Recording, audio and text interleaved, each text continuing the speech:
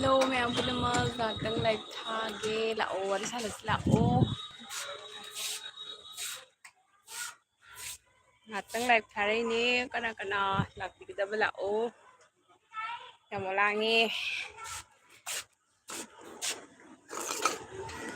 udah tahu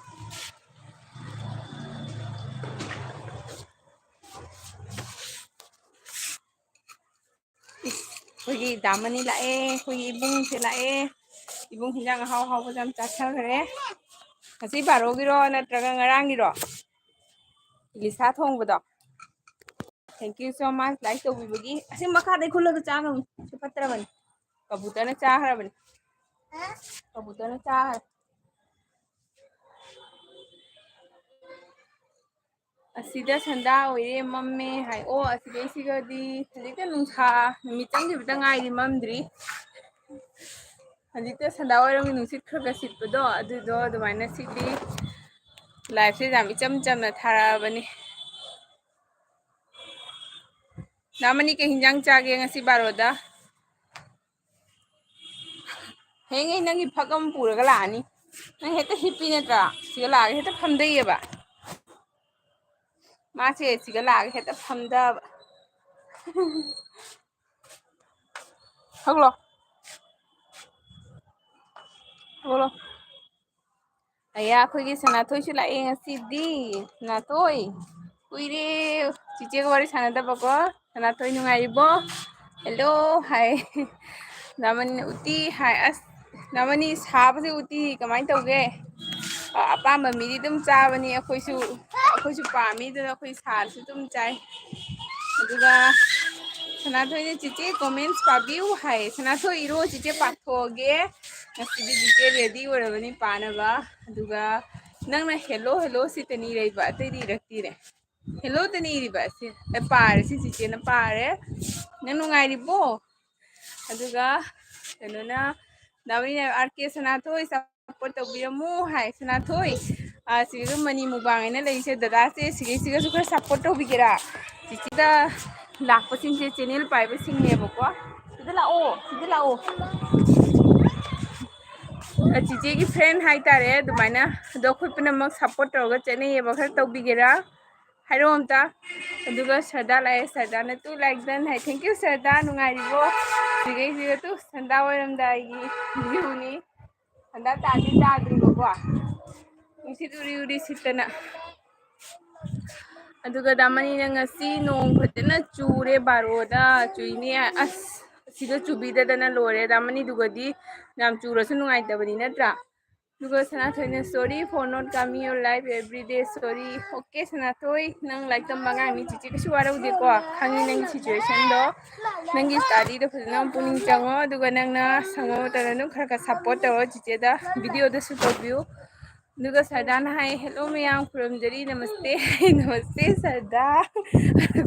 सरदा हसी करी मते लाउगे बारोदा आई स्टैंड गा जाउदे खुदना पाइरे खुदना मोबाइल पाइरे जबदा वारे दुगा आरामबम सनाथोय हाय चे गुड इवनिंग आई hello Sanathoi good evening Sanathoi नि सुरे असिगी सनाथोय से आइना सिगी रबिकांत सेरा आइना निंगछंगा हंगिबा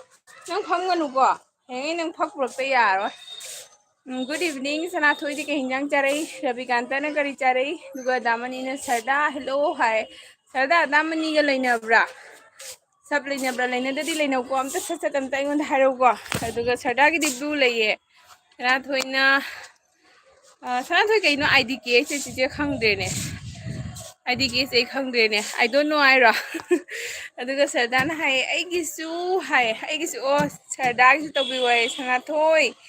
तो तोबीगिरो नंग हाखो आई ब्लू पिराकेको सनाथोय लाकदा ब्लू पिराके दुगा आरामम सनाथोय 3 लाइक दनिने हाय थैंक यू सनाथोय सरदाना मनी खुमजरी हाय दुगा आरामम सनाथोय ने मैम वेलकम तौजरी हाय दुगा दिनी ने लाइक दन थैंक यू दिनी लाख व्यूगी थैंक यू सो मच इसिंग चोलनी अखोई लीला से उब्रा मथता काइबा इसिंग चाइ गया है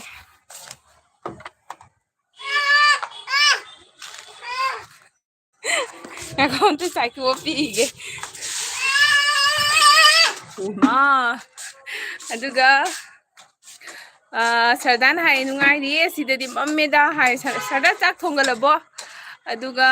ꯀꯩꯅꯣꯅ ꯗꯤꯗꯤꯅ ꯍꯥꯏꯕ ꯁꯔꯗꯥ ꯍꯥꯏ ꯑꯗꯨꯒ ꯁꯅꯥꯊꯣꯏꯅ ꯁꯤ ꯈꯪꯕ꯭ꯔꯣ ꯍꯥꯏ ꯀꯩꯗꯧꯔꯦ ꯁꯅꯥꯊꯣꯏ ꯑꯗꯨꯒ ꯗꯤꯅꯤꯅ ꯁꯔꯗꯥ ꯅꯨꯡꯉꯥꯏꯔꯤꯕꯣ ꯍꯥꯏ ꯑꯗꯨꯒ ꯁꯔꯗꯥꯅ ꯕꯥꯔꯣ ꯆꯥꯗꯦ ꯍꯥꯏ ꯀꯩꯒꯤꯅꯣꯅꯦ ꯁꯔꯗꯥ ꯆꯔꯥ ꯍꯦꯜꯂꯤꯔꯣ ꯅꯣꯏꯔꯦꯅ ꯅꯣꯏꯗꯦꯗ ꯆꯥꯁꯜꯂꯨ ꯑꯗꯨꯒ ꯁꯔꯗꯥꯅ ꯗꯤꯅꯤ ꯅꯨꯡꯉꯥꯏꯔꯤꯌꯦ ꯅꯪꯗꯤ ꯍꯥꯏ ꯗꯤꯅꯤꯗ ꯑꯗꯨꯒ ꯗꯤꯅꯤꯅ ꯅꯨꯡꯉꯥꯏꯔꯤ ꯅꯪꯗꯤ ꯍꯥꯏ ꯗꯤꯅꯤ ꯆꯥꯛ ꯊꯣꯡꯒꯠꯂꯕꯣ ꯑꯗꯨꯒ ꯁꯅꯥꯊꯣꯏꯅ ꯁꯤꯒꯤ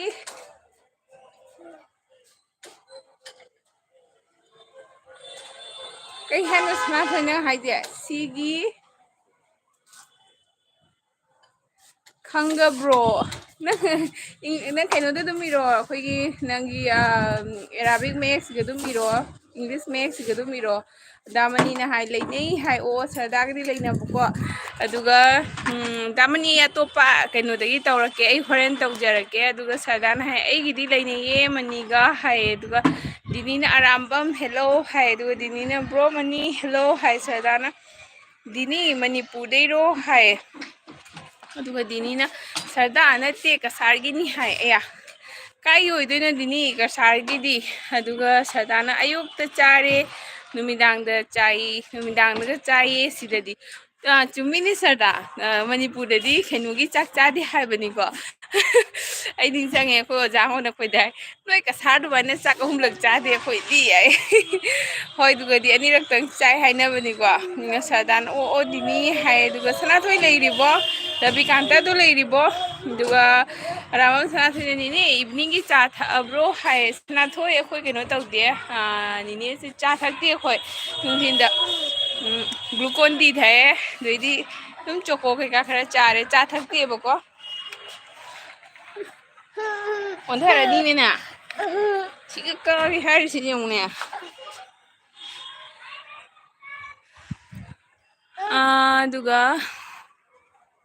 ꯁꯔꯗꯥꯅ ꯍꯥꯏ ꯃꯅꯤ ꯅꯨꯡꯉꯥꯏꯔꯤꯕꯣ ꯍꯥꯏ ꯗꯤꯅꯤꯅ ꯕ꯭ꯔꯣ ꯃꯅꯤ ꯅꯨꯡꯉꯥꯏꯔꯤ ꯕ꯭ꯔꯣꯗꯤ ꯍꯥꯏ ꯗꯤꯅꯤꯅ ꯑꯩ ꯑꯁꯥꯝ ꯌꯨꯅꯤꯚꯔꯁꯤꯇꯤ ꯃꯅꯥꯛꯀꯤꯅꯤ ꯍꯥꯏ ꯑꯣ ꯑꯣ ꯗꯤꯅꯤ ꯀꯩꯅꯣꯁꯨ ꯀꯩꯅꯣꯁꯨꯅꯤꯀꯣ ꯀꯂꯔꯐꯨꯜꯁꯨꯅꯤꯀꯣ ꯀꯂꯔꯐꯨꯜꯁꯨ ꯍꯥꯏꯕꯅꯤꯀꯣ ꯑꯣꯀꯦ ꯗꯤꯅꯤ ꯑꯗꯨꯒ ꯁ꯭ꯌꯥꯝ ꯂꯥꯛꯑꯦ ꯁ꯭ꯌꯥꯝ ꯂꯥꯛꯑꯦꯀꯣ ꯁ꯭ꯌꯥꯝꯅ ꯆꯤꯆꯦꯁꯦ ꯋꯥꯔꯤ ꯁꯥꯟꯅꯅꯤꯡꯕꯅ ꯆꯤꯆꯦꯅꯅꯦ ꯁ꯭ꯌꯥꯝꯁꯦ ꯋꯥꯔꯤ ꯁꯥꯟꯅꯅꯤꯡꯅ ꯂꯩꯔꯝꯃꯤꯕ ꯅꯪꯒꯤ ꯄꯥꯎꯗꯣ ꯈꯪꯅꯤꯡꯉꯤꯕ ꯀꯃꯥꯏ ꯀꯃꯥꯏ ꯇꯧꯔꯦ ꯈꯣꯠꯂꯦ ꯍꯧꯖꯤꯛꯇꯤ ꯂꯣꯏꯅ ꯍꯥꯏꯗꯤ ꯂꯣꯏꯔꯕ꯭ꯔꯥ ꯅꯪ ꯀꯨꯞꯄ ꯈꯣꯠꯄ ꯑꯗꯩ ꯀꯃꯥꯏ ꯀꯃꯥꯏ ꯇꯧꯔꯦ ꯍꯥꯏꯅ ꯏꯆꯦꯅ ꯌꯥꯎꯔꯛꯇꯦ ꯅꯨꯡꯉꯥꯏꯇꯦ ꯌꯥꯝꯅ ꯑꯗꯨꯒ ꯅꯦꯅꯦꯅ ꯍꯥꯏ ꯑꯣ ꯑꯥꯏ ꯁꯤ ꯅꯦꯅꯦ ꯍꯥꯏ ꯅꯪ ꯑꯣꯟꯊ ꯇꯥꯔꯤꯅꯦ ꯃꯇꯣꯟꯗ ꯃꯇꯣꯟꯗ ꯑꯐꯥꯎ ꯁꯥꯔꯤ ꯌꯦꯡꯉꯨ ꯁꯤꯁꯦ ꯃꯃꯥꯅ ꯀꯣꯃꯦꯟ ꯄꯥꯏꯅ ꯑꯣꯟꯊꯗꯣꯏꯕ ꯗꯤꯅꯤꯅ ꯍꯥꯏꯌꯦ ꯈꯪꯗꯦ ꯁꯔꯗꯥ ꯍꯥꯏꯌꯦ ꯑꯗꯨꯒ ꯁ꯭ꯌꯥꯝ ꯍꯥꯏꯌꯦ ꯏꯀꯥꯏꯍꯦ ꯆꯥꯁꯨ ꯄꯤꯔꯨꯏ ꯀꯩꯁꯨ ꯀꯥꯏꯗꯦ ꯁ꯭ꯌꯥꯝ ꯅꯣꯡ ꯐꯥꯗꯣꯛꯇꯤ ꯊꯛꯏꯌꯦ ꯑꯗꯨꯒ ꯁꯔꯗꯥꯅ ꯍꯥꯏꯌꯦ ꯁ꯭ꯌꯥꯝ ꯅꯨꯡꯉꯥꯏꯔꯤꯕꯣ ꯍꯥꯏ ꯁ꯭ꯌꯥꯝ ꯀꯔꯤ ꯍꯤꯟꯖꯥꯡ ꯆꯥꯒꯦ ꯉꯁꯤꯗꯤ ꯑꯗꯨꯒ ꯗꯥꯃꯅꯤꯅ ꯑꯩꯁꯨ ꯅꯨꯡꯉꯥꯏꯔꯤ ꯍꯥꯏꯌꯦ ꯗꯥꯃꯅꯤ ꯅꯨꯡꯗꯥꯡꯒꯤ ꯆꯥꯛ ꯊꯣꯡꯒꯠꯂꯕꯣ ꯑꯗꯨꯒ ꯁꯔꯗꯥꯅ ꯁ꯭ꯌꯥꯝ ꯀꯩ ꯂꯝꯗꯒꯤꯅꯣ ꯍꯥꯏꯌꯦ ꯁꯤꯒ ꯃꯝꯃꯦ ꯍꯥꯏꯕꯅꯦ ꯅꯣꯏ ꯆꯥꯛ ꯊꯣꯡꯒꯠꯅꯔꯝꯃꯅꯤꯀꯣ ꯑꯁꯤꯒꯗꯤꯅꯦ ꯑꯁꯤꯒ ꯃꯇꯝꯁꯦ ꯑꯣꯟꯅꯕꯅꯤꯅꯅꯦ ꯄꯨꯡ ꯅꯤꯄꯥꯟꯒꯤꯗꯨꯒ ꯃꯝꯃꯦꯕꯀꯣ ꯅꯤꯄꯥꯟꯒꯤꯗꯨꯒ ꯃꯝꯕꯅꯤꯅ ꯆꯥꯛ ꯆꯥꯕ ꯊꯦꯡꯉꯦ ꯑꯗꯨꯅ ꯑꯁꯤꯒꯤ ꯔꯨꯇꯤꯟꯁꯦ ꯈꯔ ꯅꯨꯡꯉꯥꯏꯇꯦ ꯍꯩꯅꯗꯦ ꯍꯥꯏꯗꯤ ꯊꯦꯡꯅ ꯃꯝꯕꯅꯤꯅ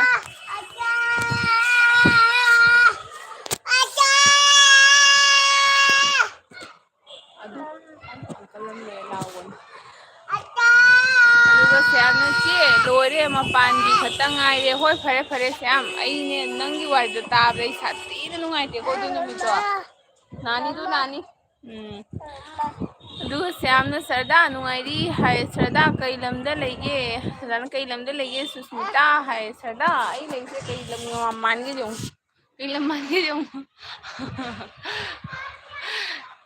ꯁꯤ ꯒꯨꯍꯥꯇꯤꯅꯤ ꯒꯨꯍꯥꯇꯤ ꯑꯗꯨꯒ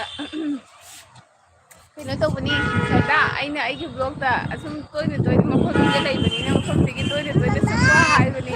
ꯀꯩꯅꯣꯗ ꯑꯩꯒꯤ ꯚꯤꯗꯤꯑꯣꯗ ꯍꯥꯎ ꯍꯥꯎ ꯀꯩꯅꯣ ꯅꯪꯁꯨ ꯃꯇꯣꯝꯗ ꯇꯥꯅꯤꯌꯦ ꯑꯁ ꯋꯥꯔꯤꯒ ꯁꯥꯟꯅꯕꯁꯦ ꯕꯠ ꯕꯠ ꯇꯠꯂꯦ मैम कमेंट इबिरो Oh, kakak ino. Onda to bina mo tonta. Sardana kay lamda lagi tay duga damani na thongli har siam na ay Manipur dagi ni sarda hai. Now ma'am like to send you go comment ni video support to you ma'am. Video ay no. Onda ni nge nang bu. Onda ni nge. Onda ni nge. Onda ni nge. Onda ni nge. Duga onda ni sana onda ni duga Sardana hai ai law lawai lawai dino siam khangbra yenge hai kai wai dino khangbra yenge siam hai ba aduga khogi ss pau number khoi ibung pau number lai ai fere sister like ka loine na bai amu oyu ge hai ss pau number se ai gida lakpa ga adum bai oi ba kai gino khangdi waro go lei bro ibung kai gino waro bino mi gida phamba dwai na ai gida sunga nga potha biyo nuaitrasu duga Sardana ss bai hai duga damani ne ss bro khurumjeri hai ko khurumjeri ibung aina lan hibule rasu ngakpi o karigino lakge ta bai oi do duga aramam ne ne blue pira o okay thank you aramam de blue pira gane ko nang mayam sira support to bi ko mayam hadi jam de na ko ko leri se de mo ko khar support to na se bo ko support to bi duga ma'am सना थोड़ी ma'am support फंगनी ma'am औ कई हाइबनो ओंथानीने ओंथाबत नते नंबुदो जोट लेने हाँ किजई आई किजई दिनी हाय दिनी कदौरिगे दिनी नंगना कहीं असम यूनिवर्सिटी मना की न्याय से कहीं होदोरा इखोना satla haibra kena biek te hek thabam hamda adugai oidora ai su silcha dai ni dini au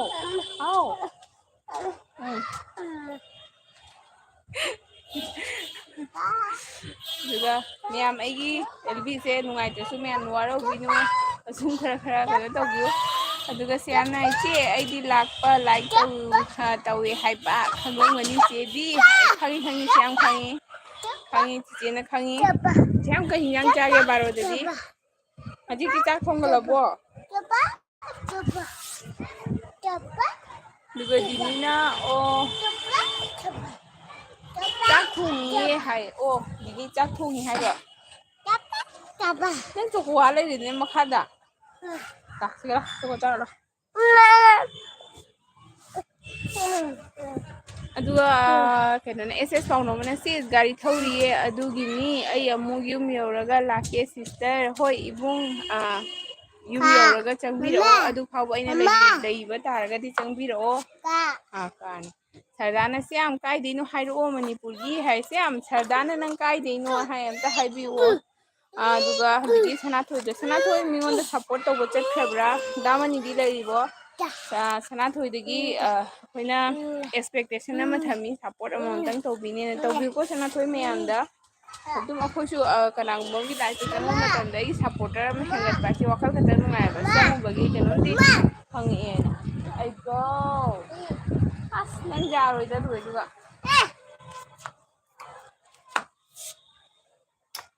dukai thamdoi bodo aduga dinina Susmita ai jelanga gini nang di silchar kai khungino hai dini ai dum silchar manung da gini acha jelanga ai tare ambok lakti ko aduga meti kyam tage dini nungai bra ai jelanga jam toina tare aduga ibung ss na hire money and sister sarda yai fare khurumjari haraga bai hire aduga Sardana siam amukta hire o hai siam nang kai chatkhage ne aduga aduga siam hire che hawai oina chare nung thangi di yen oina as siam waru handorakpagi chatho siam sigeda punchi ni ko aduga ngai te siam na hangi do adu Sardana nang kai gi no hangyen ta hire o nang hire ya boiradi aduga Sardana ss kai lamdagino hai aduga siamna Patsoi 4 dagini hai Patsoi 4 dagi bonthani tu thada di cha yaro ꯑꯗꯨꯒ ꯁꯔꯗꯥꯅ ꯑꯣ ꯁ꯭ꯌꯥꯝ ꯍꯥꯏ ꯃꯌꯥꯝ comment ꯏꯕꯤꯔꯣꯀꯣ ꯑꯗꯨꯒ ꯑꯩꯒꯤꯁꯦ ꯄꯨꯡ ꯀꯌꯥ ꯇꯥꯔꯦ minute 35ꯃꯨꯛꯇꯤ ꯑꯣꯏꯔꯦ ꯍꯧꯖꯤꯛꯁꯦ ꯑꯗꯨꯒ ꯄꯤꯡꯀꯤ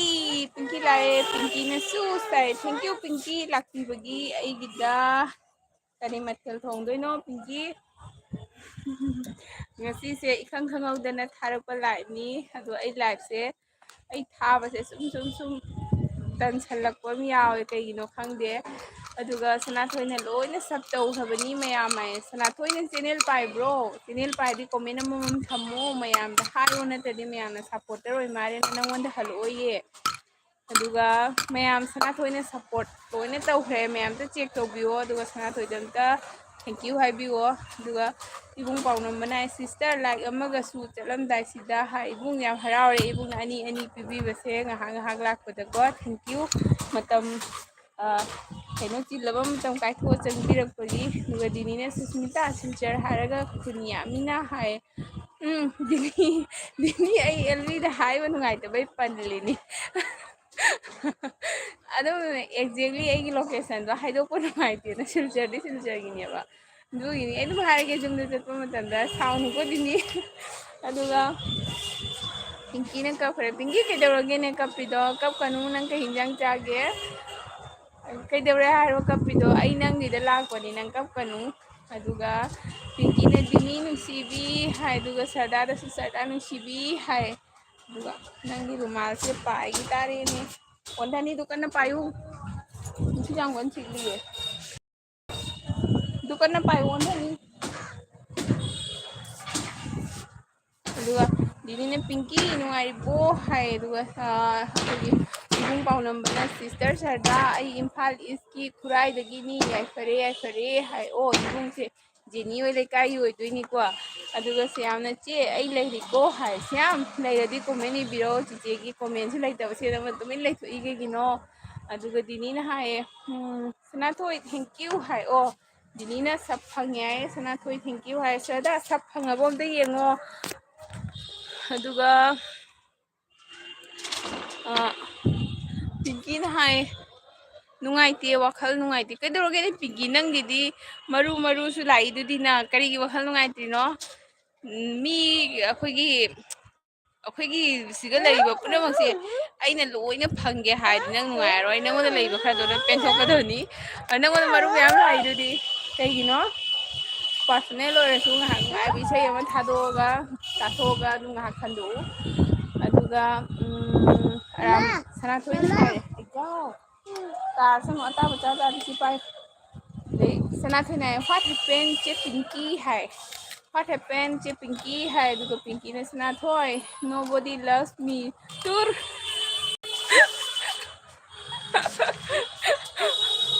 ꯄꯤꯡꯀꯤꯅ ꯈꯥꯏꯔꯦ ꯐꯖꯅ ꯑꯩꯒꯤ ꯂꯥꯏꯛꯁꯦ 10 ꯁꯨꯔꯝꯕꯗꯩ 9ꯇꯪ ꯁꯨꯔꯦ ꯀꯩꯒꯤꯅꯣ ꯄꯤꯡꯀꯤ ꯅꯪꯒꯤ ꯗꯥꯏꯂꯣꯛꯇꯣ ꯑꯩꯅ ꯑꯣꯏꯅ ꯍꯥꯏꯔꯒꯦ ꯗꯤꯅꯤꯅ ꯁꯅꯥꯊꯣꯏ ꯌꯨꯝ ꯀꯗꯥꯏꯒꯤꯅꯣ ꯍꯥꯏ ꯑꯗꯨꯒ ꯗꯤꯅꯤꯅ ꯄꯤꯡꯀꯤ ꯑꯩꯅ ꯅꯨꯡꯁꯤ ꯀꯞꯀꯅꯨ ꯄꯤꯡꯀꯤ ꯑꯗꯨ ꯀꯩꯅꯣ ꯑꯟꯖꯂꯤ ꯀꯨꯏꯔꯦ ꯎꯗꯕ ꯑꯁ ꯑꯟꯖꯂꯤ ꯎꯗꯕꯁꯦ ꯅꯨꯡꯉꯥꯏꯇꯦꯀꯣ ꯁꯨꯄ꯭ꯔꯤꯇꯤꯗꯣ ꯂꯥꯛꯄꯤꯗꯦꯅꯦ ꯑꯩꯒꯤ ꯑꯦꯜꯕꯤꯗ ꯑꯣ ꯁꯨꯄ꯭ꯔꯤꯇꯤ ꯂꯥꯛꯑꯣ ꯑꯩꯒꯤ ꯑꯦꯜꯕꯤꯗ ꯑꯃꯨꯛ ꯂꯥꯛꯄꯤꯗꯦ ꯁꯨꯄ꯭ꯔꯤꯇꯤꯁꯦ ꯑꯗꯨꯒ ꯄꯤꯡꯀꯤꯅ ꯍꯥꯏ ꯗꯤꯅꯤ ꯅꯨꯡꯁꯤꯕꯤ ꯍꯥꯏꯅ ꯍꯥꯏꯔꯒ ꯇ꯭ꯔꯣꯐꯤꯒ ꯀꯩꯀꯥ ꯂꯣꯏꯅ ꯄꯤꯈ꯭ꯔꯦ ꯑꯗꯨꯒ ꯄꯤꯡꯀꯤ ꯅꯨꯡꯗꯥꯡꯒꯤ ꯀꯩ ꯍꯤꯟꯖꯥꯡ ꯍꯥꯎꯗꯣꯏꯅꯣ ꯑꯣꯟꯊꯅꯤꯀꯣ ꯑꯗꯨꯒ ꯁꯅꯥꯊꯣꯏꯅ ꯁꯒꯣꯜꯕꯝ ꯋꯥꯍꯦꯡꯕꯝ ꯂꯩꯀꯥꯏ ꯏꯝꯐꯥꯜ ꯋꯦꯁꯇꯒꯤꯅꯤ ꯏꯆꯦ ꯗꯤꯅꯤ ꯍꯥꯏ ꯁꯒꯣꯜꯕꯝ ꯋꯥꯍꯦꯡꯕꯝ ꯂꯩꯀꯥꯏꯗꯒꯤ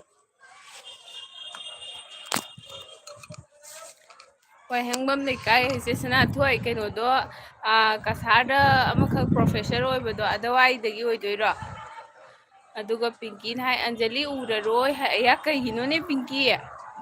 ꯀꯩꯒꯤ ꯎꯔꯣꯏꯗꯣꯏꯅꯣꯅꯦ ꯊꯥꯗꯔꯕ ꯋꯥꯏ ꯁꯪꯉꯕ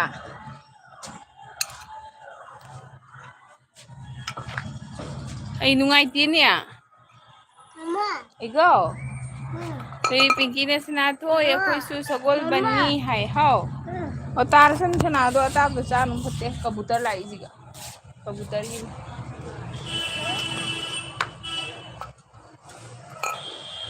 ꯑꯩꯌꯥ ꯅꯨꯡꯉꯥꯏꯇꯦꯅꯦ ꯑꯟꯖꯂꯤꯗꯣ ꯍꯣꯏ ꯄꯤꯡꯀꯤ ꯑꯟꯖꯂꯤꯗꯣ ꯑꯩꯅ ꯍꯪꯉꯛꯏ ꯌꯥꯔꯨꯀꯣ ꯅꯨꯡꯉꯥꯏꯇꯦ ꯀꯩ ꯑꯣꯏꯅ ꯉꯝꯗ꯭ꯔꯤꯅꯣꯅꯦ अंजलि मसा ngamde ayo nare hai nungaite ko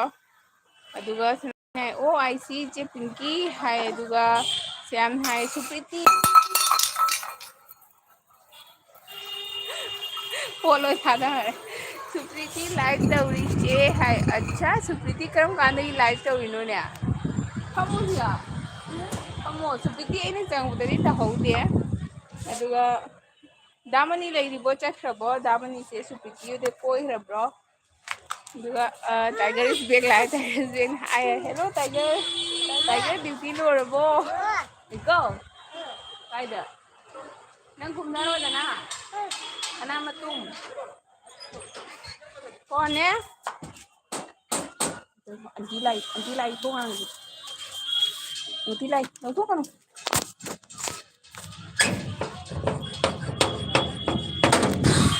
अरे राहुल अच्छा पानी देने आयो अच्छा दीदी ना ओ ऐ सगोल बंदा अमुक लागलमे सगोल बंदा अमुक लागलमे सनाथोल पजना दी खंगदे को अहान बदीना 2016 दा कुइरेदा हाय अच्छा अदुगा पिंकीना अंजलि हाइना कौरगा मिस तौरे टाइगर हाय ड्यूटी देनी सिस्टर हाय ओके ब्रो अदुगा ngasiदी कनो तौरबो डिनर मतम योरबो हदा तारबो दुगदी दीदीना ब्रो टाइगर हेलो हाय दुगा सनाथोइना नेने आई बाय ओरगी हाय होय सनाथोइ थबक चिनबो लेब्रो स्टेन यावदबसे नुंगाइतबना दुगा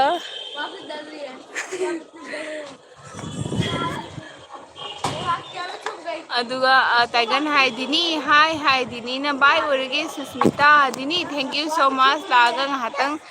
मतम मैम पिबिरंबगी को thank you so much video दसु सपोर्ट तौनसी बाय बाय अलुबा मथौ लेरदी संगगदी मुचंगबिरो अदो पिंकी ना हाय मिस नते इमोजी दो ज्ञान ताउसु हाय आई इमोजी दो अच्छा ओ फरे फरे पिंकी दोइदी श्याम ना इचे ngasiदी याम नुंगाई को हाय खंगदे श्याम एलबी थाबसे सुमाइना खरा एनर्जेटिक ओइद्रदी खरा माइंड से फ्रेश ओइद्रदी एलबी थानिंगदे हाँ राहुल जी बोलो जी राहुल लाइव अमान दुनी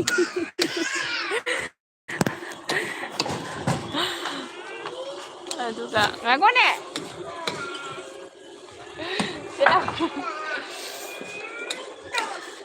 अदु पिंकी ना सु आई लव यू हाय I love you thank you अदुगा टाइगर ना माय तो मोबाइल स्क्रीन टाइगर नंग कुतुंग गंगरा तिशु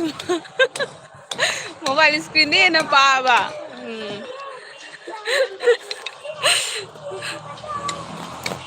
आई होस्ट नी ना स्क्रीन नक्सलपगी आई पावर लई मैम कमेंट नहीं बिरो नहान की दुआना गुली कौसे आयरा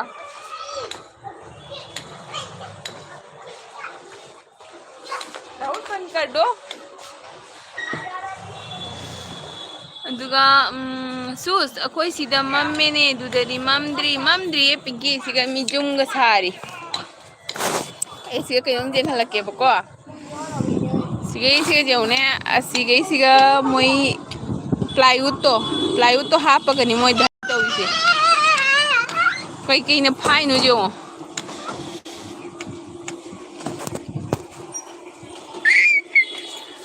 अदुगा आई सक्से जेनिंग्रसु हंजिकी भिउदु उलवाई उलक्तोइनी अदुगा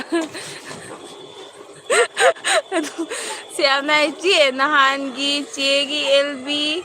थाबनरा येंबदा सीगे तौइचे अच्छा श्याम आई नहान ना होइने नुमित निनी हुमनी मुसुरा मारे थादबा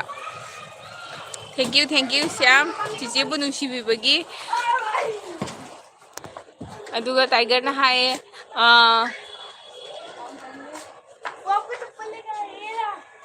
केबा माना उद्रे स्क्रीन द माइना पाकपा येले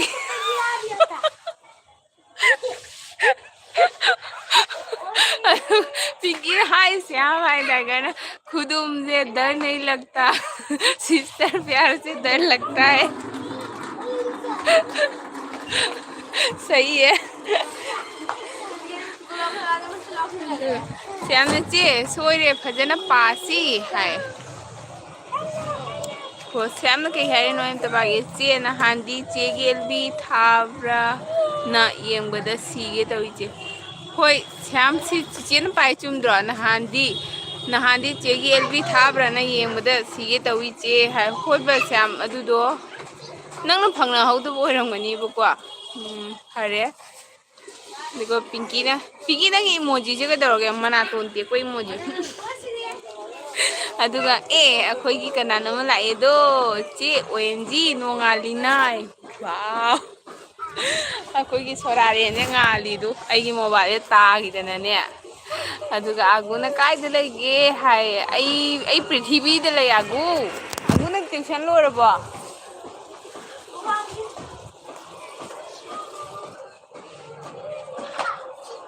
अदुगा सना थोने चे आगु पुनेम जरी हाय अस आगु की मपानी पाथोले को अदुगा पिंकी ना आईगी कमेंट स्किप अप पाए काइनु ने नंगी मनातोन सुगत पसितनी ने ओ पिंकी ना हाय श्याम सिसु पारे अदुदी सु सकोई सित मम्मे ने दूददी ममद्री सिसु पाई अहे राहुल ये तो भीग गया अच्छा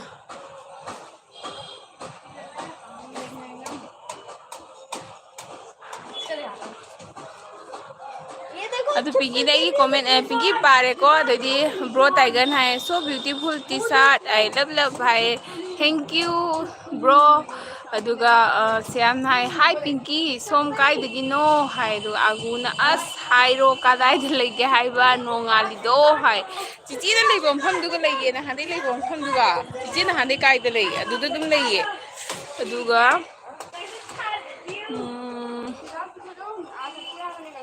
पिंकी ना ओ पाखर बोय पाखरे दुगा श्याम ना होय चे थादबा माले नुनी हुनी थादबा माले चे हाय होय श्याम खर निगे पुरे तो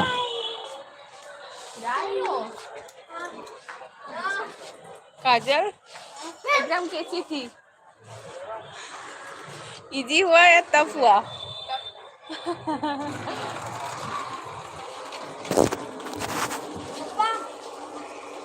अदुगा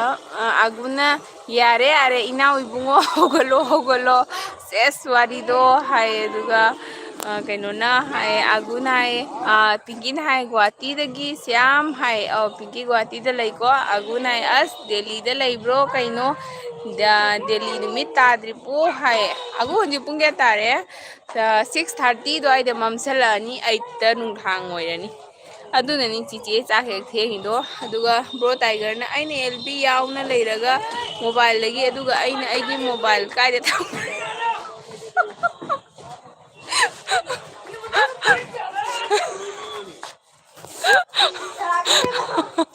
सीतारे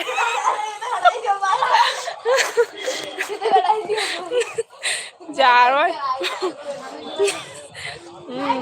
खागुदा पुजी खाइबोक चले आइनी आई सीतारे नोगोदा ऐसे नहान तविनी कईदोम पोट अमखक्ता दुगा सनाथन हाय चेगु एग्जाम कुइद्रदाइने हाय दुगा आगुना हाय कुइद्रे हायनो खरे आगुना 6:58 तारे हाय सिगसु 6:58 तारे बको 7:30 दा ममसलकनी खरका अदुगा एल नाउबीना ओ दीदी खुरमजरी हाय या नाउबी नुंगाइरिबो अदुगा चकिनु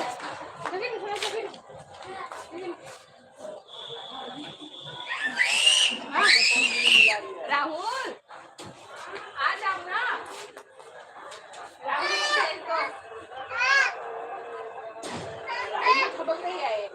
तो देखो आंटी तो है आ गया राहुल आ गया हाँ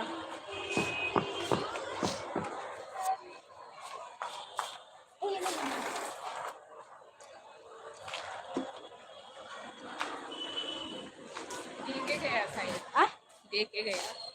नहीं दिया अदुगा नाउबी नुंगाइरिबो अदुगा पिंकीने शूज अई अगांगसे शूज बाय मथंग कुइने याउगे हौबदगी नंग थारमदाइदा खंगलओ हाय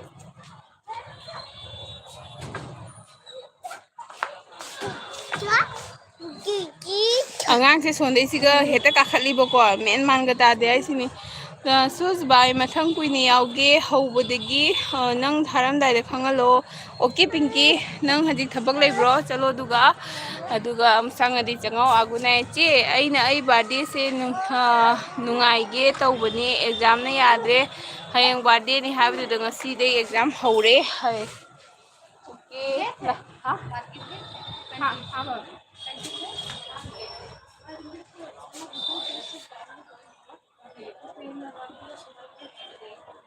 मैं सोचा भाभी को क्या हो गया था मैं जाके ना मैं बस आधा घंटे में आ गई कैसी बचन पूरा ना इतना भी आ जाती काफी दूर चल रहे ना आज तो काफी चल रहे थे मी का खले ये मथकता अदो अगांग से याद चसीरा खोई चसीरा अदुगा आगुने हाय गोदो नाउबी हाय लाइक तौखबनी इचे हाय थैंक यू नाउबी दुगा टाइगर ने एलबी द मथा यादे ब्रो टाइगर जामेन जेन मथा दो थादगनुगो अदुगा सनाथोय ने डिलीट तौखरे सनाथोय के डिलीट तौइनो अदु आगुना लेटिट्यूड लॉन्गिट्यूड माने अदुदा नुमी थोकपा मंगाल फंगबा हानबदा लैरे अदुगी ओरमनी आगु अदुगा नाउबी ने हाय नुंगाइजरी चेदी करम पालिगे हाय नाउबी की सुमनेली अदु हाजी भाभी हाजी नाउबी नंगे प्रॉब्लम सिंग सॉल्व होरबो नंग नुंगाइ हायदी नुंगाइरे एगा अदुगा आगुने नत्ती हे सनाथोय बर्थडे नत्ती हाय अदुगा टाइगरना आई कमेंटो नोनिंग्रो हाय खंगलों नोनिंगबा अदुगिदो अखोइन आगांग पीगे मतम याम तवे आगांग अपीक पचेलको मतम याम तवरेबा अपाय पोट कसे काउथोक्तदा अदु इसादगा जादला पंगदीदे धी आंगावबो जाय ngaleगा dim leirangmaneba do aguna hai hayeng birthday ni haibduda ngasi dei hore exam hai agu matomte enjoy tawtho lore enjoy tawro pulap pending da thammo Pinky ने आई दुकान चलूगे तौबा हाय होय होय पिंकी अदुगा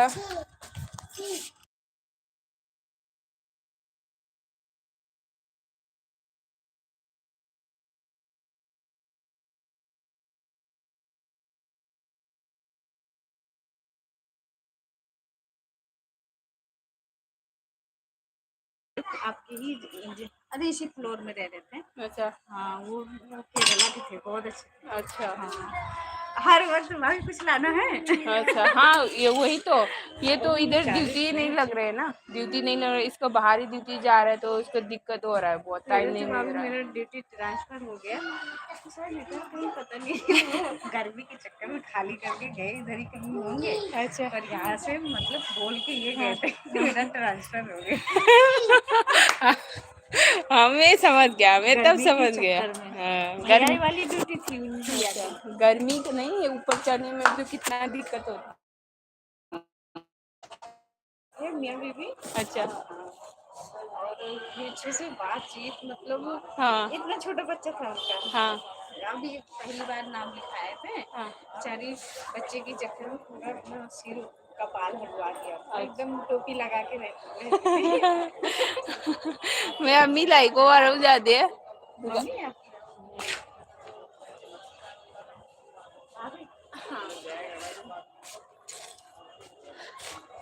आई ngasi strike जाता रहे दुगा पिंकी ने दुकान चलूगे जैसे हमने चीज काय तो याम हुई को वीडियो दाई से हम काय हो गया आगु ना 23 दे एग्जाम होबो 22 हाय ओ 23 दे एग्जाम होइबो को अच्छा 22 दा ओके दुगा आगु हाय खरा ममसिल माले खतंग तपतना ममसिल आनी को अदुगा टाइगर हाय 12 लाइक दन अस ब्रो टाइगर चलम दाइदे तविनी नत्रा ला चलम दाइदे लाइक पीने थैंक यू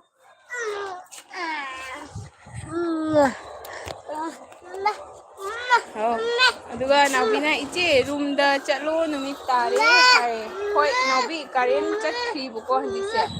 ꯑꯗꯨꯗꯨꯒꯤ ꯃꯊꯛꯇ ꯀꯥꯈꯠꯂꯛꯏꯕ ꯑꯣꯂꯥꯡꯉꯦ ꯌꯥꯝꯅ ꯑꯗꯨꯒ ꯄꯤꯡꯀꯤꯅ ꯍꯥꯏ ꯆꯨꯁ ꯏꯟꯁꯇꯥ ꯃꯤꯡꯗꯣ ꯍꯥꯏꯔꯛꯑꯣ ꯑꯗꯨꯗ ꯄꯥꯎ ꯐꯥꯎꯅꯁꯤ ꯑꯦꯜꯕꯤꯒꯤ ꯍꯥꯏ ꯄꯤꯡꯀꯤ ꯄꯤꯡꯀꯤ ꯑꯩꯒꯤꯅꯦ ꯁꯤ ꯁꯦꯝ ꯅꯦꯝꯁꯤꯒ ꯁꯔꯁ ꯇꯧ ꯑꯗꯨꯝ ꯂꯩꯕꯅꯤ ꯁꯦꯝꯗ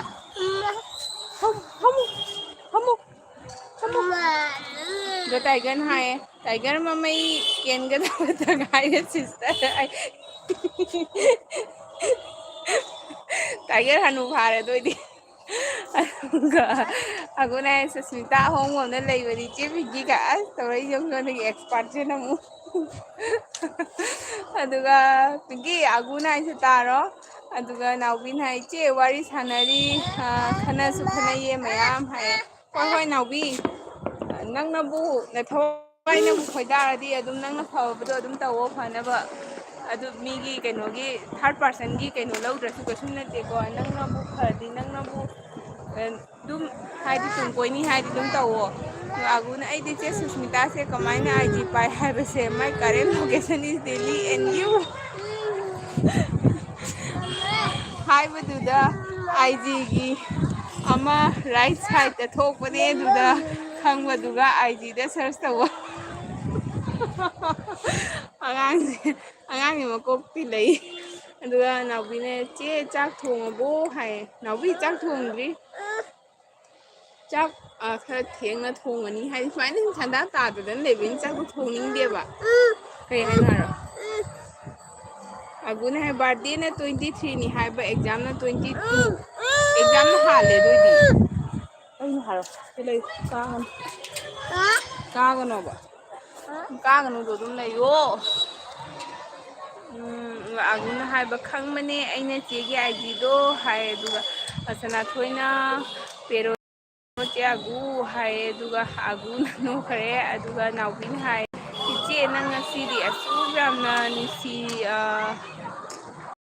ꯅꯣꯛꯏꯁꯤꯅ ꯀꯩꯒꯤꯅꯣ ꯍꯥꯏꯔꯣ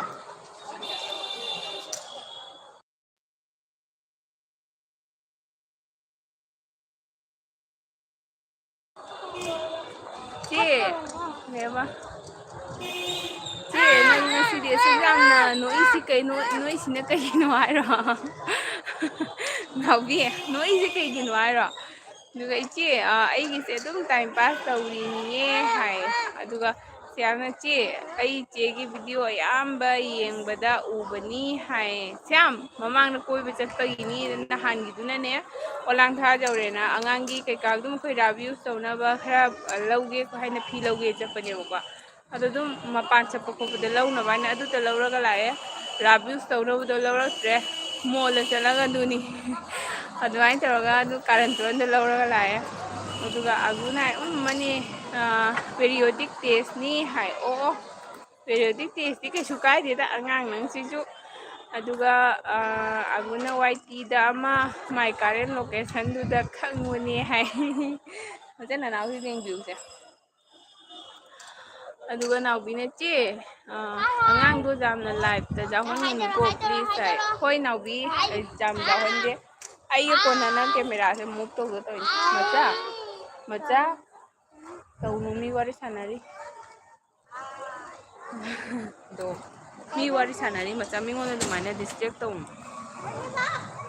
ꯑꯣꯟꯅꯅꯤ ꯑꯗꯨꯒ ꯁꯅꯥꯊꯣꯏꯅ ꯍꯥꯏꯕ ꯀꯩꯕ 4 night ꯇꯧꯔꯕꯣ ꯆꯦ ꯑꯒꯨ ꯍꯥꯏ 4 night ꯇꯧꯈ꯭ꯔꯕꯣ ꯆꯦ ꯑꯒꯨ ꯍꯥꯏ ꯑꯗꯨꯒ ꯑꯒꯨꯅ 4 night ꯇꯦꯁꯇꯨꯅ 13ꯗ ꯍꯥꯏ ꯑꯗꯨꯒ ꯑꯒꯨꯅ ꯆꯦ ꯁꯨꯁꯃꯤꯇꯥ ꯑꯗꯨꯗꯩ ꯊꯤꯔꯛꯏꯅꯤ ꯍꯥꯏ ꯊꯦꯡꯀ꯭ꯌꯨ ꯅꯪꯅ ꯊꯤꯔꯛꯄꯒꯤ ꯈꯪꯉꯤ ꯑꯩꯈꯣꯏ ꯑꯦꯜꯕꯤ ꯃꯤ ꯁꯨꯔꯦ ꯁꯤ ꯂꯥꯛꯑꯣ ꯃꯆꯥ ꯄꯄꯥ ꯂꯥꯛꯑꯦ ꯀꯅꯥ ꯄꯄꯥ ꯂꯥꯛꯑꯦ ꯁꯣꯝꯗ ꯆꯠꯂꯣ ꯄꯄꯥ ꯂꯥꯛꯑꯦ ꯆꯠꯈ꯭ꯔꯣ ꯎꯗ꯭ꯔꯤ ꯌꯦꯡꯎꯅꯦ ꯃꯥ ꯑꯝꯇ ꯀꯧꯕꯤꯌꯨꯁꯦ ꯑꯝꯇ ꯀꯧꯕꯤꯌꯨ ꯑꯝꯇ ꯄꯄꯥ ꯂꯥꯛꯑꯦ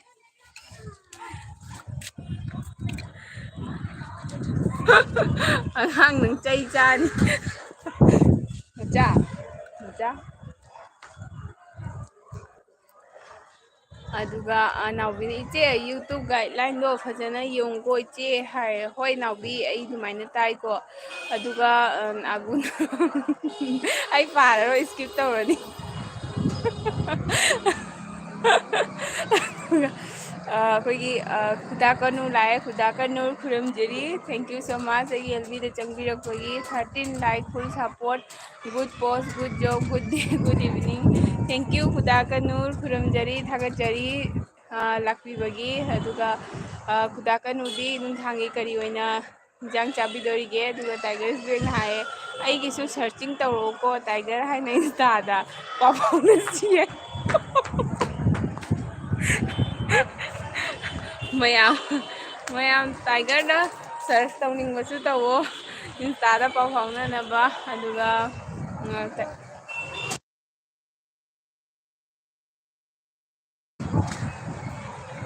अदुगा आगु आगु चिचे खंगदे अदुगा आगुन होय टाइगर आई थिरके होरेन हाय असि अंगांगसिदी अदुगा इबुंग पाउ नंबर लाए इबुंग जुम जौरबो थैंक यू सो मच अमु लाक्पीबगी नहारोल हाय कई हायनो इबुंग आई ज्ञान ताद्रे नहारोल तंग हायसे अदुगा आगुन हाय काका एसएसटीसी हाय एसएसटीसी हाय नंगसिनने नाउबीने इचे ऐसु ड्यूटी चटपगी मतम जौरे आई अमुक्ता लोइसनगिगेको हाय होय नाउबी लोइसलोको या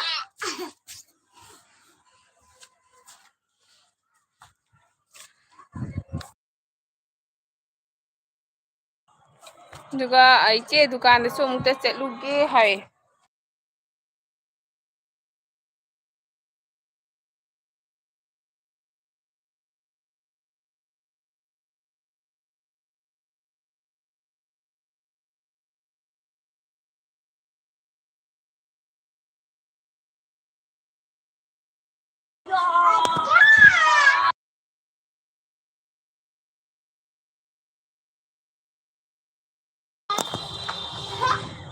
अदुगा जेकोब वाइटीना हाय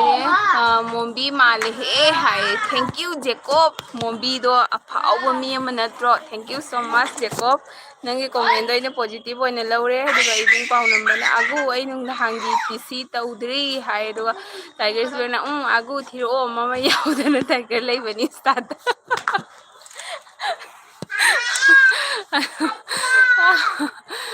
मम्मी याउदना लेबनी टाइगर लेबनी दादा नाउबी चे बाय चे गुड नाइट होय होय नाउबी नंग ड्यूटी ले हाबने चलो को ड्यूटी चे पुंग अमा खक थारगे ngasibi aduga aguna haye aidi my mom priyana na leibani tiger hai o no any thining ba thinaro aduga ibung khuda kanuna hawai mosuri oina cha dore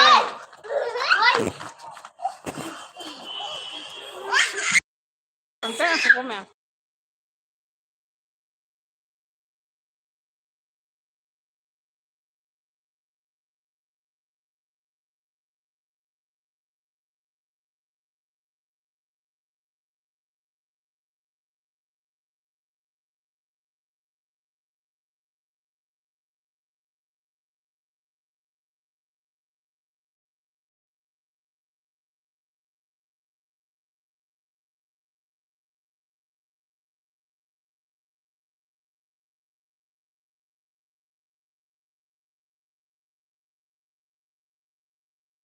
Oh, hakamam chale ko myam light ka than ba honare aduga khoigi ibung khuda ka nun hai hawai mosuri oina cha dore khoigi se ngan na chai nong sit marang kai bagi hadak se hai oh hoi hoi aduga ngan na cha tho gyan ta lebena khaina tra aduga syamna che numit ta do ba kyam wa lige hai syam tu samaina tawre sandagi khar khar light ka thana bi do sandawa rangi अदुमाइन तौरे अदुगा आगुना user name हाइरो tiger हाय अदुगा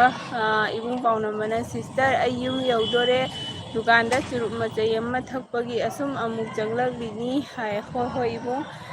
युमगा खुई थबक मफंगा खर लापना बोय मालेको अदुगा आगुना ओ काका SS हाय अदुगा L नाउबी इचे चले को बाय सावरनु को हाय होय होय नाउबी थबकना कन मरुनी चटकदबनी ꯂꯣꯏꯗꯤ ꯂꯣꯏꯁꯤꯜꯂꯛꯑꯦꯀꯣ ꯉꯁꯤꯒꯤꯁꯦ ꯄꯨꯡ ꯑꯃ ꯑꯩꯒꯤ 45 ꯃꯤꯅꯤꯠ ꯑꯗꯨꯃꯥꯏꯅ ꯆꯠꯂꯦꯀꯣ 45 ꯃꯤꯅꯤꯠ ꯆꯠꯂꯦ 1 ꯑꯋꯥꯔꯃꯨꯛ ꯊꯥꯔꯒ ꯂꯣꯏꯁꯤꯟꯕ ꯌꯥꯕ꯭ꯔꯥ ꯌꯦꯡꯒꯦ ꯑꯗꯨꯒ ꯑꯒꯨꯅ ꯍꯥꯏꯔꯦ तेरा होने लगा हूँ जब से मिला हूँ ऐसे ही चक्कर है दुगा टाइगर से माय मॉम प्रियना ओके हाय दुगा आगुना आईदी निंजा की फोटो थंबने मैते निंजा हाय दुगा रणबीर थौनाना इचे चलमदाइदा लाइक तौखबनी हाय थैंक यू नाउबी थैंक यू नाउबी कइनो पुंग क्यादगिनो ड्यूटी पुंग क्यादगिनो अदुगा रणबीर हायरे अꯩꯒꯤ अकाउंट पुनमक्तै हाये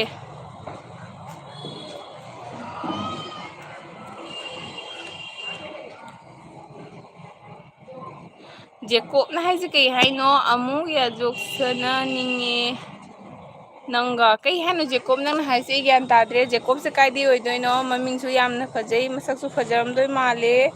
जेकोब से कई लमदे ओइदोइनो अदो सपोर्ट तौसनबिरमो अमता दुगा इबुंग टाइगन हाइ ड्यूटी दगी ऑफ ओइरगा आइगी इंस्टा पाइबा मोबाइल दगी सर्च तौगेको हाय होय होय टाइगर अदुगा मोबाइल काय चखरगे न थिउ अदुगा रणबीरना 7:30 हाय ओ 7:30 दे 7:30 दी तादोरे को हंजी 7:30 तादोरे चलो ऐसु संदा तारनी नुना कनोदा 1 आवर से त फाबो बोग लेरगा चलगे आगुना ट्यूशन हलैरो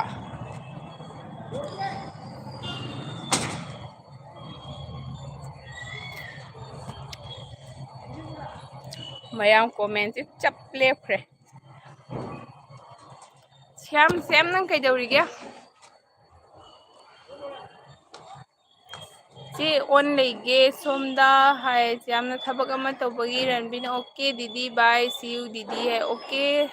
रणबीर चाक चारबो फजना चलो दीदी फजना तौरो अदुगा टाइगर अस जेकोब ता थाव फजना हाना तैरगा सपोर्ट तौबिरमो हाइरी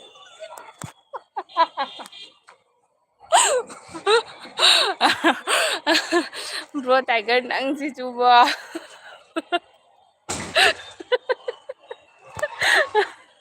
नानदोंग चेबा ngamloiko जेकोब पाई नत्ते कइनो अकोई मैतै मसेने नुसीबिरदि सपोर्ट तौबिरमो हाइनी इचे इचल ngतनी इचिनाव ngतनी सपोर्ट तौबिरमो हाइनी अदो अमदि लैये वाईटी दे चंगपा मीसे खरनी सपोर्टर ओइना चंगासु अदुम खरनी लेरगा चैनल दि अदुम अयामना हांगे अहानबदा सपोर्टर ओइना चंगासु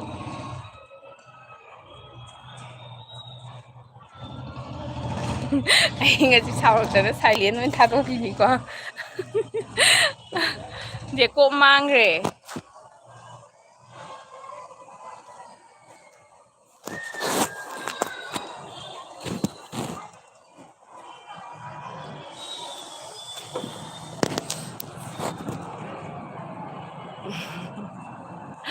ब्रो मी का नाम लेट्रबो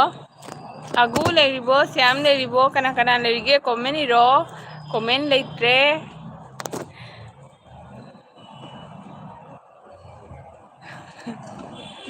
अदुगा टाइगर ना यावनी कोई कमेंट सिस्टर आए याई थाव दुग यामना तैरबनी ने कीने चेनग्रे चेनजगिसनो नुंसीद्रदी नुंसीरदी दुम तौबिदोइने नुंसीद्रदी चेनजगिसनो कैसुम काइदे अदुगा जेकोब लेरिबो नंगमु सपोर्ट अंतदी तवरमो टाइगर नैबु सिदादरा लोरे अमुक तोइबा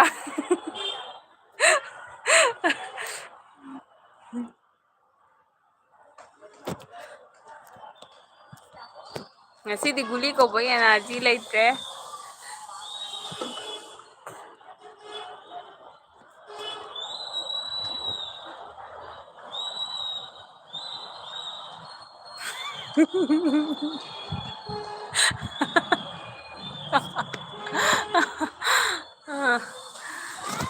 kena lagi komentar ro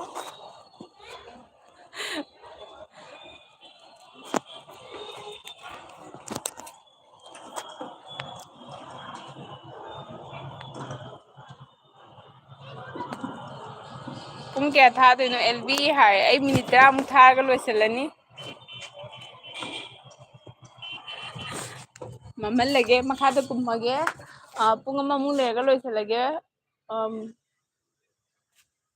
Bro, dinner di pung kaya tawdoino? Siyam na kana lao hay. Siyam chak tubo. Aduga tiger na ay tiger lugar lay oy ma. Dalore ay jo balu ka compare to sitare. Ay balu di oy roye. Aduga dinner gi tharang tawri friends singna hay. Okay. Siyam pung kaya daga chak chagya? ꯆꯦ ꯆꯥꯗ꯭ꯔꯤꯗ ꯀꯟꯅ ꯊꯣꯡꯉꯤ ꯍꯥꯏꯌꯦ ꯁꯦꯝꯗꯨꯒꯩꯗꯨꯒ ꯄꯨꯡ ꯀꯌꯥꯗ ꯁꯟꯗꯥ ꯇꯥꯏ ꯌꯥꯝ ꯆꯤꯆꯦꯒꯤ ꯀꯩꯅꯣꯝꯃ ꯊꯥꯡꯒꯠꯄꯅꯤ ꯀꯩ ꯍꯥꯏ ꯔꯤꯜꯁ ꯑꯃ ꯊꯥꯡꯒꯠꯄꯅꯤ ꯉꯁꯤ ꯚꯤꯗꯤꯑꯣ ꯑꯁꯥꯡꯕꯒ ꯊꯥꯒꯠꯅꯤꯡꯗ꯭ꯔꯦꯗ ꯑꯗꯣ ꯕ꯭ꯔꯣ ꯇꯥꯏꯒꯔ ꯀꯩꯅꯣ ꯇꯧꯕ꯭ꯔꯣ ꯑꯦꯜꯕꯤ ꯊꯥꯕꯁꯦ ꯚꯤꯗꯤꯑꯣꯗ view ꯂꯥꯛꯇꯕ꯭ꯔꯣ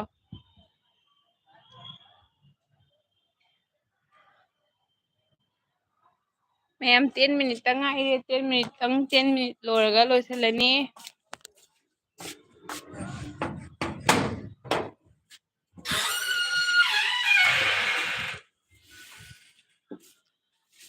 Dia lae thank you Dia 15 like dan Susmi hai Dia yam harawe nang lakpibagi marmakta lakpiyo Dia diga siamna 5:36 da hai okay olang tha dadi pung 3:30 da ta dai ne siam akhoi zoom non dadi pung 3:30 sanda tai olang tha da Diana nungairibo hai Dia sum kabok sabok nungairibo Dia di olang mase nungaibong khangde da Dia duga taigan hai siam da hangiro aina khum khare dinner gi wari do hai no ani mak da hangini da bro duga Diana siam hai aduga Diana hoi lake support na si Dia kaino da su video da su taw na si ko ai video do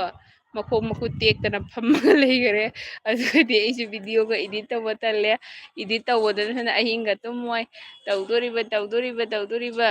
mina jengbidraba apatpa channel ana nang video am thangalakani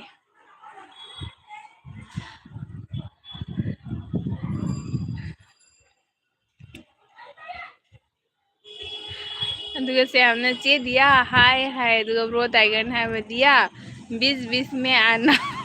aidine bro tiger ni re pu comment je hane te nok toi ba magi nok pa emoji ani ka hap chalak pasi ne te nok ning wai je Dia 20 में आना पक्का Dia दे देना like comment कई no कुछ चलिए अदुगा सिंगा like then को shoes Delhi है सिंगा नुंगाइबो सिंगा कुइरे उदबा दुगा Diana hai Susmi KMC है Dia KMC वालीदा angaubo ngauni chanaga kobi managa dadi soyabin ga tawga angaubo ne chani tanga aduga singana hai babu KMC hai aduga Diana hai okay tiger hai siamna che Dia chalabo hai che Dia chalabo hai aduga Diana rock hai Dia ka hinyang thongdoi no aduga singadi sandagi free oirabo aduga tiger ने Dia और दे देना combination कैसा था बहुत बढ़िया था combination Diana tiger नुंगाइबो हाय tiger से always कइनोनी कोई कया नि बिंदास और झकास aduga singana hai Dia no rock singa kaune ai singana rock onjarani nungja onjarani na aduga Diana hai nga thongba Susmi hai Dia chau chau hau hau do chau ko Dia kaino ne nang su tharoi gi mukbang amta taro ne YouTube se nahan adugi tharoi mukbang je khoi kasarom de hawdorpani karano na khagde ne maya chanu gi do ura tawira khagde haji trending oire tharoi ai su chalu jirang de bo munirka aigi room je jam pi mukbang to bom leite ba thawai chak pa dei bo aduga tiger na hai lifestyle bro ꯀꯩꯕ ꯃꯠꯀꯥ ꯍꯥꯏꯗ꯭ꯔꯕꯥꯗꯤ ꯊꯧꯔꯥꯡ ꯍꯣꯠꯅꯔꯤ ꯍꯥꯏ ꯃꯠꯀꯥ ꯍꯥꯏꯗ꯭ꯔꯕꯥꯗꯤ ꯊꯧꯔꯥꯡ ꯍꯣꯠꯅꯔꯤ ꯍꯥꯏ bro tiger ꯅꯪ ꯇꯥꯏꯒꯔꯗꯒꯤ ꯅꯪ ꯁꯥꯃꯨꯗ ꯅꯪ ꯑꯣꯟꯖꯈ꯭ꯔꯅꯤ ꯑꯗꯨꯒ ꯁꯤꯡꯍꯅ ꯕꯥꯕꯨ ꯍꯥꯏ ꯍꯥꯏ ꯀꯧꯕ ꯇꯥꯗꯕꯅꯤꯅ ꯀꯧꯔꯦ ꯑꯗꯨꯒ ꯗꯥꯛꯀꯤꯡꯗ ꯀꯧꯔꯤ ꯁꯤꯡꯍꯅ ꯑꯗꯨꯒ ꯇꯥꯏꯒꯔꯅ ꯍꯥꯏ ꯗꯤꯌꯥ ꯑꯣꯜꯋꯦꯁ ꯍꯦꯞꯄꯤꯅꯤ ꯍꯥꯏ ꯑꯗꯨꯒ ꯌꯥꯝꯅ ꯆꯦ ꯗꯤꯌꯥ ꯂꯩꯔꯤꯕꯣ ꯍꯥꯏ ꯑꯗꯨꯒ ꯁꯤꯡꯍꯅ ꯕꯥꯕꯨ ꯒꯨꯗ ꯍꯥꯏ ꯑꯗꯨꯒ ꯁꯤꯡꯍꯗꯤ ꯀꯩ ꯏꯟꯖꯥꯡ ꯆꯥꯗꯣꯏꯅꯣ ꯗꯤꯌꯥꯅ ꯍꯥꯏꯌꯦ ꯇꯥꯏꯒꯔ ꯍꯥꯏꯔꯒ ꯍꯥ ꯍꯥ ꯍꯥ ꯅꯣꯛꯈ꯭ꯔꯦ ꯑꯗꯨꯒ ꯗꯤꯌꯥꯅ ꯍꯥꯏꯌꯦ ꯇꯧꯕꯅꯤ ꯑꯩꯒꯤ ꯂꯩꯕꯅꯤ ꯍꯥꯏꯌꯦ ꯑꯠꯆꯥ ꯅꯪꯒꯤꯁꯨ ꯊꯔꯣꯏ ꯃꯨꯛꯕꯥꯡ ꯇꯧꯈ꯭ꯔꯕꯣ ꯌꯦꯡꯉꯛꯀꯦ ꯉꯥꯏꯈꯣ ꯗꯤꯌꯥ ꯀꯩ ꯅꯨꯃꯤꯠ ꯇꯧꯔꯤꯅꯣ ꯁꯤꯡꯍꯅ ꯗꯤꯌꯥ ꯅꯪ ꯀꯣ ꯑꯩ ꯁꯥꯎꯔꯦ ꯁꯥꯎꯒꯅꯨ ꯁꯤꯡꯍ ꯑꯣꯂꯥꯡꯕꯁꯤꯒ ꯁꯥꯎꯒꯅꯨ ꯑꯗꯨꯒ ꯇꯥꯏꯒꯔꯅ ꯍꯥꯏꯔꯦ ꯁꯤꯁ ꯑꯩꯒꯤ ꯇꯥꯏꯒꯔ ꯏꯃꯣꯗꯣ ꯌꯦꯡꯉꯨ ꯃꯃꯩ ꯊꯥꯡꯒꯠꯇꯅ ꯂꯩꯕꯅꯤ ꯈꯪꯉꯨ ꯑꯩ ꯑꯣꯜꯋꯦꯁ ꯍꯦꯞꯄꯤꯅꯤ ꯍꯥꯏꯕ ꯑꯗꯨꯒ ꯗꯤꯌꯥꯅ ꯁꯤꯡꯍ ꯍꯥꯏ ꯑꯗꯨꯒ ꯁꯤꯡꯍꯅ ꯗꯤꯌꯥ ꯍꯥꯏꯅ ꯗꯥꯟꯁ ꯇꯧꯔꯦ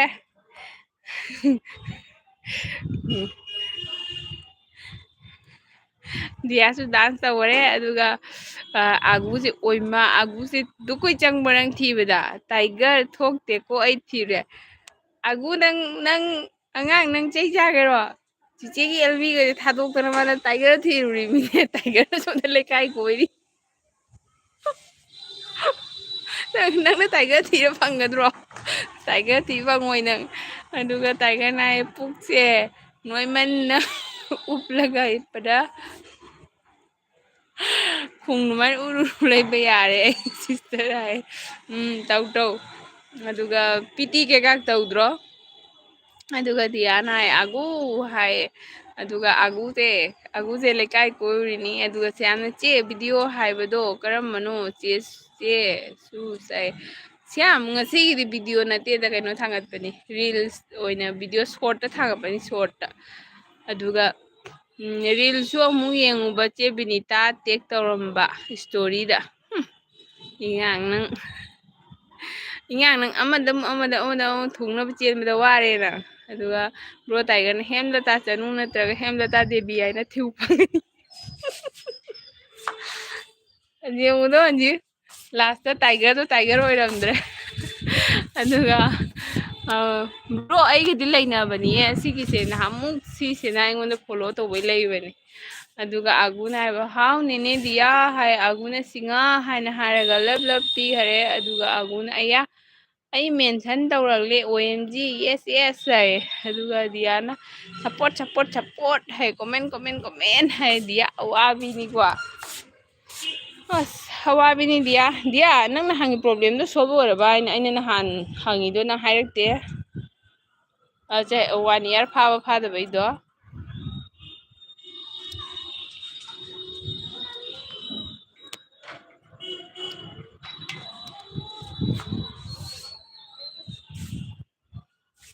ꯁꯌꯥꯝꯅ ꯆꯦ ꯂꯝꯕꯤꯗ ꯆꯠꯄꯗꯨꯔꯣ ꯍꯥꯏ ꯍꯣꯏ ꯁꯌꯥꯝ ꯂꯝꯕꯤꯗ ꯆꯠꯅ ꯑꯩꯅ ꯅꯦꯚꯤ ꯕ꯭ꯂꯨꯒꯤ ꯇꯤ ꯁꯥꯔꯠ ꯑꯃ ꯂꯤꯠꯂꯒ ꯇ꯭ꯔꯦꯟꯗꯤꯡ ꯔꯤꯜ ꯑꯃꯒ ꯁꯦꯝꯕꯗꯣ ꯑꯗꯨꯒꯤꯗꯣ ꯑꯗꯨꯅꯤꯗ ꯉꯁꯤꯒꯤ ꯑꯗꯨꯝ ꯊꯥꯡꯒꯠꯄꯅꯤꯗ ꯑꯗꯨꯒ ꯗꯤꯌꯥꯅ ꯍꯥꯏ ꯍꯥꯎ ꯁꯨꯁꯃꯤ ꯍꯥꯏ ꯗꯤꯌꯥ ꯃꯨꯛꯕꯥꯡ ꯇꯧꯔꯣ ꯃꯨꯛꯕꯥꯡꯗ ꯄꯣꯠ ꯂꯩꯔꯕꯅꯤ ꯑꯦꯜꯕꯤ ꯊꯥꯔꯒ ꯚꯤꯗꯤꯑꯣꯗ ꯚ꯭ꯌꯨ ꯂꯥꯛꯇꯦ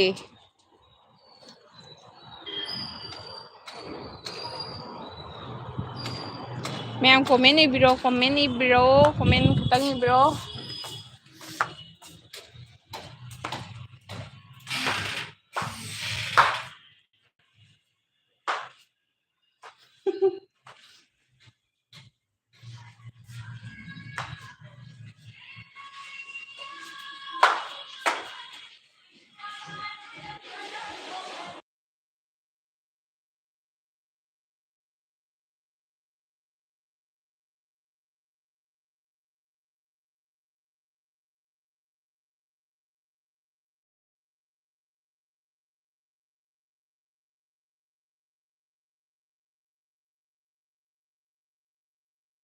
ꯃꯤꯅꯤ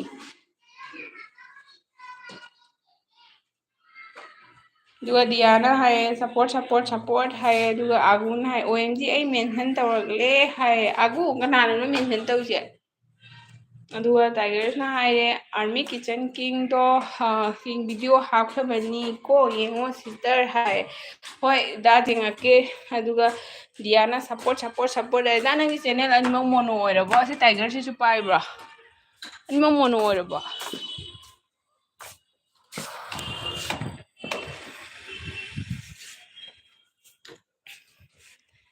ꯗꯤꯌꯥꯅ ꯅꯥꯏꯁ ꯍꯥꯏ ꯗꯤꯌꯥ ꯑꯗꯨꯒꯗꯤ ꯅꯣꯡ ꯆꯨꯕ꯭ꯔꯣ ꯑꯁꯤꯒꯗꯤ ꯅꯣꯡ ꯆꯨꯗꯦ ꯅꯨꯡꯁꯤꯠꯇꯤ ꯌꯥꯝ ꯁꯤꯠꯆꯔꯤꯌꯦ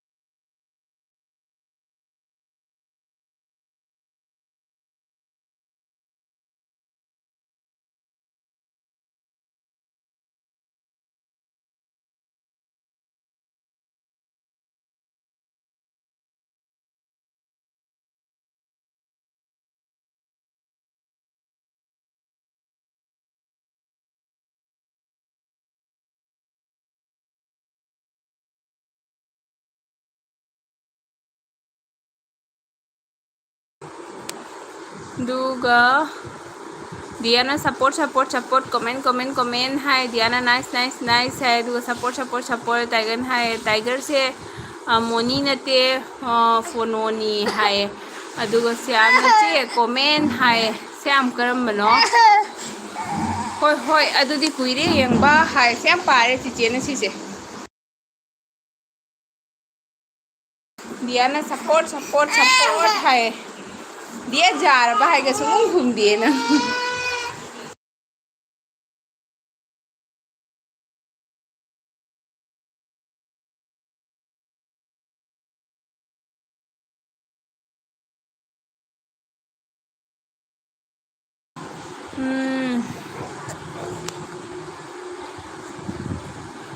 ꯗꯤꯌꯥꯅ ꯁꯞꯄꯣꯔꯠ ꯍꯥꯏ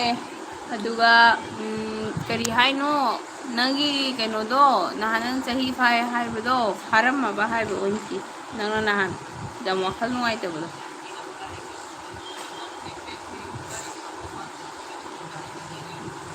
ꯁ꯭ꯌꯥꯝꯅ ꯂꯣꯏ ꯆꯠꯈ꯭ꯔꯦ ꯍꯥꯏ ꯁ꯭ꯌꯥꯝ ꯆꯨꯀꯣ ꯑꯗꯨꯗꯤ ꯂꯣꯏ ꯆꯠꯈꯤꯕꯁꯦ ꯂꯥꯛꯆꯅꯤ ꯑꯃꯨꯛ ꯁ꯭ꯌꯥꯝ ꯀꯣꯃꯦꯟ ꯏꯔꯣ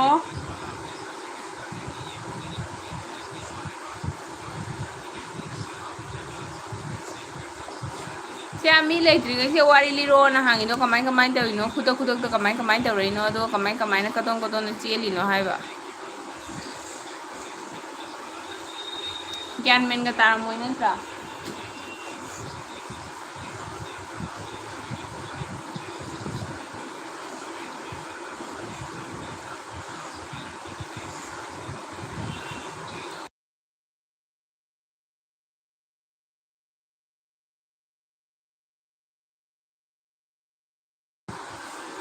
ꯁ꯭ꯌꯥꯝ ꯊꯣꯛꯑꯝꯗꯥꯏꯗ ꯆꯤꯆꯦꯗ ꯊꯣꯛꯀꯦ ꯍꯥꯏꯔꯝꯃꯣ ꯊꯣꯛꯀꯅꯤ ꯍꯥꯏꯇꯥꯔꯒꯗꯤ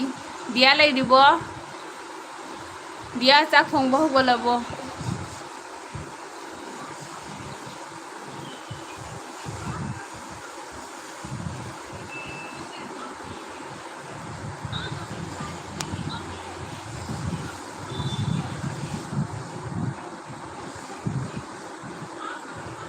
Ambil sini, nanti perlu ambil sini.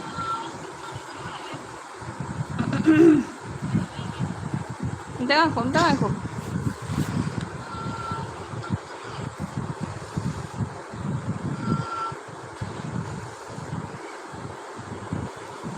Diana khangdebo adu phai haidura phade haidura khangde ai. Aduga khoiba singana kaina sak udene hai. Masak mamangdo holami hajik masak do uhandre. Mamangdo kakuina punga masak ulaga tharami hajik thadre loisale. Aduga thoiba se kaidagi oidoino. Aduga Diana lay thongdri hai dia. Pung kayada chage? Dako. Aduga Siamna yungiro hai. Siam nang nahangido. Adugido chiche di nangine nangi nana comment tharatra. Nangi comment thabaduga idi nungai mandana pung 11 tare he dui numituga ina thengna like thajaba dui numite nungai mandana aduga idu agu lae ko. Agudo laga wari sanare ma kamoi suloina hore khole aina. Aduga Diana support hai dia support tobiu ko taunasi aduga thoibana kasar silchar dagi ni hai o thoiba akhoi gi angang sing ama thoiba kauba leine aduga thank you thoiba lakpibagi channel la su khar support tobiramo thoibagi di channel paibro Diana 10 natraga 10:30 da chai hai dia khu su du maina chai heta thengi olang thaga oire na ko olang thaga oire ngan su chaning deba hadi simu sada tabada ngai na ngahaka lei khona tawrani adu oi on tare thongba khotpaga noi da theng hiba duga thoibana pai de da hai hoi pai drasu dum support tobibadi ai ko support khitang tobiramo channel da aduga Diana hoi hai thoibadi chak charabo sanda tarabo duga aduga Siamna che numito ayumda leite Siam warangani ko doidi ikhang khangdana junggi mi ngata tawbodo hajikti loina phiron ka kang kholaba natro nusa sa khodana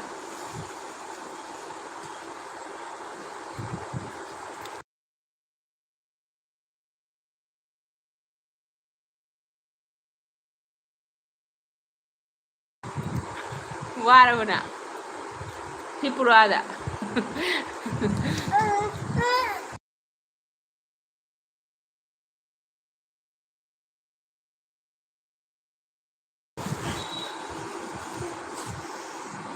isinga jam chawiye Siam kasada su nong situga uwate kana mathong maram naide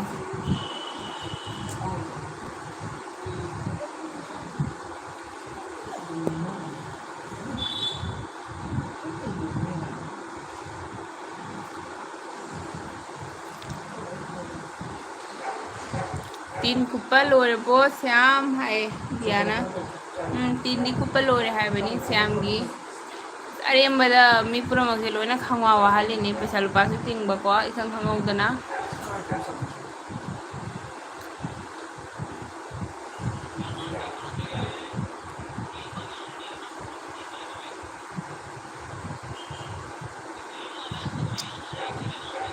Dia was time kya sura gaya अखोगी bro tiger दो चटखर मालेने हागी याम तौबने मादी हे लापदा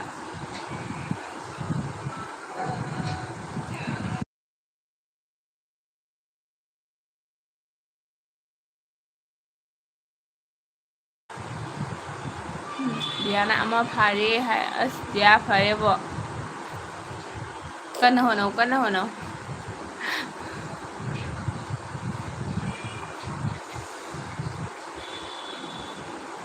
Siamna ichi hoida lei ichi hoida ju adum tawre adudagi khara phare adudagi umda lae as Siam warangani bo ko chen na tawramdoi do ko gyan men ko taramo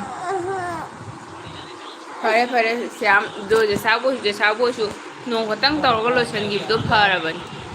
dumana dum continue go tawle di kya mwa de yo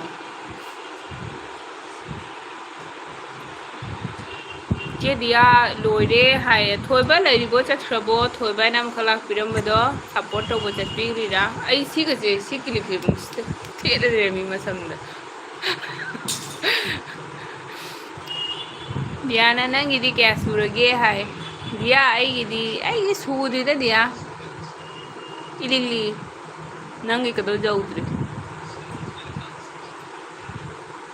Shyam video ಹಾಪ ಹೌರಬೋ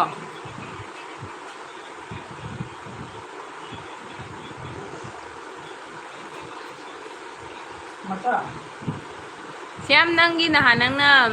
ꯂꯣꯇꯥꯔꯤ ꯐꯥꯎꯕꯗ ꯐꯪꯗꯦ ꯍꯥꯏꯕꯗꯣ ꯐꯪꯉꯕ ꯅꯠꯇ꯭ꯔꯣ ꯑꯩꯅ ꯍꯪꯕꯗꯗꯤ ꯄꯤꯈ꯭ꯔꯦ ꯍꯥꯏꯅ ꯍꯥꯏꯅꯦ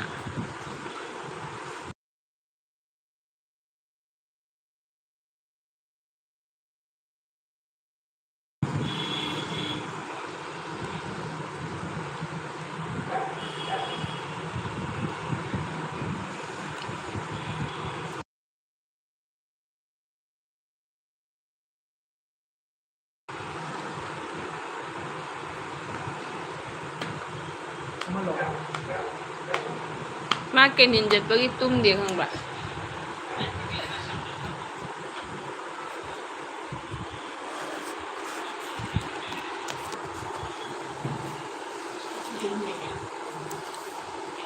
support ma'am support तबु comment तबु लाइक तबु शेयर तबु श्याम चिचे से शेयर का तबुब्रो आई इसा नोंग तबु थेंगनदे दे कना कना ने शेयर तोइबदो 65 मुक्ति मीने शेयर तबुगी लई आई नदी थेंगनद्री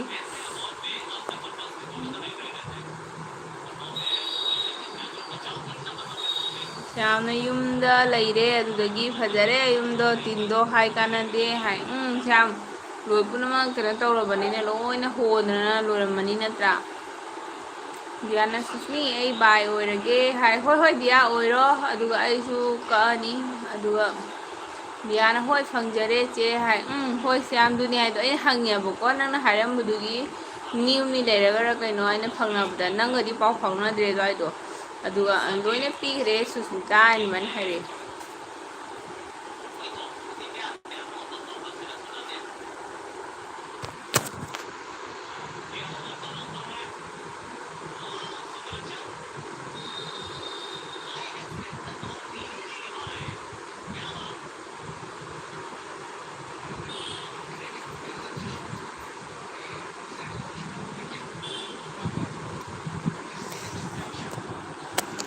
Truji, hi, hello Truji, welcome to my live stream. Truji, thank you so much for coming.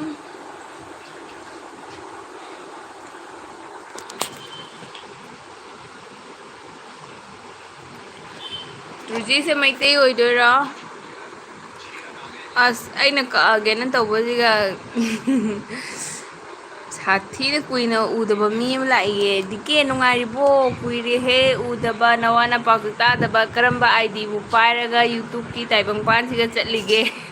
कुइरे उदबा Sumita हाय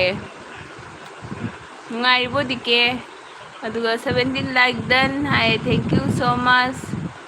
अदुगा ट्रुजी न मने मैतैनी हाय ओ ट्रुजी से नुपी ओइदिरा नुपा ओइदिरा आइना आईडी से जेंगबा जादबगे हंगमनी ट्रुजी थैंक यू सो मच लाक्पिबगी संदागी चा थाबो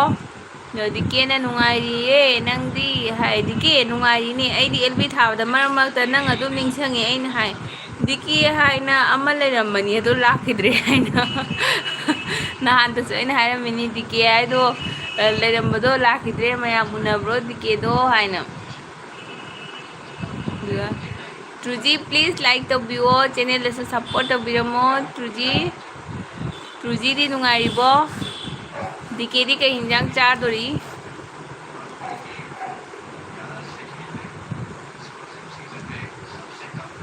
अदुनी हाइदो दिके नंग से अकाउंट नंबर पारमदो माली यूट्यूब तदी नंग चलमगदो मानदे आइरो अकाउंट नंबर ओइना पाइरे सिदी पांगना पाइद्रे हाय नंग करम अकाउंट दे अदु अकाउंट दु गइदी अखोरमदा लाक्पा यादब्रो करी अकाउंट बु पाइरिगबा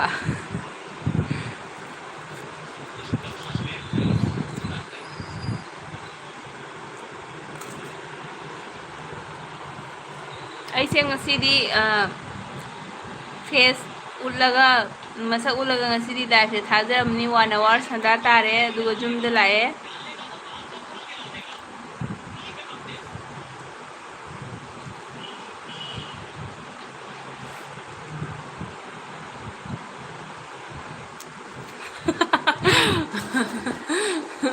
ꯂꯣꯏꯔꯦ ꯃꯤ ꯐꯪꯅꯈꯤꯕ ꯂꯣꯏꯅꯈꯤꯕ ꯉꯥꯏꯍꯥꯛ ꯊꯦꯡꯅꯈꯤꯕ ꯍꯥꯏꯗꯣ ꯑꯗꯨꯝ ꯅꯤꯡꯁꯤꯡꯉꯤꯗꯅ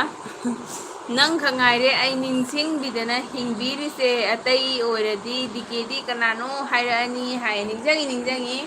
ꯑꯩꯗꯤ ꯑꯩꯒꯤꯗ ꯐꯪꯅꯈꯤꯕ ꯊꯦꯡꯅꯈꯤꯕ ꯃꯤꯗꯣ ꯑꯩꯗꯤ ꯑꯗꯨꯝ ꯅꯤꯡꯁꯤꯡꯉꯤ ꯃꯔꯛ ꯃꯔꯛꯇ ꯏꯈꯥ ꯇꯥꯕ ꯑꯣꯏꯔꯁꯨ ꯏꯊꯛ ꯊꯪꯕ ꯑꯣꯏꯔꯁꯨ ꯀꯩꯒꯤ ꯀꯥꯎꯗꯣꯏꯅꯣꯅꯦ ꯅꯪꯒꯤ ꯀꯔꯝꯕ ꯑꯦꯀꯥꯎꯟꯅꯣ ꯄꯥꯏꯔꯤꯗꯣ ꯁꯦꯀ꯭ꯔꯦꯠꯂꯣ ꯌꯥꯝꯅ ꯐꯤꯔꯣꯟꯗꯣ ꯂꯣꯏꯅ ꯆꯣꯠꯂꯦ ꯁꯦꯠꯂꯤꯕ ꯐꯤ ꯈꯛꯇ ꯉꯥꯏꯔꯦ ꯆꯦ ꯅꯨꯃꯤꯠꯇꯣ ꯑꯩ ꯂꯩꯐꯝ ꯆꯥꯐꯝ ꯈꯪꯗꯦ ꯆꯦ ꯑꯩ ꯍꯥꯏꯐꯝ ꯈꯪꯗꯦ ꯑꯉꯥꯎꯕꯒꯨꯝ ꯑꯣꯏꯔꯝꯒꯅꯤ ꯆꯦ ꯍꯧꯖꯤꯛꯇꯤ ꯈꯔ ꯐꯔꯦ ꯆꯦ ꯍꯣꯏꯅꯦ ꯁꯦ ꯌꯥꯝ ꯈꯜꯂꯨꯔꯅꯨꯗ ꯃꯤ ꯈꯪꯍꯧꯗꯅ ꯇꯧꯔꯛꯄꯅꯤꯅ ꯃꯤ ꯄꯨꯝꯅꯃꯛꯅꯤꯀꯣ ꯑꯌꯥꯝꯕ ꯅꯨꯡꯗꯤ ꯅꯨꯡꯉꯥꯏꯇꯦ ꯁꯌꯥꯝ ꯅꯪꯅ ꯍꯥꯏꯗꯣ ꯈꯇꯪꯗꯅꯤ ꯏꯃꯨꯡꯅ ꯀꯗꯥꯏ ꯃꯄꯥꯟꯅ ꯀꯗꯥꯏ ꯑꯗꯩꯗꯤ ꯁꯦꯠꯅꯕ ꯐꯤꯅ ꯀꯗꯥꯏ ꯍꯣꯡꯗꯣꯛꯅꯕꯅ ꯀꯗꯥꯏ ꯀꯩꯝ ꯒ꯭ꯌꯥꯟ ꯃꯦꯟꯒ ꯇꯥꯔꯝꯃꯣꯏꯀꯣ ꯐꯔꯦ ꯂꯣꯏꯈ꯭ꯔꯦ ꯋꯥꯔꯤꯉꯩꯗ ꯑꯋꯥꯕ ꯄꯤꯕ ꯍꯥꯏꯗꯨꯗꯣꯅꯤ ꯗꯤꯀꯦꯅ ꯑꯃ ꯑꯦꯀꯥꯎꯟꯗꯨꯗꯤ ꯑꯃ ꯑꯅꯤꯈꯛ ꯁꯞ ꯇꯧꯔ ꯂꯩꯌꯦ ꯑꯁ ꯅꯪ ꯃꯤꯉꯣꯟꯗ ꯆꯠꯂꯒ ꯁꯞ ꯇꯧꯔꯝꯃꯤꯕ ꯄꯨꯂꯞ ꯄꯨꯂꯞ ꯇꯧꯔꯛꯑꯣ ꯑꯩꯉꯣꯟꯗꯁꯨ ꯀꯩ ꯏꯟꯖꯥꯡ ꯆꯥꯗꯣꯔꯤꯒꯦ ꯗꯤꯀꯦ ꯅꯍꯥꯟꯒꯤ ꯅꯣꯡ ꯅꯨꯡꯁꯤꯠꯇꯨꯒꯤ ꯋꯥꯔꯤꯅꯤꯗ ꯁꯤꯒ ꯁ꯭ꯌꯥꯝ ꯍꯥꯏꯅ ꯂꯩꯔꯤꯁꯦ ꯁ꯭ꯌꯥꯝ ꯍꯥꯏꯕ ꯁꯦ ꯃꯥꯅ ꯅꯣꯡ ꯅꯨꯡꯁꯤꯠꯀꯤ ꯋꯥꯔꯤꯗꯣ ꯌꯥꯝ ꯅꯨꯡꯉꯥꯏꯇꯅ ꯀꯩꯅꯣ ꯇꯧꯔꯛꯄꯀꯣ ꯑꯗꯨꯒꯤ ꯋꯥꯔꯤꯅꯤꯗ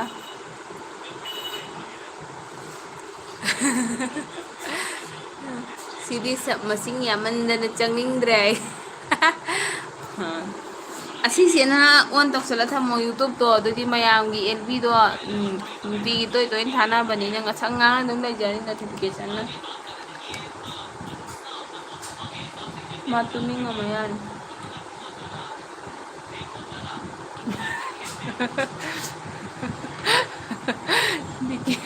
ꯀꯥꯡꯁꯣꯏ ꯆꯥꯔꯦ ꯅꯪꯗꯤ ꯆꯥꯔꯝꯈꯤꯔꯣꯏ ꯈꯪꯉꯦ ꯍꯥꯏ ꯆꯨꯝꯃꯤ ꯑꯩꯈꯣꯏ ꯊꯣꯡꯗ꯭ꯔꯤꯌꯦ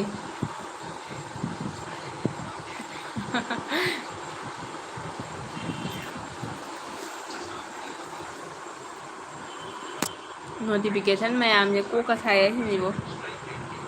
ꯑꯩꯗꯤ ꯋꯥꯔꯧꯖꯗꯦꯗ ꯗꯤꯀꯦ ꯑꯩꯗꯤ ꯑꯩꯅ ꯍꯥꯛꯅ ꯃꯤꯒꯤ ꯂꯥꯏꯛ ꯑꯩ ꯚꯤꯗꯤꯑꯣꯗꯤ ꯂꯣꯏꯅ ꯌꯦꯡꯉꯦ ꯑꯝꯇ ꯆꯤꯊꯗꯅ ꯑꯗꯨꯒ ꯂꯥꯏꯐꯀꯤ ꯑꯣꯏꯅꯗꯤ ꯑꯩ ꯃꯤꯒꯤꯗ ꯑꯗꯨꯝ ꯅꯣꯡꯉꯥꯟꯅ ꯅꯨꯃꯤꯠ ꯑꯃꯗ ꯑꯗꯨꯝ ꯆꯪꯕꯗꯣ ꯑꯩ ꯉꯝꯖꯗꯦ ꯑꯗꯨꯗꯨꯅ ꯑꯩꯒꯤꯗ ꯂꯥꯛꯇ꯭ꯔꯁꯨ ꯑꯩ ꯋꯥꯔꯧꯖꯗꯦꯗ ꯑꯩꯅ ꯇꯧꯕꯅ ꯑꯩꯅꯤꯅ ꯐꯪꯖꯕꯅꯤ ꯅꯠꯇ꯭ꯔꯥ ꯑꯩ ꯀꯩꯁꯨ ꯋꯥꯔꯧꯗꯦ ꯑꯗꯣ ꯉꯝꯃꯤ ꯃꯈꯩꯗꯤ ꯆꯪꯉꯤ ꯑꯗꯣ ꯚꯤꯗꯤꯑꯣꯗꯤ ꯂꯣꯏꯅ ꯌꯦꯡꯉꯤ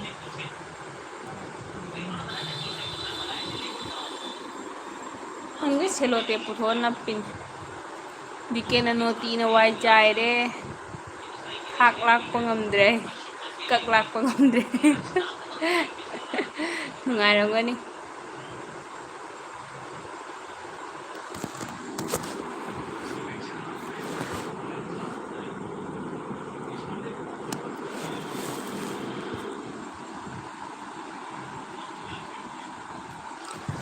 ꯑꯗꯨ ꯗꯤꯀꯦ ꯀꯩꯅꯣꯗꯤ ꯊꯥꯡꯒꯠꯄ꯭ꯔꯣ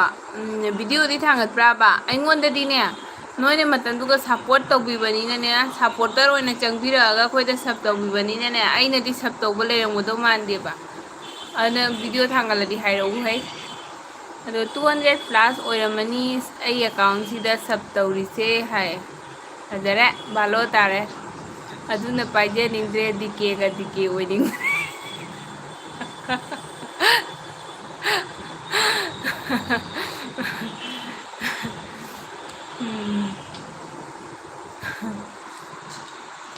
ꯄꯦꯜꯂꯝꯃꯅꯤ ꯗꯤꯀꯦꯒ ꯑꯗꯣ ꯑꯗꯨꯝ ꯑꯁꯦ ꯍꯥꯟꯅꯒꯤ ꯑꯥꯏꯗꯤꯅꯤꯅ ꯗꯦꯁꯥꯝꯗ ꯆꯪꯉꯨꯔꯁꯨ ꯃꯌꯥꯝꯅꯗꯤ ꯑꯗꯨꯝ ꯈꯪꯕꯀꯣ ꯋꯥꯔꯤꯗꯤ ꯁꯤꯅ ꯑꯗꯨꯝ ꯁꯥꯟꯅꯕ ꯅꯨꯡꯉꯥꯏꯗꯣꯏꯕ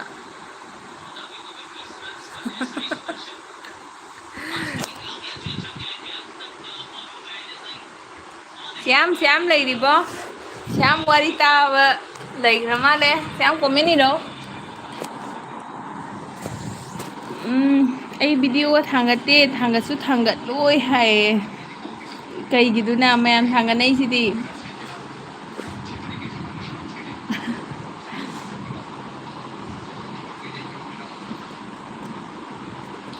ꯍꯣꯏꯗ ꯈꯔꯁꯨ ꯑꯖꯦꯡꯕ ꯈꯔꯁꯨ ꯂꯩꯕ ꯐꯩꯗ ꯂꯣꯏ ꯄꯨꯝꯅꯃꯛ ꯗꯨꯀꯥꯟ ꯍꯥꯡꯖꯟꯗꯅ ꯄꯣꯠ ꯀꯅꯥ ꯂꯩꯕꯤꯗꯣꯏꯅꯣꯅꯦ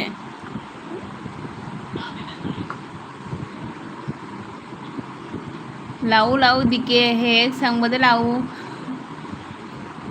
ꯁꯦ ꯃꯤ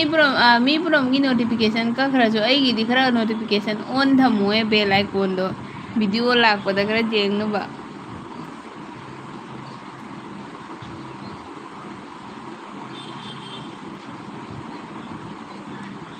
ꯑꯗꯨꯒ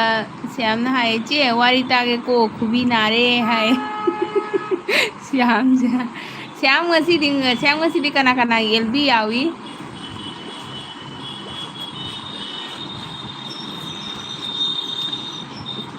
ꯈꯪꯗꯦꯕꯣ ꯅꯣꯇꯤꯐꯤꯀꯦꯁꯟ ꯃꯌꯥꯝꯁꯦ ꯄꯪꯂꯥꯛꯇ ꯂꯥꯛꯏ ꯚꯤꯗꯤꯑꯣꯗꯤ ꯌꯦꯡꯉꯤ ꯑꯩ ꯑꯦꯜꯕꯤꯗꯤ ꯌꯥꯝꯅ ꯆꯪꯕ ꯉꯝꯖꯗ꯭ꯔꯦ ꯗꯤꯀꯦꯅ ꯍꯥꯏꯕ ꯅꯪꯅ ꯑꯩ ꯈꯪꯂꯤ ꯁꯨꯃꯥꯏꯅ ꯍꯔꯥꯎ ꯍꯔꯥꯎ ꯋꯥꯔꯤ ꯁꯥꯟꯅꯕ ꯌꯥꯎꯗ꯭ꯔꯦ ꯍꯧꯖꯤꯛꯇꯤ ꯑꯩꯅ ꯁꯞ ꯇꯧꯔꯤ ꯃꯌꯥꯝꯁꯦ ꯑꯗꯨꯅ ꯑꯟꯁꯞ ꯇꯧꯕ ꯍꯧꯔꯗꯕꯅꯤ ꯍꯥꯏ ꯑꯩꯒꯤ ꯇꯧꯅꯨꯀꯣ ꯑꯩꯒꯤꯗꯤ ꯅꯪ ꯑꯇꯣꯞꯄ ꯑꯥꯏꯗꯤꯗꯨꯒꯩꯁꯨ ꯁꯞ ꯇꯧꯔꯛꯎ ꯃꯥꯏ ꯃꯥꯏꯒꯤ ꯀꯥꯟꯅ ꯐꯪꯗꯣꯛ ꯂꯣꯏꯔꯒ ꯃꯁꯛ ꯈꯪꯗ꯭ꯔꯤꯔꯥ ꯂꯝꯕꯤ ꯊꯩꯅꯔꯁꯨ ꯀꯅꯥꯅꯣꯅꯦ ꯀꯥꯏꯅ ꯈꯔ ꯇꯧꯅꯕꯅꯤ ꯍꯧꯖꯤꯛꯀꯥꯟꯁꯦ ꯚꯣꯠ ꯀꯥ ꯂꯣꯏꯔꯒ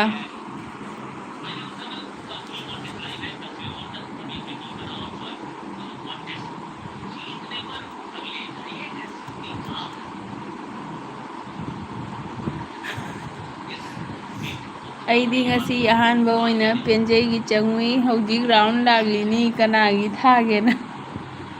ꯗꯣꯛꯇꯔ ꯔꯥꯎꯟ ꯆꯠꯂꯤꯅꯤꯅꯦ ꯁꯟꯗꯥ ꯇꯥꯁꯤꯜꯂꯛꯄꯒꯤ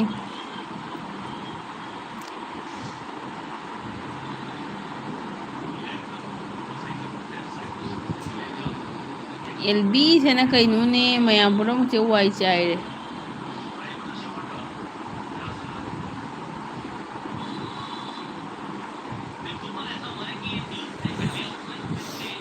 ꯃꯌꯥꯝ ꯑꯩꯅ ꯑꯦꯜꯕꯤꯒꯤꯗ ꯂꯥꯛꯄ ꯉꯝꯗ꯭ꯔꯁꯨ ꯚꯤꯗꯤꯑꯣꯗꯗꯤ ꯃꯌꯥꯝꯅ ꯑꯗꯨꯝ ꯁꯞꯄꯣꯔꯠ ꯇꯧꯕꯤꯔꯛꯋꯦ ꯑꯦꯜꯕꯤꯁꯦ ꯃꯌꯥꯝ ꯊꯥꯅꯕ ꯎꯔꯒꯅꯦ ꯑꯩꯗꯤ ꯊꯥꯔꯣꯏꯒꯦ ꯍꯦꯛꯇ ꯈꯜꯂꯦꯕ ꯌꯥꯝꯅ ꯈꯝꯕꯗ ꯀꯣꯃꯦꯟ ꯑꯃ ꯑꯅꯤ ꯑꯍꯨꯝ ꯑꯇꯩꯗꯤ ꯈꯪꯗ꯭ꯔꯦ ꯍꯥꯏꯌꯦ ꯑꯠꯆꯥ ꯁꯌꯥꯝ ꯈꯝꯕꯗꯣ ꯄꯨꯡ 3ꯗꯁꯨ ꯊꯥꯗꯥꯏꯅꯦ ꯑꯩꯗꯤ ꯈꯪꯗꯦꯕꯣ ꯃꯥꯏ ꯃꯇꯝ ꯀꯥꯏꯍꯜꯂꯤꯒ ꯍꯥꯏꯔꯛꯀꯗ꯭ꯔꯥ ꯈꯪꯗꯦ ꯃꯥꯗꯤ ꯄꯨꯡ 3ꯗꯁꯨ ꯊꯥꯕꯗꯨꯒ ꯆꯤꯆꯦꯗꯤ ꯑꯗꯨꯝ ꯊꯥꯔꯕꯅꯤ ꯃꯥꯏ ꯃꯇꯝ ꯀꯥꯏꯍꯟꯕꯀꯗꯤ ꯅꯠꯇꯦ ꯗꯤꯀꯦꯅ ꯃꯁꯥꯏ ꯀꯥꯟꯅꯕ ꯐꯪꯂꯗꯤ ꯃꯤ ꯃꯁꯛ ꯈꯪꯗꯕ ꯉꯛꯇ ꯉꯥꯏꯔꯦ ꯃꯣꯏꯅ ꯍꯧꯔꯛꯄꯗ ꯑꯩꯈꯣꯏꯅ ꯁꯞꯄꯣꯔꯠ ꯇꯧꯕꯤꯈꯤꯕ ꯃꯌꯥꯝꯗꯣ ꯀꯥꯎꯅꯕ ꯃꯤ ꯃꯁꯛ ꯈꯪꯗꯕ ꯉꯛꯇ ꯉꯥꯏꯔꯦ ꯍꯥꯏꯌꯦ ꯃꯅꯤ ꯗꯤꯀꯦ ꯆꯨꯝꯃꯤꯗꯨꯕꯨꯗꯤ ꯃꯁꯥꯏ ꯀꯥꯟꯅ ꯊꯣꯛꯄ ꯂꯣꯏꯔꯒ ꯑꯗꯩꯗꯤ ꯗꯤꯀꯦ ꯍꯧꯖꯤꯛꯇꯤꯅꯦ ꯑꯦꯜꯕꯤꯁꯦ ꯍꯥꯟꯅꯩ ꯑꯗꯨꯃꯥꯏꯅꯁꯨ ꯇꯧꯗ꯭ꯔꯕꯅꯤ ꯍꯥꯏꯗꯤ ꯑꯩꯅ ꯆꯪꯉꯛꯄ ꯃꯇꯝꯗꯨꯐꯥꯎꯗ ꯑꯗꯨꯝ ꯅꯣꯔꯃꯦꯜ ꯂꯩꯔꯝꯃꯤꯅꯀꯣ ꯆꯦꯔꯣꯕꯤꯇꯥ ꯍꯣꯏ ꯑꯗꯩꯗꯤ ꯑꯃ ꯊꯥꯕ ꯍꯥꯟꯅꯁꯤꯡꯗꯣ ꯑꯗꯨꯝ ꯏꯆꯝ ꯆꯝꯅ ꯍꯧꯖꯤꯛꯇꯤ ꯑꯦꯜꯕꯤꯁꯦ ꯅꯣꯔꯃꯦꯜ ꯑꯣꯏꯗ꯭ꯔꯦ ꯗꯤꯀꯦꯅ ꯑꯗꯨꯅ ꯑꯇꯣꯞꯄ ꯂꯥꯏꯞꯇꯩ ꯊꯦꯡꯅꯔꯁꯨ ꯀꯧꯕꯒ ꯈꯨꯝꯅꯤꯡꯗꯕ ꯉꯛꯇ ꯉꯥꯏꯔꯦ ꯍꯥꯏ ꯑꯦꯜꯕꯤꯁꯦ ꯍꯧꯖꯤꯛ ꯃꯑꯣꯡ ꯑꯃ ꯇꯧꯔꯕꯅꯤ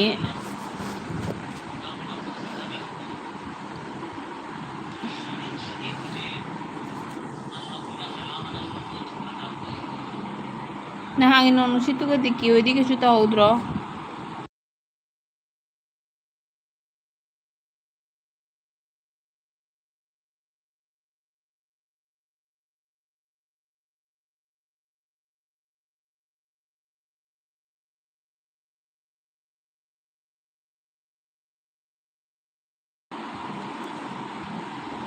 ꯑꯩꯅ ꯀꯧꯕꯒꯁꯦ ꯈꯨꯝꯈꯤꯗ꯭ꯔꯦ ꯑꯗꯨꯅ ꯑꯟꯁꯞ ꯇꯧꯗꯣꯏꯅꯤ ꯑꯩꯅ ꯂꯣꯏꯅ ꯍꯥꯏꯌꯦ ꯀꯅꯥꯗ ꯀꯧꯕꯗ ꯈꯨꯝꯃꯛꯇ꯭ꯔꯤꯅꯣꯅꯦ ꯈꯨꯃꯝꯒꯅꯤꯗ ꯀꯧꯕ ꯐꯥꯎꯗꯤ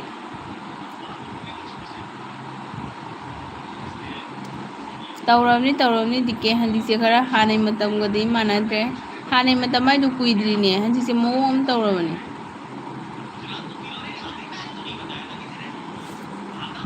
ꯑꯩꯈꯣꯏꯗꯤ ꯀꯩꯁꯨ ꯇꯧꯗꯦ ꯍꯥꯏꯌꯦ ꯑꯣ ꯍꯣꯏ ꯐꯔꯦ ꯑꯗꯨꯑꯣꯏꯗꯤ ꯃꯆꯟ ꯂꯥꯛꯑꯦ ꯑꯁ ꯑꯩꯒꯤ ꯏꯅꯥꯎꯅꯨꯄꯤ ꯅꯨꯡꯁꯤꯕꯤ ꯂꯥꯛꯑꯦ ꯊꯦꯡꯀ꯭ꯌꯨ ꯃꯆꯟ ꯆꯦ ꯍꯥꯏ ꯃꯆꯟꯗꯤ ꯂꯥꯛꯄꯗ ꯕ꯭ꯂꯨ ꯌꯥꯎꯔꯒ ꯂꯥꯛꯏꯁꯦ ꯎꯕ꯭ꯔꯥ ꯃꯆꯟ ꯅꯨꯡꯉꯥꯏꯔꯤꯕꯣ ꯃꯆꯟꯁꯦ ꯇꯣꯏꯅꯗꯤ ꯂꯥꯛꯇꯦꯀꯣ ꯃꯆꯟ ꯅꯪ ꯃꯤ ꯑꯇꯣꯞꯄꯗꯒꯤ ꯑꯦꯜꯕꯤꯗꯁꯨ ꯆꯠꯄ꯭ꯔꯣ ꯑꯗꯨꯒ ꯗꯤꯀꯦꯅ ꯌꯨꯝ ꯌꯥꯝ ꯂꯩꯃꯤ ꯍꯥꯏ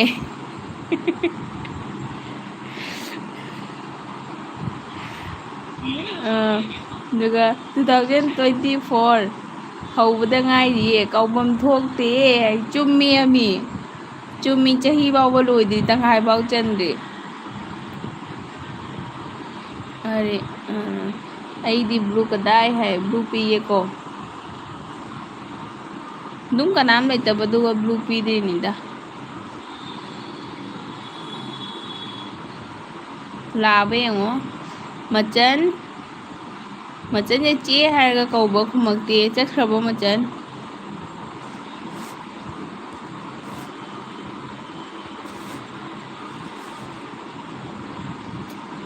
ꯗꯤꯀꯦꯗ ꯕ꯭ꯂꯨ ꯄꯤꯕꯅꯤ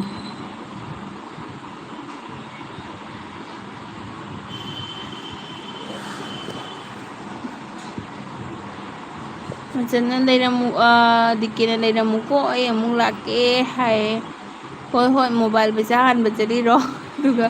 ꯃꯆꯟꯅ ꯅꯨꯡꯉꯥꯏꯔꯤꯌꯦ ꯃꯩꯁꯨ ꯂꯥꯛꯇ꯭ꯔꯕꯅꯤꯅ ꯇꯣꯏꯅꯗꯤ ꯆꯪꯗꯦ ꯍꯥꯏꯌꯦ ꯃꯆꯟ ꯃꯩ ꯍꯧꯖꯤꯛꯐꯥꯎ ꯁꯦꯝꯕ ꯂꯣꯏꯗ꯭ꯔꯤꯕꯣ ꯐꯖꯅ ꯂꯥꯛꯇ꯭ꯔꯤꯕꯣ ꯅꯍꯥꯟꯒꯤꯗꯨꯒꯤ ꯃꯆꯟ ꯍꯣꯏꯒꯤꯗꯤ ꯀꯔꯤ ꯀꯔꯤ ꯁꯣꯛꯄ ꯈꯣꯠꯄ ꯌꯥꯎꯔꯤ ꯆꯠꯇꯦ ꯆꯦ ꯍꯥꯏ ꯊꯦꯡꯀ꯭ꯌꯨ ꯃꯆꯟ ꯃꯆꯟ ꯌꯥꯝ ꯅꯨꯡꯁꯤꯀꯣ ꯍꯥꯏꯗꯤ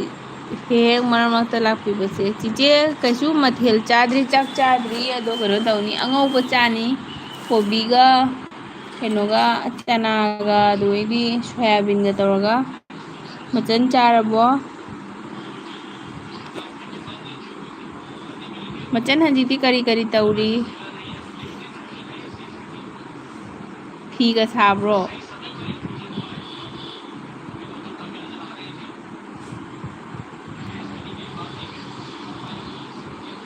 ꯌꯥꯝꯅ ꯆꯦ ꯃꯥꯒꯤ 37 ꯌꯥꯝ ꯂꯩꯕꯅꯤ ꯍꯥꯏ 37 ꯌꯥꯝ ꯂꯩꯕꯅꯤ ꯁꯌꯥꯝ ꯀꯩ ꯍꯥꯏꯅꯣ ꯅꯪ ꯍꯥꯏꯁꯦ 37 ꯍꯥꯏꯁꯦ ꯍꯥꯏꯗꯤ 3ꯗꯁꯨ 7ꯗꯁꯨ ꯍꯥꯏꯔꯣ ꯈꯪꯗꯦꯕ ꯍꯥꯏꯗꯤ 3ꯒ 7ꯒ ꯍꯥꯏꯁꯦ ꯀꯥꯟꯅꯕ ꯃꯇꯝ ꯅꯠꯇꯦꯕꯀꯣ 3ꯗ ꯊꯥꯕ꯭ꯔꯥ ꯊꯥꯗꯦ ꯑꯗꯩꯗꯤ ꯈꯪꯗꯦꯗ ꯃꯆꯟꯅ ꯂꯣꯏꯗ꯭ꯔꯤꯌꯦ ꯑꯩꯈꯣꯏ ꯌꯨꯝ ꯂꯣꯏꯅ ꯌꯥꯗ꯭ꯔꯦ ꯑꯗꯨꯅ ꯑꯁ ꯅꯨꯡꯉꯥꯏꯇꯦꯀꯣ ꯃꯆꯟ ꯌꯥꯝ ꯋꯥꯔꯝꯒꯅꯤꯕꯣ ꯅꯣꯏꯒꯤ ꯈꯟꯕꯗ ꯌꯥꯝ ꯅꯨꯡꯉꯥꯏꯇꯦ ꯑꯗꯨꯒ ꯇꯧꯔꯤ ꯐꯤꯕꯝꯗꯣ ꯑꯁ ꯁꯦꯝꯕ ꯂꯣꯏꯗ꯭ꯔꯤꯕꯣ ꯁꯛꯈꯪꯗꯕꯅ hello guys welcome back to my camera ꯁꯤ ꯗꯤꯀꯦ ꯑꯣꯏꯔꯝꯗꯣꯏ ꯃꯥꯜꯂꯤ ꯁꯛꯈꯪꯗꯕꯁꯦ ꯗꯤꯀꯦ ꯑꯣꯏꯗꯣꯏꯔꯥ ꯋꯦꯜꯀꯝ ꯕꯦꯛ ꯑꯗꯨꯒ ꯃꯆꯟꯅ ꯐꯤ ꯁꯥꯏꯌꯦ ꯍꯥꯏꯌꯦ ꯃꯆꯟ ꯔꯥꯅꯤ ꯐꯤ ꯁꯥꯕ ꯍꯩꯕ꯭ꯔꯣ ꯆꯤꯆꯦꯁꯨ ꯌꯥꯝ ꯁꯥꯅꯤꯡꯉꯦ ꯔꯥꯅꯤ ꯐꯤꯗꯣ ꯑꯗꯨꯒ ꯁꯛꯈꯪꯗꯕꯅ 18 ꯂꯥꯏꯛ ꯍꯥꯏ ꯊꯦꯡꯀ꯭ꯌꯨ ꯁꯛꯈꯪꯗꯕ ꯁꯞꯄꯣꯔꯠꯁꯨ ꯇꯧꯕꯤꯔꯝꯃꯨꯀꯣ ꯁꯞꯄꯣꯔꯠ ꯑꯩꯅ ꯑꯍꯥꯟꯕ ꯆꯪꯉꯛꯄ ꯃꯤꯅꯦ ꯀꯣꯛ ꯉꯥꯎꯗꯣꯏꯅꯤ ꯀꯩ ꯍꯥꯏꯅꯣ ꯃꯣꯁꯤ ꯍꯥꯏꯁꯦ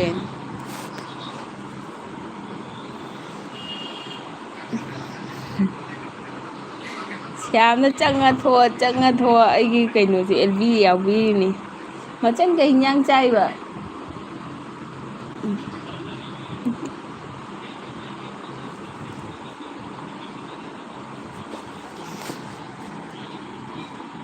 ꯁꯛꯈꯪꯗꯕ ꯆꯥꯛ ꯆꯥꯔꯕꯣ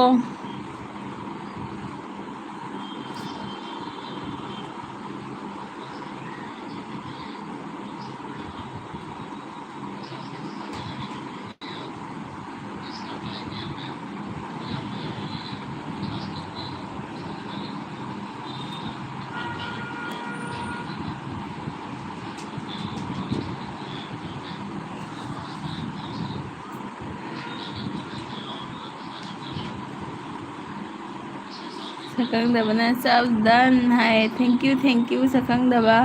ꯑꯗꯨꯒ ꯃꯆꯟꯅ ꯂꯣꯏꯗ꯭ꯔꯤꯌꯦ ꯍꯥꯏ ꯑꯗꯨꯒ ꯁꯛꯈꯪꯗꯕꯅ ꯀꯩꯕ ꯁꯨꯄꯔꯀꯦꯇꯤꯡ ꯑꯣꯏꯌꯣ ꯍꯥꯏꯔꯣ ꯍꯥꯏ ꯁꯄꯀꯦꯇꯤꯡ ꯑꯣꯏꯔꯣ ꯍꯥꯏꯔꯣ ꯍꯥꯏꯔꯦ ꯑꯗꯨꯒ ꯆꯥꯔꯦ ꯅꯪꯗꯤ ꯆꯥꯗ꯭ꯔꯤꯌꯦ ꯅꯠꯇ꯭ꯔꯣ ꯍꯥꯏ ꯆꯨꯝꯃꯤꯅꯦ ꯑꯩ ꯆꯥꯗ꯭ꯔꯤ ꯃꯆꯟꯅ ꯔꯥꯅꯤꯗꯤ ꯁꯥꯗꯦ ꯐꯅꯦꯛꯀꯨꯝꯕ ꯁꯥꯏꯌꯦ ꯉꯁꯤꯗꯤ ꯁꯧꯒ꯭ꯔꯤ ꯑꯁ ꯃꯆꯟ ꯆꯤꯆꯦꯒꯤ ꯈ꯭ꯋꯥꯏꯗꯒꯤ ꯇꯣꯞ ꯂꯤꯁꯇ ꯊꯝꯕ ꯍꯤꯟꯖꯥꯡꯅꯤ ꯁꯧꯒ꯭ꯔꯤꯗꯣ ꯄꯥꯝꯖꯕꯅꯦ ꯑꯗꯨꯒ ꯍꯥꯎꯔꯝꯃꯅꯤ ꯑꯗꯨꯒ ꯌꯥꯝꯅ ꯆꯦ ꯂꯩꯗ ꯍꯧꯖꯤꯛ ꯊꯕꯛꯀꯤ ꯐꯣꯟ ꯂꯥꯛꯄ ꯑꯗꯨꯗ ꯍꯥꯏ ꯑꯣ ꯁꯌꯥꯝ ꯅꯪ ꯀꯔꯤ ꯊꯕꯛ ꯇꯧꯒꯦ ꯆꯤꯆꯦꯗ ꯍꯥꯏꯌꯨꯗꯅ ꯃꯆꯟ ꯆꯤꯆꯦꯁꯨ ꯍꯥꯟꯅ ꯐꯤ ꯈꯔ ꯈꯔ ꯁꯥꯕ ꯍꯩꯔꯝꯃꯦ, ꯀꯨꯏꯔꯦ ꯁꯥꯗꯕ.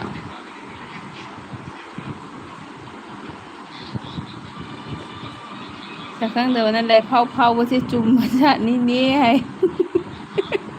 ꯈꯪꯕꯅꯦ ꯑꯩꯈꯣꯏꯗꯤ ꯃꯤꯁꯦ ꯇꯥꯎ. ꯑꯩꯈꯣꯏꯗꯤ ꯐꯣꯟꯗꯇ ꯅꯠꯇꯦ ꯑꯁꯦꯡꯕ ꯃꯤꯗꯁꯨꯅꯦ, ꯉꯁꯤ ꯑꯅꯧꯕ ꯃꯤ ꯑꯃ ꯊꯦꯡꯅꯕꯗ ꯑꯁꯤ ꯃꯤꯁꯦ ꯑꯐꯕ꯭ꯔꯥ ꯐꯠꯇꯕ꯭ꯔꯥ, ꯃꯁꯤ ꯃꯤꯁꯦ ꯆꯨꯝꯅ ꯂꯩꯕ ꯃꯤꯔꯥ ꯅꯠꯇ꯭ꯔꯒ ꯃꯁꯤ ꯃꯤꯁꯦ ꯈꯣꯏꯅ ꯂꯩꯕ ꯃꯤꯔꯥ ꯍꯥꯏꯁꯦ, ꯃꯁꯤꯒꯤ ꯁꯦꯟꯁꯁꯦ ꯑꯩꯗꯤ ꯌꯥꯝ ꯂꯥꯏꯅ ꯈꯪꯉꯦ. ꯀꯩꯒꯤꯅꯣ ꯈꯪꯗꯦ. ꯑꯗ ꯑꯩ ꯃꯥꯡꯗ ꯃꯥ ꯑꯐꯕ ꯁꯥꯔ ꯆꯠꯈ꯭ꯔꯁꯨꯅꯦ, ꯃꯇꯨꯡꯗ ꯃꯥꯡꯅꯦ ꯑꯗꯨꯝ ꯇꯨꯡꯗꯤ ꯀꯣꯏꯔꯣꯏꯕꯀꯣ. ꯍꯥꯏꯗꯤ ꯀꯣꯏꯔꯣꯏꯗꯤ ꯃꯥꯏꯗꯣ ꯑꯩꯅ ꯑꯗꯨꯝ ꯈꯪꯉꯅꯦꯕ. ꯌꯥꯔꯦ ꯑꯩ ꯈꯥꯏꯕ ꯍꯦꯟꯖꯤꯜꯂ ꯃꯥꯜꯂꯦ.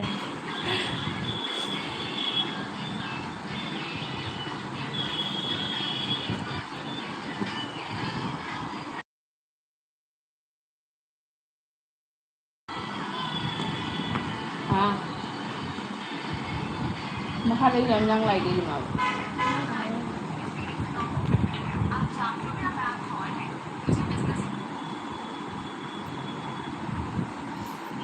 ꯑꯗꯨꯒ ꯃꯆꯟꯅ ꯆꯦ ꯀꯩ ꯏꯟꯖꯥꯡ ꯉꯁꯤꯗꯤ ꯍꯥꯏꯌꯦ. ꯃꯆꯟ ꯉꯁꯤꯗꯤ ꯑꯉꯧꯕ ꯉꯧꯅꯤꯌꯦ. ꯑꯗꯨꯒ ꯁꯛꯈꯪꯗꯕꯅ ꯆꯠꯂꯒꯦ ꯅꯪ ꯅꯣꯛꯍꯧꯔꯣ ꯍꯥꯏꯌꯦ. ꯅꯪ ꯆꯠꯈ꯭ꯔꯗꯤ ꯀꯅꯥꯒ ꯅꯣꯛꯇꯣꯔꯤ? ꯅꯣꯛꯑꯔꯣꯏ. ꯑꯗꯨꯒ ꯁꯌꯥꯝꯅ ꯆꯦ ꯅꯧꯄꯥꯗꯤ ꯌꯨꯝ ꯁꯥꯕ ꯈꯔ ꯈꯔ ꯆꯠꯂꯤ ꯆꯦ ꯑꯩ ꯐꯕ꯭ꯔꯣ ꯍꯥꯏ. ꯐꯩ ꯐꯩ, ꯁꯌꯥꯝ ꯊꯕꯛꯇ ꯆꯤꯜꯍꯥꯎ ꯊꯤꯔꯣꯏꯗꯕꯅꯤ. ꯑꯗꯨꯅꯅꯤ ꯅꯪꯒꯤꯗꯤ ꯊꯕꯛ ꯖꯥꯡꯅ ꯂꯣꯏꯁꯤꯜꯂꯤꯗꯣ.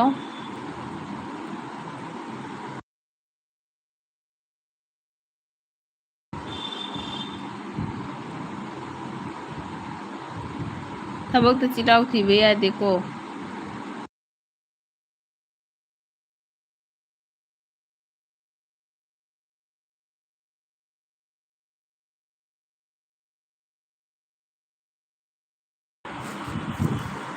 ꯁꯌꯥꯝ ꯋꯥꯔꯝꯒꯅꯤꯅꯦ ꯑꯗꯨꯗꯤ.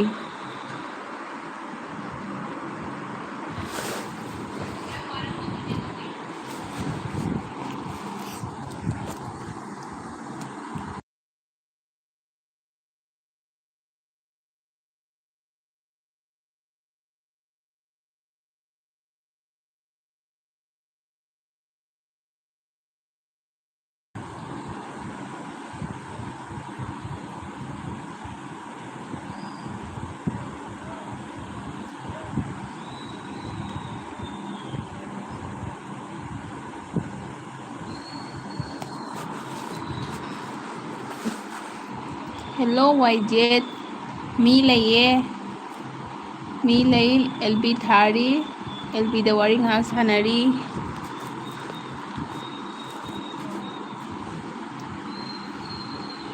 ꯊꯦꯡꯛ ꯌꯨ ꯁꯣ ꯃꯆ ꯋꯥꯏꯖꯦꯠ ꯂꯥꯛꯄꯤꯕꯒꯤ. ꯋꯤꯖꯦꯠ ꯑꯦ. ꯑꯗꯨꯒ ꯃꯆꯟꯅ ꯆꯦ ꯅꯣꯏ ꯑꯗꯨꯗꯁꯨ ꯐꯅꯦꯛ ꯁꯥꯟꯅꯕ꯭ꯔꯣ? ꯃꯃꯟꯅ ꯀꯌꯥ ꯄꯤꯒꯦ? ꯌꯥꯝ ꯁꯥꯏꯌꯦ ꯃꯆꯟ. ꯑꯩꯁꯨ ꯍꯥꯟꯅ ꯌꯥꯝ ꯁꯥꯔꯝꯃꯦ. ꯃꯃꯟꯗꯤ ꯀꯩꯅꯣ ꯁꯥꯕꯗꯣ, ꯍꯥꯟꯅꯗꯤ ꯍꯣꯡꯅ ꯄꯤꯔꯝꯃꯦ. ꯍꯧꯖꯤꯛꯇꯤ ꯐꯤꯖꯝꯒꯤ ꯐꯅꯦꯛꯇꯨꯅ 350 ꯑꯗꯨꯃꯥꯏꯅꯒ ꯄꯤꯔꯦ. 330ꯒ ꯑꯩꯈꯣꯏꯒꯤ ꯐꯖꯅ ꯅꯦꯛꯑꯒ ꯁꯥꯕꯗꯣ. ꯑꯗꯨꯏ ꯃꯣꯏꯔꯥꯡ ꯀꯣꯠꯄꯤꯗꯤ 1 ꯄ꯭ꯂꯥꯏꯗ ꯑꯣꯏꯔꯁꯨ 400-500 ꯑꯗꯨꯃꯥꯏꯅ ꯌꯧꯔꯒꯨꯝ ꯇꯧꯕꯅꯤ. ꯀꯨꯏꯔꯦ ꯃꯆꯟ ꯑꯩꯁꯨ ꯌꯨꯝꯗꯒꯤ ꯄꯥꯎ ꯐꯥꯎꯅꯗꯕ. ꯑꯗꯨꯒ ꯀꯩꯅꯣ ꯇꯧꯋꯦꯕꯀꯣ, ꯍꯥꯏꯗꯤ ꯁꯤꯡꯉꯒ ꯁꯥꯕꯗꯣ, ꯑꯩꯈꯣꯏꯒꯤ ꯁꯥꯕꯤ ꯈꯣꯠꯄꯤ ꯑꯣꯏꯅ ꯈꯪꯅꯕ ꯂꯩꯔꯛ ꯂꯩꯀꯥꯏꯗ ꯁꯥꯕꯗꯣ, ꯑꯗꯨꯏꯗꯣ ꯈꯔ ꯃꯃꯟꯗꯤ ꯀꯟꯅ ꯂꯧꯋꯤꯗꯣ. ꯐꯤꯗꯤ ꯐꯩꯌꯦ. ꯃꯇꯦꯛꯇꯤ ꯗꯝꯃꯥꯗ ꯁꯥꯏꯌꯦ ꯃꯆꯟ. ꯁꯌꯥꯝꯅ ꯍꯥꯏ ꯆꯦ ꯊꯦꯡꯛ ꯌꯨ ꯍꯥꯏ. ꯁꯌꯥꯝ ꯍꯣꯠꯅꯗꯕ ꯌꯥꯗꯦꯀꯣ. ꯑꯗꯨꯒ ꯁꯌꯥꯝꯅ ꯋꯥꯗꯦꯗ ꯍꯥꯏ. ꯍꯣꯏ ꯁꯌꯥꯝ ꯄꯩꯁꯥ ꯁꯥꯖꯜꯂꯣ. ꯑꯗꯨꯒ ꯋꯤꯖꯦꯠꯅ ꯍꯥꯏ ꯀꯅꯥ ꯀꯅꯥ ꯂꯩꯒꯦ? ꯊꯣꯡꯁꯦ ꯑꯝꯇ ꯍꯥꯡꯗꯣꯛꯄꯤꯌꯣ ꯅꯣꯡ ꯆꯣꯠꯂꯦ ꯍꯥꯏ. ꯑꯣ ꯊꯣꯡꯗꯣ ꯍꯥꯡꯗꯣꯛꯄꯅꯦ. ꯑꯗꯨꯒ ꯃꯥꯡꯒꯣꯟꯗ ꯑꯗꯨꯝ ꯐꯝꯕꯤꯔꯣ. ꯃꯆꯟ ꯑꯣ ꯏꯄꯥꯝꯅ ꯀꯥꯏꯗꯅ. ꯃꯆꯟ ꯑꯩ ꯏꯄꯥꯝꯁꯨ ꯑꯗꯨꯝ ꯀꯁꯥꯔꯗꯅꯦ. ꯑꯗꯨꯒ ꯋꯤꯖꯦꯠ ꯑꯩꯈꯣꯏ ꯁꯤꯒ ꯅꯣꯡ ꯆꯨꯗꯤꯌꯦ. ꯏꯀꯪ ꯀꯪꯉꯦ, ꯅꯨꯡꯁꯥ ꯁꯥꯏꯌꯦ. ꯑꯒꯨ ꯑꯣꯏꯗꯣꯏꯔꯣ ꯋꯤꯖꯦꯠꯁꯦ?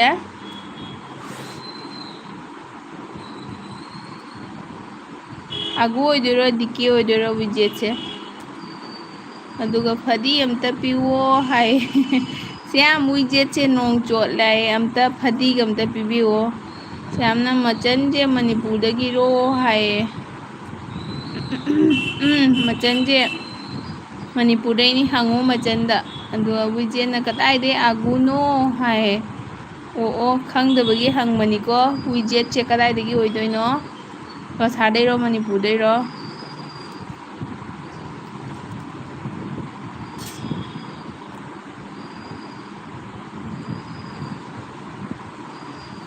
ꯑꯗꯨꯒ ꯃꯆꯟ ꯃꯥꯅꯦ ꯍꯥꯏ ꯋꯤꯖꯦꯠꯅ ꯃꯆꯟ ꯀꯩ ꯂꯝꯗꯩꯅꯣ ꯍꯥꯏ ꯑꯗꯨꯒ ꯋꯤꯖꯦꯠꯅ ꯑꯩꯔꯣ ꯕꯤꯍꯥꯔꯗꯩꯅꯦ ꯍꯥꯏ ꯏꯃꯥ ꯅꯪꯗꯤ ꯃꯩꯇꯩꯔꯣꯜ ꯂꯣꯜꯂꯤ ꯕꯤꯍꯥꯔꯗꯁꯨ ꯃꯩꯇꯩ ꯇꯥꯔꯕ ꯇꯧꯔꯤꯁꯤꯕꯣ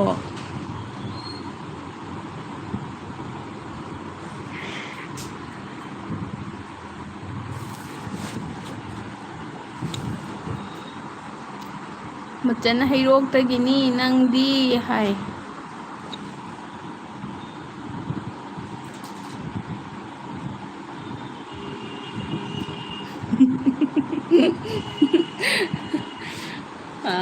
ꯍꯟꯗꯛ ꯂꯥꯟ ꯇꯧꯔꯛꯄꯗ ꯆꯦꯜꯂꯛꯏꯕ ꯍꯣꯏ ꯍꯣꯏ ꯇꯥꯁꯜꯂꯨ ꯃꯣꯏꯅ ꯇꯥꯒꯗ꯭ꯔꯥ ꯑꯩꯈꯣꯏꯒꯤꯗ ꯃꯣꯏꯗꯁꯨ ꯇꯥꯁꯜꯂꯨ ꯈꯔ ꯈꯔ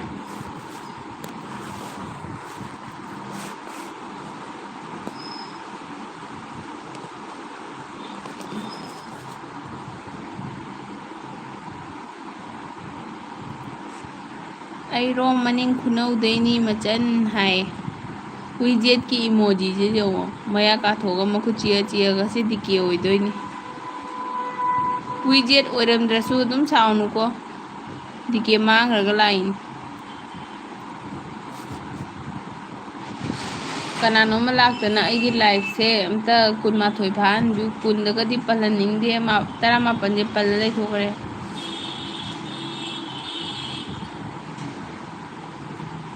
ꯁꯕꯗꯟ ꯍꯥꯏ ꯊꯦꯡꯀ꯭ꯌꯨ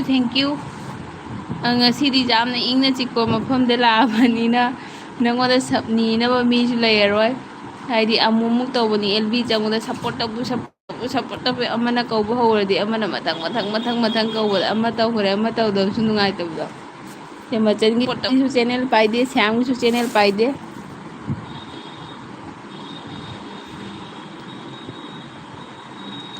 ꯃꯆꯟꯁꯦ ꯂꯩꯁꯥꯕꯤꯔꯣ ꯃꯧꯔꯣ ꯍꯥꯏ ꯃꯆꯟ ꯀꯩꯅꯣꯝꯃ ꯍꯪꯉꯤꯌꯦ ꯁꯤꯗꯤ ꯃꯆꯟꯅ ꯈꯨꯝꯃꯣ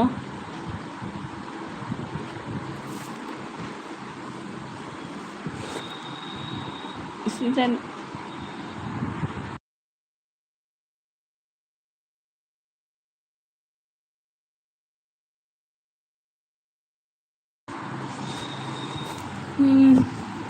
ꯃꯆꯟꯅ ꯀꯥꯏꯗ ꯂꯩꯒꯦ ꯃꯅꯤꯡ ꯈꯨꯅꯧ ꯍꯥꯏꯕꯣ ꯍꯥꯏ ꯑꯗꯨꯒ ꯃꯆꯟꯅ ꯃꯧꯅꯥꯎꯅꯦ ꯍꯥꯏ ꯃꯧꯅꯥꯎꯅꯤ ꯑꯗꯨꯒ ꯋꯤꯖꯦꯠꯅ ꯐꯥꯒꯤ ꯇꯧꯔꯦ ꯅꯣꯏ ꯌꯦꯅꯈꯥꯗꯩꯅꯤ ꯃꯆꯟ ꯍꯥꯏ ꯃꯆꯟ ꯅꯪꯗꯤ ꯀꯔꯤ ꯃꯇꯦꯛꯇꯤ ꯁꯥꯟꯅꯕ꯭ꯔꯥ ꯃꯆꯟꯗꯨꯒ ꯑꯗꯨꯒ ꯐꯅꯦꯛꯅ ꯃꯃꯜ ꯀꯌꯥ ꯄꯤꯔꯤꯕ ꯃꯆꯟ ꯑꯩꯈꯣꯏꯗꯨꯒꯗꯤ ꯀꯩꯅꯣ ꯇꯧꯔꯤꯌꯦ ꯑꯩꯈꯣꯏꯒꯤ ꯃꯇꯦꯛꯇꯣ ꯐꯗꯤꯗꯣ ꯑꯩꯈꯣꯏꯗꯤ ꯈꯨꯗꯩ ꯃꯇꯦꯛ ꯍꯥꯏꯗꯅꯀꯣ ꯑꯗꯨꯗꯣ ꯂꯣꯇꯥꯔꯤ ꯁꯥꯟꯅꯩꯌꯦ ꯁꯥꯔꯒ ꯑꯗꯨꯅ ꯃꯇꯦꯛꯇꯤ ꯌꯥꯝ ꯃꯔꯥꯡ ꯀꯥꯏ ꯑꯩꯈꯣꯏ ꯀꯁꯥꯔꯗ ꯐꯪꯗ꯭ꯔꯤꯁꯦ ꯔꯥꯅꯤꯒ ꯋꯥꯡꯈꯩꯒꯇ ꯉꯥꯏꯔꯦ ꯋꯥꯡꯈꯩ ꯁꯥꯕꯁꯨ ꯑꯃꯅꯤꯗꯤ ꯂꯩꯔꯦ ꯋꯤꯖꯦꯠꯅ ꯃꯧꯅꯥꯎ ꯑꯣ ꯁꯣ ꯁꯦꯠ ꯍꯥꯏ ꯑꯗꯨꯒ ꯃꯆꯟꯅ 500 ꯄꯤꯌꯦ ꯆꯦ ꯍꯥꯏ ꯍꯣꯏ ꯃꯆꯟ 500 ꯄꯤꯗꯣꯏꯗꯤ ꯁꯤꯡꯉꯒ ꯁꯥꯕꯗꯣ ꯑꯗꯨꯗꯅ 100 150 ꯑꯃ ꯑꯗꯨꯝ ꯍꯦꯜꯂꯦ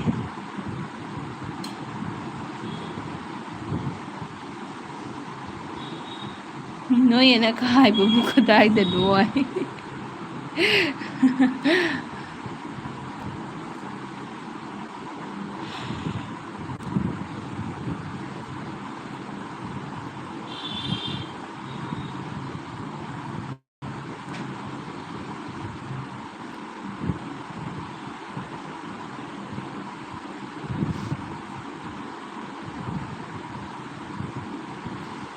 ꯀꯁꯥꯔꯁꯤ ꯀꯣꯏꯕ ꯂꯥꯛꯅꯤꯡꯉꯦ ꯍꯥꯏꯌꯦ ꯂꯥꯛꯑꯣ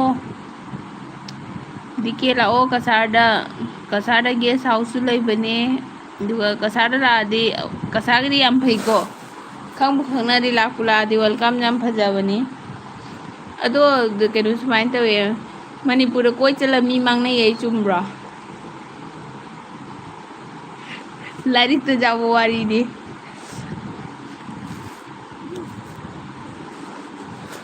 ꯁ꯭ꯌꯥꯝ ꯇꯧꯗꯣꯏꯔꯣ ꯆꯤꯆꯦ ꯅꯪꯒ ꯀꯣꯏ ꯂꯥꯛꯄꯗ ꯂꯣꯠꯈꯤꯗꯣꯏꯔꯥ ꯍꯥꯏꯕ ꯑꯩꯈꯣꯏ ꯁꯣꯝꯗ ꯂꯥꯛꯑꯗꯤ ꯀꯣꯏꯕꯕꯨ ꯂꯥꯛꯑꯗꯤ ꯑꯩꯈꯣꯏꯗꯤ ꯑꯗꯨꯝ ꯋꯦꯜꯀꯝ ꯇꯧꯗꯣꯏꯅꯤꯀꯣ ꯂꯥꯛꯑꯣ ꯀꯩꯅꯣ ꯇꯧꯕ ꯃꯇꯝꯗ ꯑꯗꯨꯝ ꯄ꯭ꯔꯣꯒꯥꯝꯒꯨꯝꯕ ꯇꯧꯕ ꯃꯇꯝꯗ ꯂꯥꯛꯑꯣ ꯍꯧꯖꯤꯛꯇꯤ ꯄ꯭ꯔꯣꯒꯥꯝꯕꯨ ꯇꯧꯕ ꯇꯧꯗꯦ ꯑꯗꯣ ꯑꯗꯨꯝ ꯍꯥꯏꯗꯤ ꯃꯅꯤꯄꯨꯔꯒꯤ ꯏꯔꯥꯡꯁꯤꯒ ꯃꯩ ꯂꯩꯅꯅ ꯑꯌꯥꯝꯕ ꯄ꯭ꯔꯣꯒꯥꯝꯒ ꯇꯧꯗꯦꯕꯀꯣ ꯁ꯭ꯌꯥꯝꯅ ꯃꯌꯥꯝ ꯑꯦꯜꯕꯤ ꯌꯥꯎꯕꯤꯔꯤꯕꯁꯤꯡ ꯆꯥ ꯄꯥꯏꯁꯦ ꯍꯥꯏꯅ ꯁ꯭ꯌꯥꯝꯅ ꯆꯥ ꯄꯨꯊꯣꯔꯛꯑꯦ ꯍꯥꯎꯅꯤ ꯁ꯭ꯌꯥꯝꯒꯤ ꯆꯥꯁꯦ ꯑꯗꯨꯒ ꯋꯤꯖꯦꯠꯅ ꯍꯥꯏꯌꯦ ꯃꯆꯟ ꯅꯣꯏ ꯃꯅꯤꯡ ꯊꯣꯡꯗꯣ ꯍꯥꯡꯗꯣꯛꯑꯣ ꯑꯗꯨꯒ ꯌꯦꯅꯈꯥ ꯑꯗꯨꯝ ꯇꯥꯗ꯭ꯔꯕꯗꯤ ꯌꯥꯏ ꯑꯗꯨꯒ ꯋꯤꯖꯦꯠꯅ 20 ꯂꯥꯏꯛ ꯗꯟ ꯍꯥꯏ ꯊꯦꯡꯛ ꯌꯨ ꯁꯣ ꯃꯆ ꯑꯗꯨꯒ ꯃꯆꯟꯅ ꯏꯁ ꯅꯣꯛꯈ꯭ꯔꯦ ꯑꯗꯨꯒ ꯀꯅꯥ ꯍꯥꯏꯅꯣ ꯑꯉꯥꯎ ꯑꯐꯩꯒꯤ ꯋꯥꯅꯤ ꯑꯗꯨꯗꯤ ꯌꯥꯏ ꯈꯪꯗꯦ ꯑꯗꯨꯃꯥꯏꯅ ꯍꯥꯏꯅꯩꯌꯦ ꯃꯅꯤꯄꯨꯔꯗ ꯈꯪꯅꯔꯨꯅꯨ ꯀꯩꯁꯨ ꯀꯥꯟꯅꯗꯕꯅꯤ ꯆꯠꯂꯒ ꯃꯁꯛ ꯈꯪꯗꯕ ꯁꯥꯅ ꯂꯣꯠꯈꯤꯕꯅꯦꯅ ꯑꯗꯣ ꯑꯩꯈꯣꯏ ꯀꯣꯏꯕꯒ ꯂꯥꯛꯑꯒ ꯑꯗꯨꯃꯥꯏꯅ ꯇꯧꯔꯗꯤ ꯑꯩꯈꯣꯏꯗꯤ ꯂꯣꯏꯔꯦꯅꯦ ꯃꯐꯝꯁꯨ ꯈꯪꯗꯕ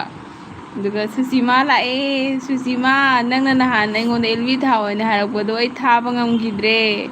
ꯋꯥꯔꯧꯒꯅꯨꯀꯣ ꯊꯕꯛ ꯍꯜꯂꯛꯑꯕꯣ ꯑꯗꯨꯒ ꯁꯨꯁꯃꯤꯇꯥ ꯍꯥꯏꯅ ꯀꯧꯔꯦ ꯍꯥ ꯅꯠꯇꯦ ꯁꯨꯁꯤꯃꯥ ꯆꯥꯛ ꯆꯥꯔꯛꯑꯕꯣ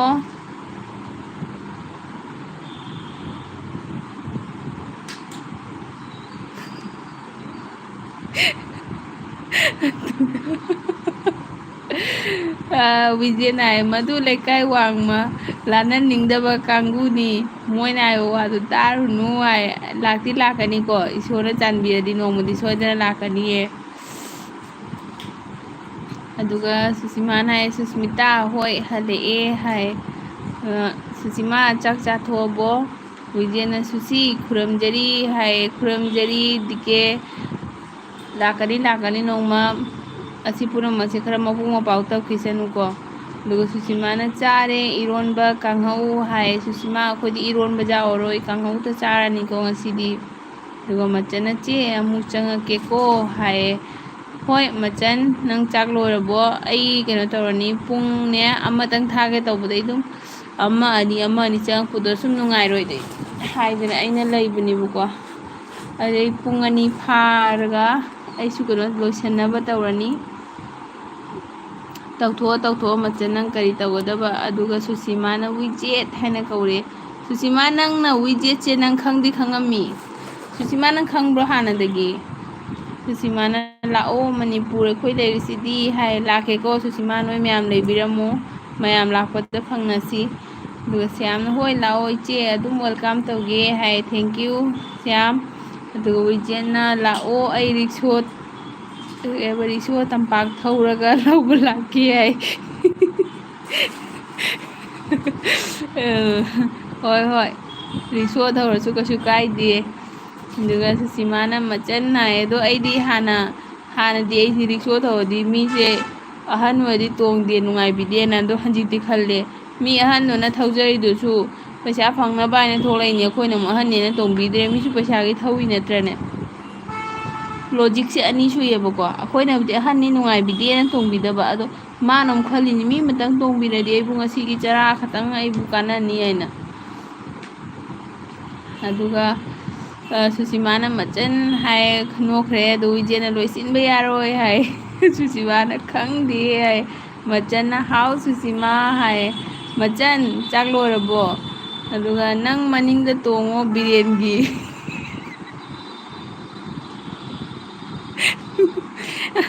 ꯃꯅꯤꯡꯗ ꯇꯣꯡꯉꯣ ꯕꯤꯔꯦꯟꯒꯤ ꯏꯁꯃꯥꯔꯠ ꯁꯤꯇꯤꯗꯣ ꯇꯨꯔ ꯇꯧꯁꯤꯕ ꯃꯃꯤꯡꯒ ꯄꯜꯂꯛꯀꯅꯨ ꯍꯣꯔꯦꯟ ꯅꯨꯡꯗꯥꯡ ꯐꯥꯕ ꯂꯥꯛꯆꯅꯤ ꯄꯦꯟꯂꯦ ꯁꯨꯁꯤꯃꯥꯅ ꯃꯆꯟ ꯀꯔꯤ ꯃꯊꯦꯜ ꯊꯣꯡꯂꯒꯦ ꯍꯥꯏ ꯁꯨꯁꯤꯃꯥ ꯅꯪꯗꯤ ꯀꯔꯤ ꯃꯊꯦꯜ ꯆꯥꯔꯒꯦ ꯊꯣꯡꯉꯤꯕ꯭ꯔꯣ ꯅꯠꯇ꯭ꯔꯒ ꯆꯥꯔꯕ꯭ꯔோ ꯑꯩꯈꯣꯏꯒꯤꯗꯤ ꯍꯧꯖꯤꯛꯇ ꯃꯝꯃꯤꯌꯦ ꯁꯨꯃꯥꯏꯅ ꯍꯧꯖꯤꯛꯇ ꯃꯝꯃꯤ ꯍꯥꯏꯁꯤꯅ ꯆꯥꯛ ꯆꯥꯕꯁꯦ ꯍꯦꯛꯇ ꯊꯦꯡꯉꯤ ꯃꯆꯟꯅ ꯁꯧꯒ꯭ꯔꯤ ꯅꯣꯏꯗꯤ ꯍꯥꯏ ꯁꯨꯁꯤꯃꯥꯅ ꯏꯔꯣꯟꯕ ꯀꯥꯡꯍꯧ ꯆꯥꯔꯦ ꯍꯥꯏ ꯑꯣ सुषिमादा हंगरेको सुषिमा सब क्या सूरगे वॉच टाइम क्या सूरगे सुषिमा वीडियो जेंगनसी है विजयन एक्शन येंबियो आई रिक्शो थौगे होय होय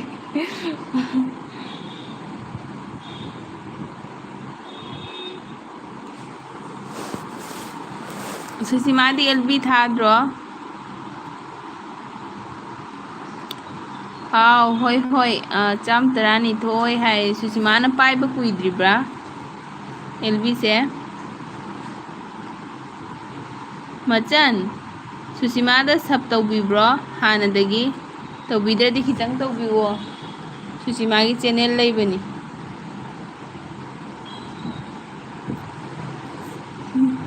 श्यामना चे वारी ताबसु फनबु नुंगाइरि चे आई श्याम चिचेना एलबी थाबसे अदुम यावबा नुंगाइब्रो नत्रगा यामना नुंगाइतबा दो ओइब्रा चगतनबदो ओइब्रा बा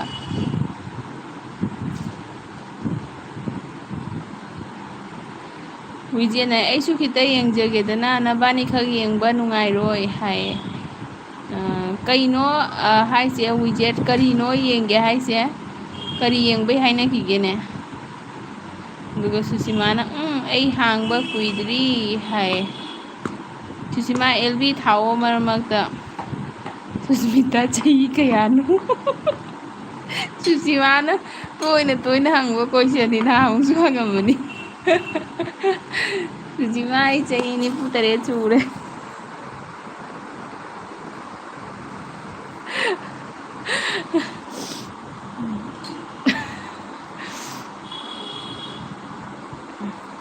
दुगा विजयना नबानी वीडियो यांगनसी हाइबदो हाइबनी विजय जेंबियो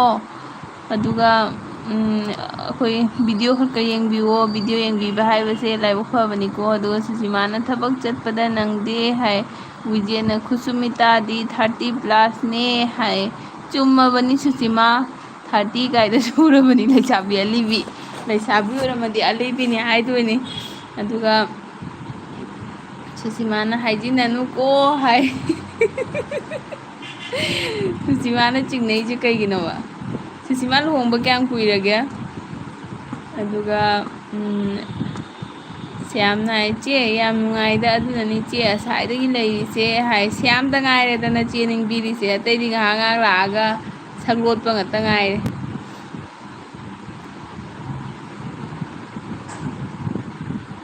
अदुगा सुषिमाना आई 29 ने हाय अदुगा विजय नाइबो खुदिंग गाय ngaktani चैनल पाइबो दुपी कई चुम्मी ने वीडियो एडिट तौबदा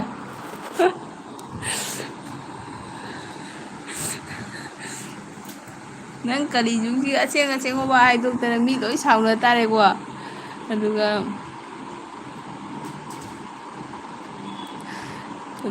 करी कोरी नुंग थोमौरो हाय थोमकनु नुंगा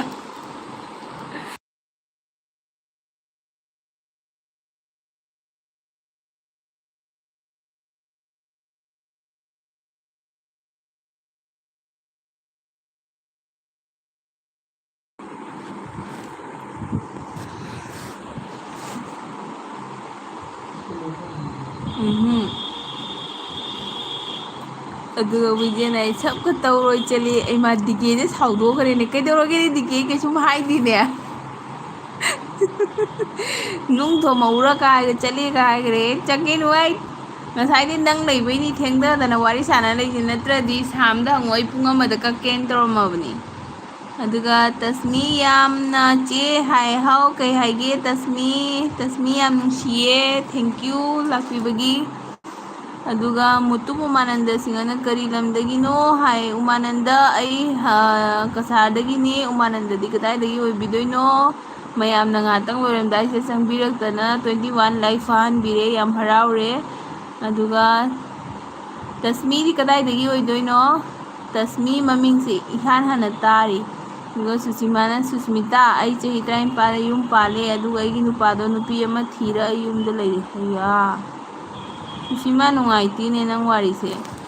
कई दुमाई लाक्से हलिनोने सुषिमा सुम काइदे थबक मचाम तोरगा फजना लैरो आंगांग यावरबो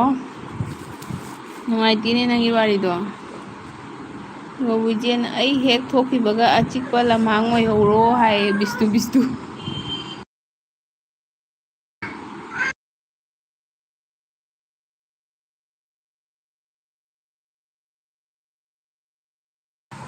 ꯋꯤꯖꯦꯟ ꯑꯗꯨꯃꯥꯏꯅ ꯍꯥꯏꯅꯕ꯭ꯔꯅꯦ? ꯑꯩꯅ ꯀꯩꯁꯨꯝꯁꯨ ꯍꯥꯏꯗꯕꯗ ꯉꯁꯥꯏꯗꯒꯤ ꯍꯣ ꯍꯣ ꯁꯞꯄꯣꯔꯠ ꯇꯧꯕꯤꯔꯒ ꯑꯩꯅ ꯀꯩꯁꯨꯝꯁꯨ ꯍꯥꯏꯗꯕꯗ ꯀꯔꯤꯒꯤ ꯁꯥꯎꯔꯤꯅꯣꯅꯦ?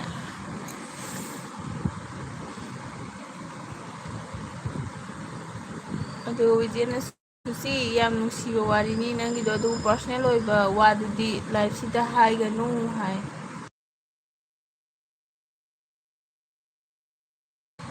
ꯗꯤꯀꯦ ꯑꯩ ꯀꯩ ꯍꯥꯏꯈ꯭ꯔꯒꯦ ꯑꯩ ꯀꯥꯎꯊꯣꯛꯈ꯭ꯔꯦꯅꯦ.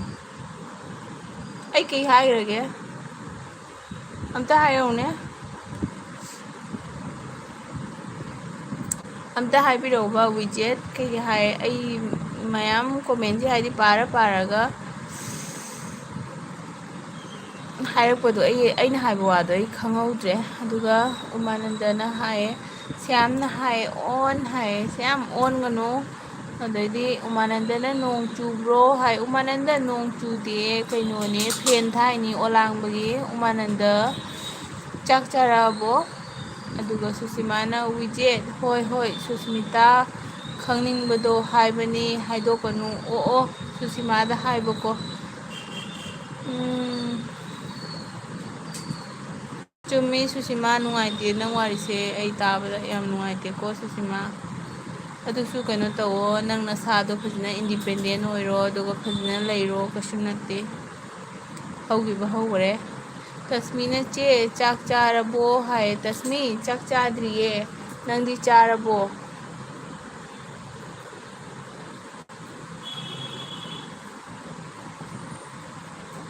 ꯇꯁꯃꯤ ꯆꯤꯆꯦꯗ ꯁꯞꯄꯣꯔꯠ ꯇꯧꯕꯤꯌꯣ. ꯉꯁꯤ ꯑꯍꯥꯟꯕ ꯊꯦꯡꯅꯕ꯭ꯔꯥ ꯇꯁꯃꯤꯁꯦ? ꯑꯗꯨꯒ ꯋꯤꯖꯦꯠꯅ ꯁꯥꯎꯕ ꯅꯠꯇꯦ ꯅꯠꯇꯦ ꯑꯣꯏꯅꯔꯤꯅꯦ ꯑꯗꯣ ꯑꯐꯥꯎꯕ ꯈꯪꯗ꯭ꯔꯣ ꯍꯥꯏ. ꯑꯣ ꯑꯣ ꯈꯪꯗꯕꯒꯤꯅꯦ.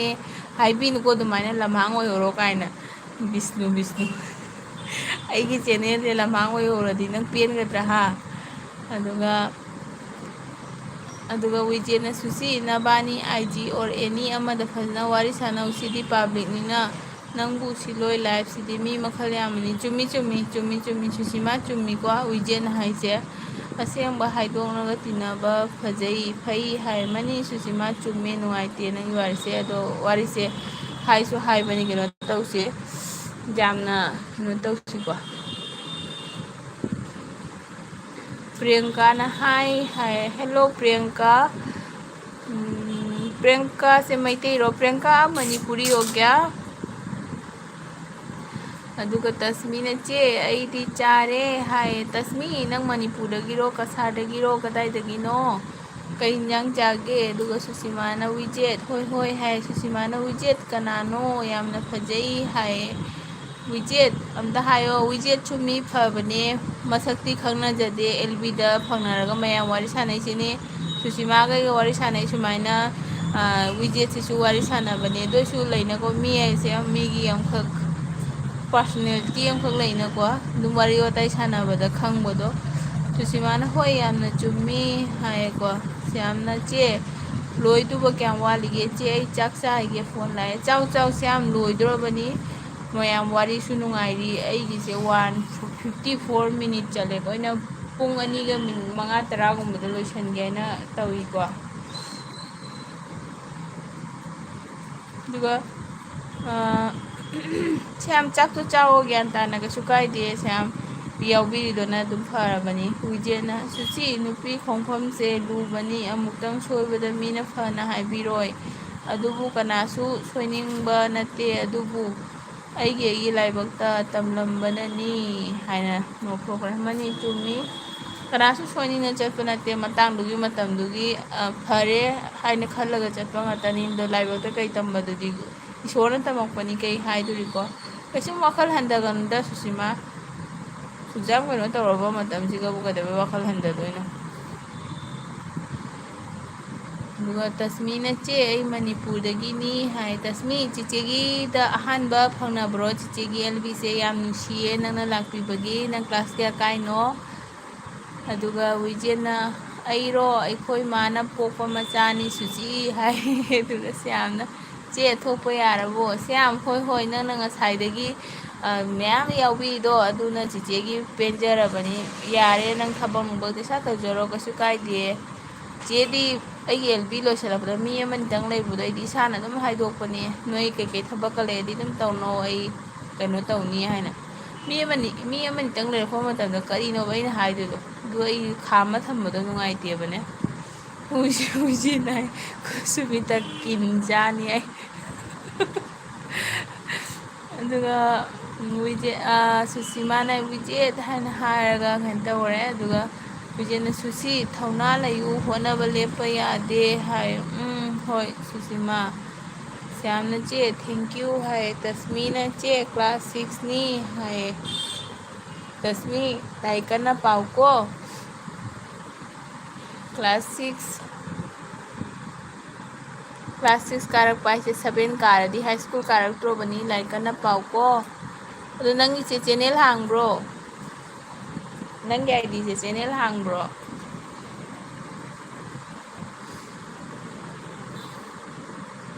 ꯁꯨꯁꯤꯃꯥ ꯑꯇꯣꯞꯄꯒ ꯅꯪ ꯀꯩꯅꯣ IG ꯄꯥꯏꯕ꯭ꯔꯣ ꯐꯦꯁꯕꯨꯛꯀ ꯁꯨꯁꯤꯃꯥꯅ ꯋꯤꯖꯦꯠ ꯍꯣꯏ ꯍꯣꯏ ꯑꯩꯁꯨ ꯊꯕꯛ ꯃꯆꯥ ꯑꯃ ꯆꯠꯄꯅꯤꯅ ꯋꯥꯈꯜ ꯀꯔꯤ ꯈꯟꯗ꯭ꯔꯦ ꯊꯕꯛꯇ ꯀꯣꯛ ꯊꯥꯗꯔꯦ ꯍꯥꯟꯅꯗꯤ ꯌꯥꯝꯅ ꯀꯞꯄꯦ ꯍꯧꯖꯤꯛꯇꯤ ꯀꯞꯇ꯭ꯔꯦ ꯍꯥꯏ ꯈꯟꯒꯅꯨꯗ ꯁꯨꯁꯤꯃꯥ ꯆꯨꯝꯃꯤꯗꯨꯕꯨꯗꯤ ꯃꯤ ꯃꯌꯥꯝꯅ ꯈꯟꯒꯅꯨ ꯍꯥꯏꯁꯨ ꯑꯗꯨꯝ ꯈꯟꯗꯣꯔꯤꯅꯤ ꯑꯗꯨꯕꯨꯗꯤ ꯃꯤꯗꯨꯅ ꯋꯥꯈꯜ ꯐꯥꯗꯗꯕꯩꯅꯤ ꯍꯌꯦꯡ ꯅꯪꯅ ꯁꯛꯁꯦꯁ ꯑꯣꯏꯔꯀꯥꯟꯗ ꯑꯗꯨꯝ ꯀꯩꯅꯣ ꯇꯧꯔꯛꯀꯗꯣꯏꯅꯤ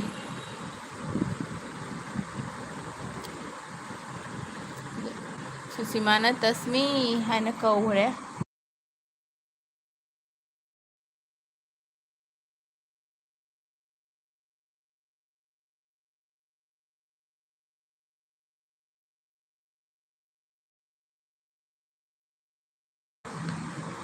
ꯁ꯭ꯌꯥꯝ चलो चलो चाक चाथो कछु नते चाक चाथो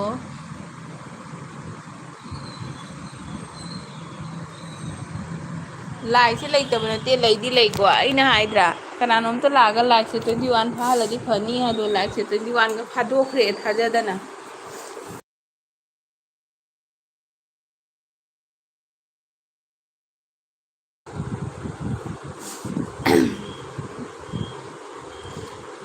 कप्पदुना कैदौनुंगदा अफबा वाखलदी कैदौनुंगदा खंगदबनी पुनिंग सोंथबनी अदु सरुक इसा ओइबा फ्रेब अमा तौ हाय सुसीमा थबक अमदि तौजैको सुसीमा दुना फरबनी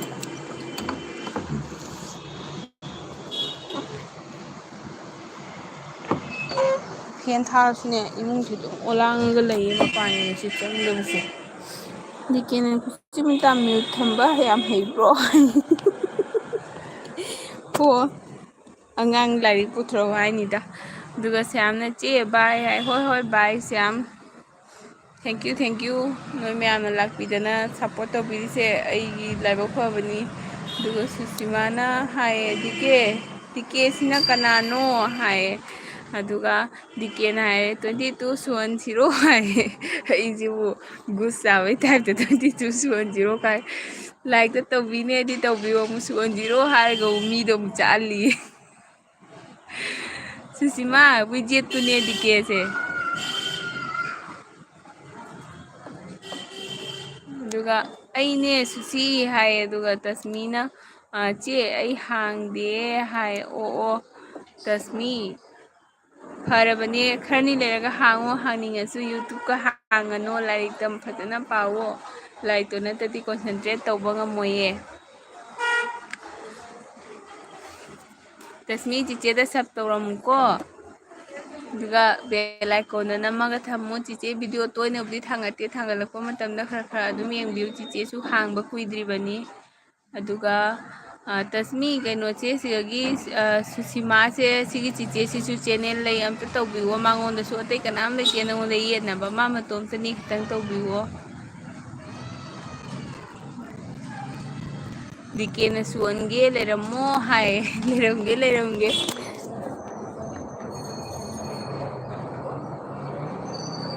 सुसीमा अइसे तौ तौदना पुंग अनिदि फारेने सुसीमा नंग अतोपा करी करी पाइगे अइगिदिने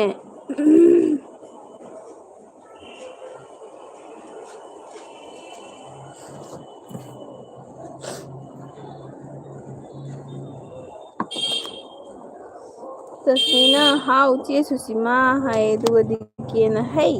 ꯌꯨꯇꯨꯕꯀ ꯆꯦꯅꯦꯜ ꯍꯥꯡꯒꯅꯨ ꯈꯨꯅꯤꯡ ꯀꯥꯏꯅꯤꯡꯗ꯭ꯔꯗꯤ ꯌꯨꯇꯨꯕ ꯆꯦꯅꯦꯜ ꯍꯥꯡꯕꯁꯦ ꯃꯤꯅꯗꯤ ꯌꯥꯝ ꯂꯥꯏ ꯂꯥꯏꯅ ꯈꯟꯕ ꯑꯩꯈꯣꯏꯃꯛꯀꯤꯗꯤ ꯌꯥꯝ ꯋꯥꯏꯑꯦ ꯁꯥꯊꯤꯅ ꯋꯥꯏꯑꯦ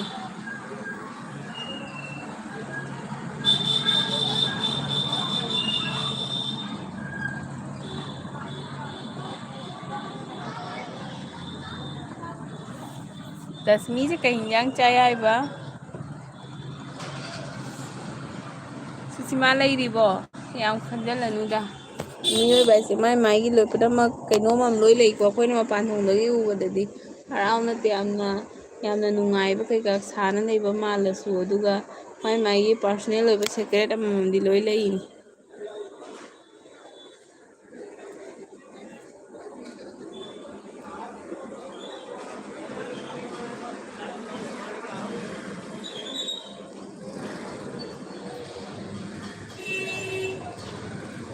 ꯑꯩꯒꯤꯗꯤꯅꯦ ꯀꯩꯗꯧꯔꯕ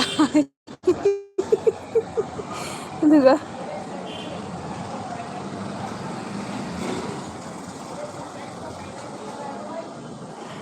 ꯋꯥꯛꯀꯤꯡ ꯑꯋꯥꯔꯗꯨꯕꯨꯅꯤꯗ ꯑꯇꯩ ꯀꯔꯤꯁꯨ ꯅꯠꯇꯦ ꯀꯨꯁꯨꯃꯤꯇꯥ ꯍꯥꯏꯌꯦ ꯍꯣꯏ ꯑꯗꯨꯒ ꯁꯨꯁꯤꯁꯦ ꯈꯨꯁꯨꯝ ꯀꯧꯔꯒ ꯀꯧꯊꯣꯛꯇꯣꯏꯅꯦ ꯍꯥꯏ ꯅꯪꯅ ꯀꯧꯊꯣꯛꯇꯣꯏꯔꯣ ꯅꯕꯨꯛ ꯌꯥꯝ ꯐꯠꯇꯦ ꯗꯤꯀꯦ ꯅꯪ ꯑꯩꯒꯤꯗ ꯃꯤ ꯃꯔꯤ ꯃꯉꯥꯒ ꯂꯩꯕꯅꯦ ꯅꯪꯅ ꯆꯥꯛꯏ ꯀꯩꯒꯤꯅꯣ ꯈꯨꯁꯨꯝ ꯇꯧꯔ ꯀꯧꯊꯣꯛꯇꯣꯏꯅꯤ ꯍꯥꯏ ꯀꯧꯊꯣꯔꯛꯑꯣ ꯑꯝꯇ ꯑꯠꯆꯥ ꯑꯠꯆꯥ ꯑꯩ ꯒ꯭ꯌꯥꯟ ꯇꯥꯔꯦ ꯁꯨꯁꯤꯃꯥ ꯀꯥꯏ ꯆꯠꯈ꯭ꯔꯃꯣ ꯈꯪꯗꯦ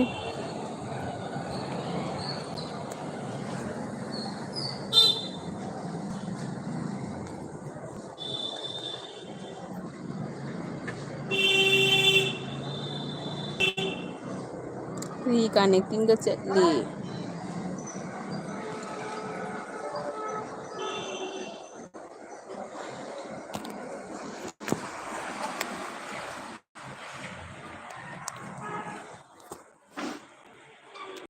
ꯁꯤꯗꯁꯨ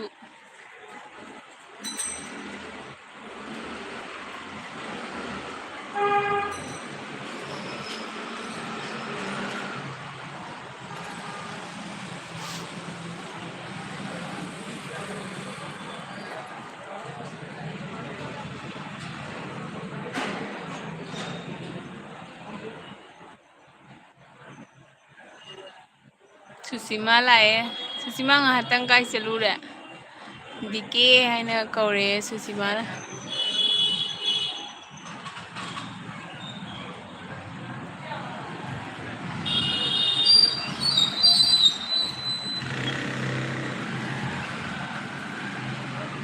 ꯁꯨꯁꯤꯃꯥꯅ ꯗꯤꯀꯦ ꯀꯅꯥꯅꯣ ꯍꯥꯏ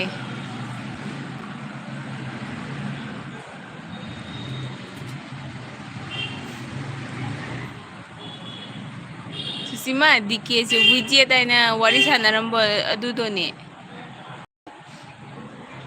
ꯗꯤꯀꯦꯅ ꯃꯟꯇ꯭ꯔ ꯀꯥꯃꯦ ꯅꯪ ꯃꯥꯡꯉꯨꯕꯗꯣ ꯅꯪ ꯀꯧꯊꯣꯛꯀꯅꯤ ꯍꯥꯏ ꯃꯟꯇ꯭ꯔ ꯀꯥꯃꯦ ꯑꯗꯨ ꯍꯦꯀꯥ ꯀꯀꯥ ꯃꯨꯀꯥ ꯀꯥꯃꯨꯂꯥꯂꯥ ꯁꯒꯦꯟꯕꯤ ꯃꯥꯂꯪ ꯇꯔꯪ ꯁꯨꯃꯄꯤ ꯅꯠꯇ꯭ꯔꯪ ꯐꯥꯎꯔꯛꯑꯣ ꯐꯪ ꯐꯪ ꯀꯨ ꯀꯨ ꯂꯣꯏꯔꯦꯍꯦ ꯀꯤꯕꯨ ꯀꯤꯁꯜꯂꯛꯑꯦꯀꯣ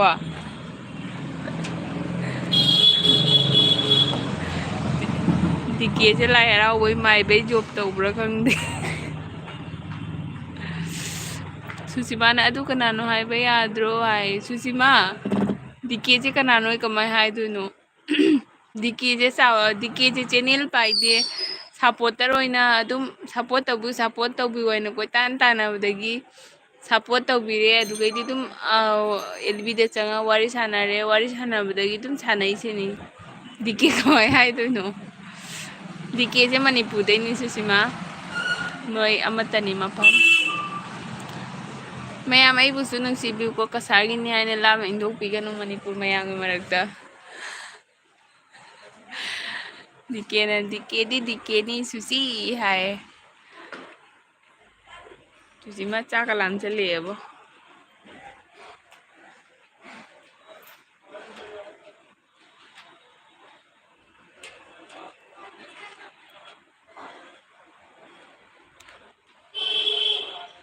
ꯗꯤꯀꯦ ꯍꯥꯏ ꯑꯗꯨꯒ ꯁꯨꯁꯤꯃꯥꯅ ꯄꯥꯏꯗꯦ ꯍꯥꯏ ꯑꯗꯨꯒ ꯗꯤꯀꯦꯅ ꯑꯩꯗꯤ ꯈꯪꯗꯦ ꯎꯗꯦ ꯇꯥꯗꯦ ꯍꯥꯏ ꯗꯤꯀꯦꯁꯦ ꯃꯍꯥꯇꯃ ꯒꯥꯟꯙꯤ ꯃꯁꯨ ꯅꯤꯄꯥ ꯑꯣꯏꯗꯣꯔꯦ ꯇꯁꯃꯤꯗꯣ ꯆꯠꯈ꯭ꯔꯕ꯭ꯔꯣ ꯌꯥꯝ ꯅꯨꯡꯁꯤꯌꯦ ꯑꯉꯥꯡꯗꯣ ꯉꯥꯏꯍꯥꯛꯇꯪꯒ ꯆꯪꯕꯤꯔꯛꯏ ꯑꯩꯉꯣꯟꯗ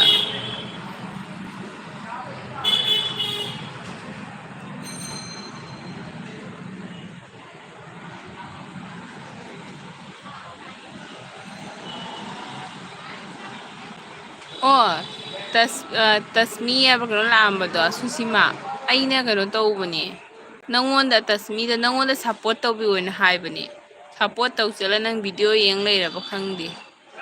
ꯑꯗꯨꯒ ꯗꯤꯀꯦꯅ ꯑꯩꯗꯤ ꯈꯪꯗꯦ ꯎꯗꯦ ꯍꯥꯏ ꯑꯗꯨꯒ ꯁꯨꯁꯤꯃꯥꯅ ꯋꯥꯆꯦꯞ ꯄꯥꯏꯌꯦ ꯍꯥꯏ ꯉꯁꯥꯏ ꯅꯪ ꯋꯥꯆꯞ ꯄꯥꯏꯕ ꯑꯗꯣ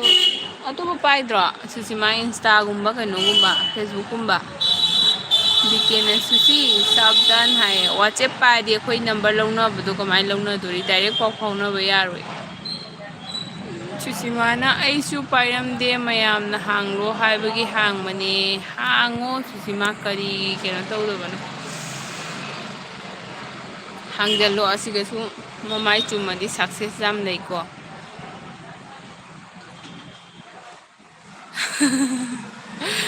ꯑꯩꯗꯤ ꯅꯨꯡꯁꯤꯗ꯭ꯔꯣ ꯍꯥꯏꯁꯦ ꯅꯕꯨ ꯌꯥꯝ ꯐꯠꯇꯦ ꯅꯣꯏ ꯑꯩꯕꯨ ꯀꯞꯍꯜꯂꯦ ꯍꯥꯏ ꯀꯞꯀꯅꯨ ꯑꯩ ꯅꯤꯄꯥꯅ ꯑꯃꯨꯛ ꯀꯞꯅꯕ꯭ꯔꯥ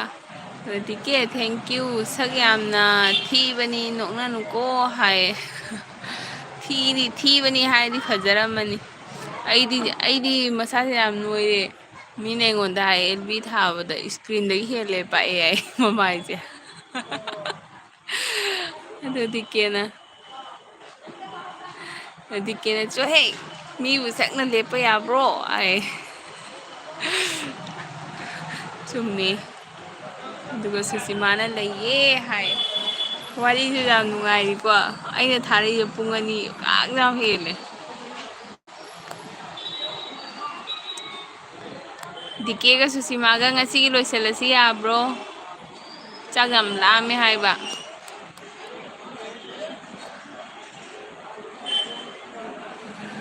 ꯗꯤꯀꯦ ꯆꯦꯅꯦꯜ ꯄꯥꯏꯗꯕꯅꯦ ꯁꯨꯁꯤꯃꯥ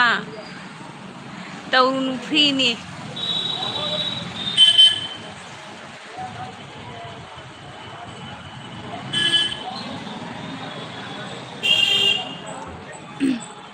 ꯗꯤꯀꯦꯅ ꯑꯩꯅ ꯇꯧꯔꯛꯄ ꯊꯕꯛ ꯊꯧꯒꯜ ꯂꯣꯟ ꯕꯦꯕꯥꯔ ꯋꯥꯍꯩ ꯋꯥꯇꯥ ꯊꯃꯣꯏ ꯁꯦꯡꯅ ꯇꯧꯕ ꯑꯗꯨꯅꯤ ꯃꯔꯨ ꯑꯣꯏꯔꯤꯗꯤ ꯍꯥꯏ ꯆꯨꯝꯃꯤ ꯑꯩꯗꯤ ꯃꯤ ꯃꯑꯣꯡ ꯆꯥꯗꯕ ꯃꯤꯁꯦ ꯑꯩꯗꯤ ꯌꯥꯝ ꯀꯨꯏꯅ ꯀꯅꯦꯛꯁꯟ ꯊꯝꯗꯦꯀꯣ ꯃꯑꯣꯡ ꯆꯥꯗꯕ ꯃꯤꯗꯤ ꯍꯣꯂꯣꯏ ꯑꯩꯇ ꯅꯠꯇꯦ ꯃꯌꯥꯝꯁꯨ ꯃꯑꯣꯡ ꯆꯥꯗꯕ ꯃꯤ ꯑꯣꯏꯗꯤ ꯂꯥꯞꯅ ꯂꯩꯒꯗꯅꯤ ꯑꯗꯨꯃꯥꯏꯅ ꯗꯤꯀꯦꯁꯦ ꯑꯩꯒ ꯐꯪꯅꯗꯕꯗ ꯉꯁꯤꯁꯨ ꯑꯗꯨꯝ ꯔꯦꯁꯄꯦꯛ ꯑꯃꯗ ꯃꯥꯏ ꯕꯥꯎꯟꯗꯥꯔꯤ ꯑꯃꯗ ꯁꯨꯝ ꯋꯥ ꯉꯥꯡꯖꯩ ꯑꯗꯨꯅꯅꯤ ꯗꯤꯀꯦꯁꯦ ꯑꯗꯨꯝ ꯂꯥꯛꯄꯗ ꯑꯩꯅ ꯍꯔꯥꯎꯖꯔꯤꯁꯦ ꯑꯔꯦꯝꯕꯗ ꯈꯨꯕꯤ ꯃꯥꯡꯅꯤꯁꯨ ꯆꯤ ꯀꯥꯟꯅꯔꯣꯏ ꯑꯩꯉꯣꯟꯗ ꯇꯧꯅꯨ ꯍꯥꯏ ꯗꯤꯀꯦꯒꯤ ꯆꯦꯅꯦꯜ ꯂꯩꯇꯕꯅꯤ ꯁꯨꯁꯤꯃꯥ ꯑꯗꯨꯅꯅꯤ ꯑꯗꯨꯒ ꯕꯤꯗ꯭ꯌꯥꯄꯇꯤ ꯂꯥꯛꯑꯦ ꯕꯤꯗ꯭ꯌꯥꯄꯇꯤ ꯁꯨꯁꯃꯤꯇꯥ ꯀꯣꯟꯅ ꯆꯥꯔꯣ ꯑꯣꯏꯃꯥ ꯕꯤꯗ꯭ꯌꯥꯄꯇꯤ ꯅꯪ ꯈꯔ ꯄꯨꯔꯛꯎ ꯌꯥꯗ꯭ꯔꯣ ꯅꯇꯣꯝ ꯆꯥꯊꯣꯛꯑ ꯂꯥꯛꯑꯕꯣ ꯂꯣꯏꯔꯦꯗꯅ ꯑꯩꯗꯤ ꯉꯁꯤ ꯆꯔꯤ ꯇꯠꯇꯥꯔꯦ ꯁꯨꯁꯤꯃꯥꯅ ꯃꯥꯡꯂꯨꯕꯅꯦ ꯑꯩ ꯍꯥꯏ ꯀꯩꯒꯤ ꯃꯥꯡꯉꯨꯏꯅꯣ ꯗꯤꯀꯦꯅ ꯕꯤꯗ꯭ꯌꯥ ꯂꯨꯝꯕ ꯅꯨꯡꯉꯥꯏꯕ꯭ꯔꯣ ꯑꯩ ꯗꯤꯀꯦꯒꯤ ꯋꯥꯔꯤꯗ ꯕꯤꯗ꯭ꯌꯥꯄꯇꯤ ꯐꯥꯎꯗꯣꯔꯛꯑꯦ ꯕꯤꯗ꯭ꯌꯥ ꯀꯩ ꯏꯟꯖꯥꯡ ꯆꯥꯔꯛꯀꯦ ꯑꯗꯨꯒ ꯕꯤꯗ꯭ꯌꯥꯄꯇꯤꯅ ꯏꯇꯥ ꯁꯨꯁꯤꯃꯥ ꯈꯨꯔꯨꯝꯖꯔꯤ ꯍꯥꯏ ꯑꯗꯨꯒ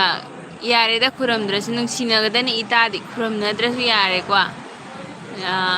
ꯍꯥꯏꯗꯤ ꯌꯥꯝ ꯅꯨꯡꯁꯤꯅ ꯔꯦꯁꯄꯦꯛ ꯇꯧꯅꯔꯁꯨ ꯍꯥꯏꯕꯅꯦ ꯑꯗꯨꯒ ꯁꯨꯁꯤꯃꯥꯅ ꯏꯇꯥ ꯕꯤꯗ꯭ꯌꯥꯄꯇꯤ ꯅꯨꯡꯁꯤꯕꯤ ꯍꯥꯏ ꯕꯤꯗ꯭ꯌꯥꯄꯇꯤꯅ ꯗꯤꯀꯦ ꯂꯨꯝꯒꯦꯀꯣ ꯍꯥꯏ ꯂꯨꯝꯒꯅꯨꯀꯣ ꯃꯤ ꯂꯩꯇꯕ ꯌꯨꯝꯖꯥꯎꯁꯤꯒ ꯅꯪꯅ ꯂꯨꯝꯃ ꯂꯩꯊꯣꯛꯑꯗꯤ ꯑꯩꯗꯤ ꯀꯅꯥꯒ ꯂꯩꯗꯣꯔꯤ ꯗꯤꯀꯦꯅ ꯕꯤꯗ꯭ꯌꯥ ꯀꯤꯟ ꯆꯥꯅꯤ ꯑꯔꯦꯝꯕꯗ ꯅꯪꯁꯨ ꯂꯨꯝꯕ ꯌꯥꯝ ꯍꯩꯕ꯭ꯔꯕꯨ ꯍꯥꯏ ꯁꯌꯥꯝꯅ ꯆꯦ ꯑꯣꯟ ꯂꯩꯀꯣ ꯁꯌꯥꯝ ꯅꯪ ꯋꯥꯔꯤ ꯇꯥꯔꯝꯃꯤꯔꯣ ꯉꯁꯥꯏꯗꯤ ꯁꯌꯥꯝꯁꯨ ꯆꯠꯄ ꯉꯝꯗꯅ ꯋꯥꯔꯤ ꯇꯥ ꯂꯩꯔꯝꯃꯤ ꯊꯦꯡꯀ꯭ꯌꯨ ꯑꯩꯗꯤ ꯋꯥꯏ ꯇꯤ ꯄꯥꯏꯕꯗꯩ ꯈꯪꯗꯦꯗ ꯑꯇꯩ ꯀꯥꯟꯅꯗꯕ ꯏꯆꯤꯟ ꯏꯅꯥꯎ ꯃꯌꯥꯝ ꯐꯪꯅꯩꯁꯦ ꯏꯃꯥꯟꯅꯕꯤ ꯃꯌꯥꯝ ꯐꯪꯅꯩ ꯌꯥꯝ ꯍꯔꯥꯎꯔꯦ ꯕꯤꯗ꯭ꯌꯥ ꯁꯨꯁꯤꯃꯥ ꯅꯣꯏ ꯃꯌꯥꯝ ꯐꯪꯅꯕꯁꯦ ꯁꯨꯁꯤꯃꯥ ꯑꯩꯒꯤ ꯑꯦꯖꯇꯣ ꯗꯤꯀꯦꯅ ꯍꯥꯏꯕꯗꯣ ꯆꯨꯝꯃꯕꯅꯤ ꯑꯗꯨꯒ ꯁꯨꯁꯤꯃꯥꯅ ꯏꯇꯥ ꯕꯤꯗ꯭ꯌꯥꯕꯇꯤ ꯅꯨꯡꯁꯤꯕꯤ ꯗꯤꯀꯦꯁꯦ ꯀꯅꯥꯅꯣ ꯗꯤꯀꯦ ꯅꯪꯒꯤ ꯆꯦꯅꯦꯜ ꯑꯃ ꯍꯥꯡꯉꯣ ꯑꯝꯇ ꯁꯥꯐꯣꯡꯂꯛꯑꯣ ꯁꯨꯁꯤꯃꯥ ꯇꯨꯝꯕꯒ ꯌꯥꯔꯔꯣꯏ ꯀꯅꯥꯅꯣꯅ ꯑꯗꯨꯒ ꯕꯤꯗ꯭ꯌꯥꯄꯇꯤꯅ ꯁꯨꯁꯃꯤꯇꯥ ꯑꯩ ꯐꯥꯎ ꯆꯥꯗ꯭ꯔꯤꯌꯦ ꯍꯥꯏ ꯑꯣ ꯀꯩ ꯏꯟꯖꯥꯡ ꯊꯣꯡꯉꯤꯒꯦ ꯑꯗꯨꯒ ꯁꯨꯁꯤꯃꯥꯅ ꯏꯇꯥ ꯕꯤꯗ꯭ꯌꯥꯄꯇꯤ ꯅꯨꯡꯁꯤꯕꯤ ꯍꯥꯏꯌꯦ ꯅꯣꯛꯈ꯭ꯔꯦ ꯑꯗꯨꯒ ꯍꯣꯏ ꯑꯩꯅ ꯑꯩꯒꯤ ꯆꯥꯛ ꯇꯤꯐꯤꯟ ꯄꯨꯔꯛꯀꯗ꯭ꯔꯥꯅ ꯍꯥꯏꯕꯁꯤꯗꯤ ꯃꯥꯐꯥꯎ ꯆꯥꯗ꯭ꯔꯤ ꯍꯥꯏꯔꯦ ꯕꯤꯗ꯭ꯌꯥꯅ ꯑꯩ ꯏꯇꯥ ꯁꯨꯁꯤꯃꯥ ꯈꯪꯗꯦ ꯍꯥꯏ ꯁꯨꯁꯤꯃꯥꯅ ꯆꯥꯛ ꯊꯣꯡꯗ꯭ꯔꯤꯕꯣ ꯍꯥꯏ ꯁꯨꯁꯤꯃꯥ ꯑꯩꯈꯣꯏꯒꯤ ꯊꯣꯡꯗ꯭ꯔꯤꯌꯦ ꯑꯩꯈꯣꯏꯒꯤꯗꯣ ꯑꯩꯅ ꯀꯩꯅꯣ ꯇꯧꯗꯕ ꯑꯗꯨꯒ ꯗꯤꯀꯦꯅ ꯑꯩ ꯂꯩꯔꯤꯉꯩꯗ ꯃꯤ ꯑꯃꯇ ꯀꯥꯏꯕ ꯉꯝꯂꯣꯏꯀꯣ ꯍꯥꯏ ꯑꯩꯁ ꯗꯤꯀꯦꯅ ꯑꯄꯨꯟꯕꯅ ꯄꯥꯡꯒꯜꯅꯤ ꯍꯥꯏ ꯑꯗꯨꯒ ꯕꯤꯗ꯭ꯌꯥꯄꯇꯤꯅ ꯗꯤꯀꯦ ꯀꯤꯟ ꯆꯥꯕ ꯅꯥꯅꯤ ꯑꯆꯥꯄꯣꯠ ꯆꯥꯒꯦ ꯍꯥꯏ ꯕꯤꯗ꯭ꯌꯥ ꯅꯪꯒꯤ ꯗꯤꯄꯤꯗꯩ ꯖꯨꯁꯁꯦ ꯌꯥꯝ ꯊꯛꯅꯤꯡꯉꯦ ꯋꯥꯊꯔꯛꯄꯁꯤꯒ ꯗꯤꯀꯦꯅ ꯉꯥꯃꯣꯛ ꯆꯥꯒꯦ ꯍꯥꯏꯔꯣ ꯕꯤꯗ꯭ꯌꯥ ꯍꯥꯏ ꯑꯗꯨ ꯕꯤꯗ꯭ꯌꯥꯅ ꯁꯨꯁꯃꯤꯇꯥ ꯉꯥ ꯍꯥꯏ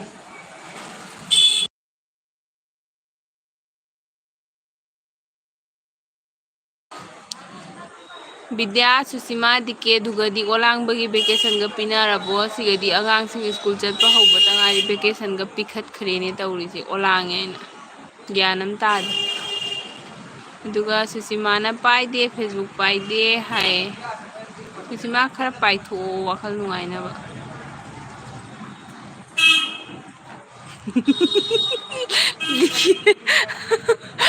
ꯗꯤꯀꯦ ꯀꯩꯅꯣꯍꯦ ꯅꯪꯁꯨ ꯄꯨꯡ ꯑꯅꯤꯗꯩ ꯉꯥꯡꯉꯩꯅꯦ ꯑꯩꯁꯨ ꯆꯄꯦꯡ ꯑꯍꯥꯟꯕ ꯂꯥꯛꯑꯝꯕ ꯃꯤꯅ ꯂꯨꯝꯕ ꯇꯥꯔꯝꯃꯗꯤ ꯈꯜꯂꯝꯒꯅꯤ ꯁꯤ ꯅꯨꯄꯤꯁꯦ ꯁꯨꯝ ꯉꯥꯡ ꯂꯩ ꯀꯩꯅꯣ ꯈꯪꯗꯦꯅ ꯃꯤꯅ ꯈꯜꯂꯝꯃꯣꯏꯗ꯭ꯔꯅꯦ ꯑꯔꯥꯡ ꯈꯧꯔꯥꯡꯕ ꯄꯣꯛꯑꯕꯣꯏ ꯑꯩꯕꯨ ꯃꯁꯅꯥ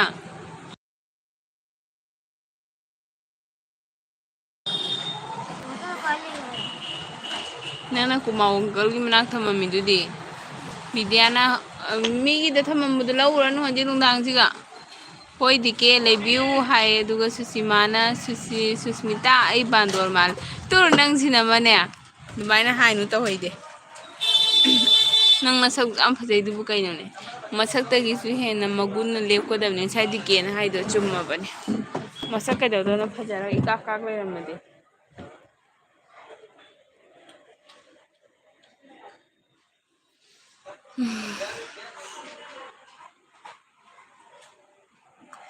ꯗꯤꯀꯦꯅ ꯂꯩꯕꯤꯒꯦ ꯏꯆꯥꯒꯤꯕꯨ ꯑꯗꯨꯒ ꯑꯩ ꯆꯠꯂꯒꯦ ꯌꯥꯔꯕꯣ ꯍꯥꯏ ꯗꯤꯀꯦ ꯅꯪ ꯆꯠꯂꯗꯤ ꯑꯩꯈꯣꯏ ꯂꯣꯏ ꯆꯠꯇ꯭ꯔꯣꯕꯅꯤ ꯑꯩꯁꯨ ꯊꯣꯡ ꯂꯣꯟꯖꯜꯂꯅꯤ ꯄꯈꯠꯇ꯭ꯔꯣꯕꯅꯤ ꯀꯩꯅꯣ ꯃꯆꯥꯁꯤꯒ ꯆꯤꯡꯉꯛꯄ ꯑꯗꯨꯃꯥꯏꯅ ꯇꯧꯋꯦ ꯑꯗꯨꯒ ꯁꯨꯁꯤꯃꯥꯅ ꯍꯦꯛ ꯗꯤꯄꯤ ꯌꯦꯡꯒꯦ ꯃꯤ ꯍꯥꯏꯕ ꯌꯥꯗ꯭ꯔꯕꯅꯤꯅ ꯍꯥꯏꯌꯦ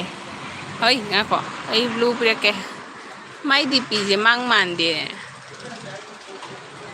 ꯗꯤꯀꯦꯗꯣ ꯑꯩꯁꯨ ꯎꯗ꯭ꯔꯤ ꯗꯤꯀꯦ ꯌꯦꯡꯕꯗ ꯑꯩꯁꯨ ꯆꯥꯍꯧꯒꯦ ꯑꯗꯨꯒ ꯕꯤꯗ꯭ꯌꯥꯅ ꯗꯤꯀꯦ ꯑꯩꯁꯦ ꯏꯆꯥ ꯇꯥꯔꯕꯣ ꯍꯥꯏ ꯗꯤꯀꯦꯅ ꯏꯆꯥ ꯂꯣꯏ ꯑꯣꯟꯊꯣꯛꯑꯗꯕꯅꯤ ꯍꯥꯏ ꯑꯩ ꯗꯤꯄꯤ ꯂꯩꯇꯦ ꯍꯥꯏ ꯇꯁꯃꯤꯅ ꯆꯦ ꯏꯔꯣꯜꯂꯦ ꯍꯥꯏ ꯑꯁ ꯇꯁꯃꯤ ꯍꯧꯖꯤꯛꯇ ꯊꯣꯛꯂꯛꯑꯦ ꯇꯁꯃꯤ ꯅꯪ ꯆꯤꯆꯦ ꯁꯨꯁꯤꯃꯥꯁꯦ ꯁꯞ ꯇꯧꯕꯤꯕ꯭ꯔꯣ ꯆꯤꯆꯦꯗꯁꯨ ꯇꯧꯕꯤꯋꯣ ꯆꯤꯆꯦ ꯍꯣꯁꯁꯦ ꯁꯤꯒꯁꯨ ꯇꯧꯕꯤꯋꯣ ꯑꯗꯩ ꯆꯤꯆꯦ ꯁꯨꯁꯤꯃꯥꯁꯦ ꯇꯧꯕꯤꯋꯣ ꯅꯪꯅ ꯉꯁꯥꯏ ꯑꯩꯅ ꯀꯩꯅꯣ ꯇꯧꯗꯕꯒꯤ ꯍꯟꯖꯤꯛ ꯑꯃꯁꯨ ꯂꯥꯛꯑꯦ ꯕꯤꯗ꯭ꯌꯥꯄꯇꯤ ꯍꯥꯏꯕ ꯆꯤꯆꯦꯁꯨ ꯃꯣꯏ ꯑꯅꯤꯇꯪꯒ ꯇꯧꯕꯤꯌꯣ ꯑꯇꯩ ꯀꯅꯥꯝꯇ ꯇꯧꯕꯤꯅꯣ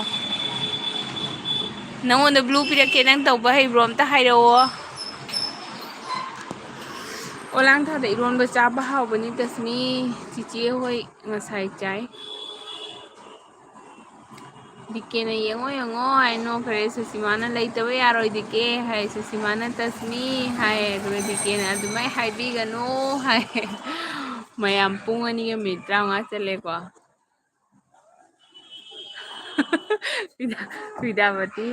ꯕꯤꯗ꯭ꯌꯥꯄꯇꯤ ꯂꯥꯛꯄꯗꯩ ꯈꯪꯍꯧꯗꯅ ꯋꯥꯔꯤꯁꯦ ꯃꯃꯥꯏ ꯑꯣꯟꯈ꯭ꯔꯗꯧꯔꯦ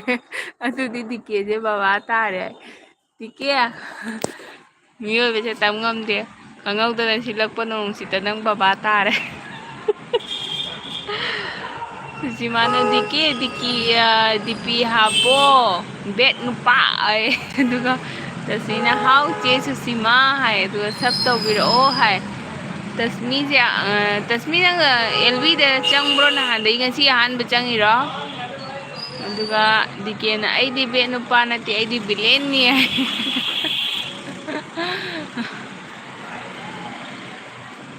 ꯕꯦꯠꯀ ꯕꯤꯂꯦꯟꯒ ꯈꯦꯠꯅꯕ ꯂꯩꯕ꯭ꯔꯣ ꯕꯦꯠ ꯍꯥꯏꯁꯤꯅ ꯀꯩꯅꯣ ꯕꯤꯂꯦꯟ ꯍꯥꯏꯁꯤꯅ ꯈꯔ ꯍꯥꯏꯗꯤ ꯃꯤꯒꯤ ꯐꯦꯚꯔꯗꯒ ꯂꯩꯕꯤꯕ꯭ꯔꯥꯕ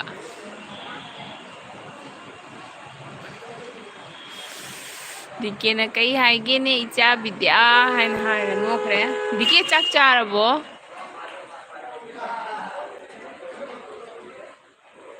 ꯁꯨꯁꯤꯃꯥ ꯑꯩꯗꯤ ꯆꯁꯃꯥ ꯎꯞꯄꯅꯤꯍꯦ ꯑꯦꯜꯕꯤ ꯇꯣꯏꯅ ꯊꯥꯔꯗꯤ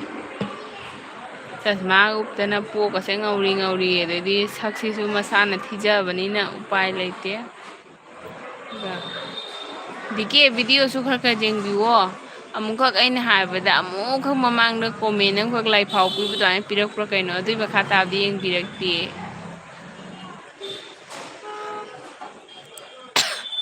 ꯕꯤꯗ꯭ꯌꯥꯞꯇꯤ ꯅꯪ ꯆꯠꯂꯝꯗꯥꯏꯗ ꯂꯥꯏꯛ ꯇꯧꯗꯣꯏꯔꯥ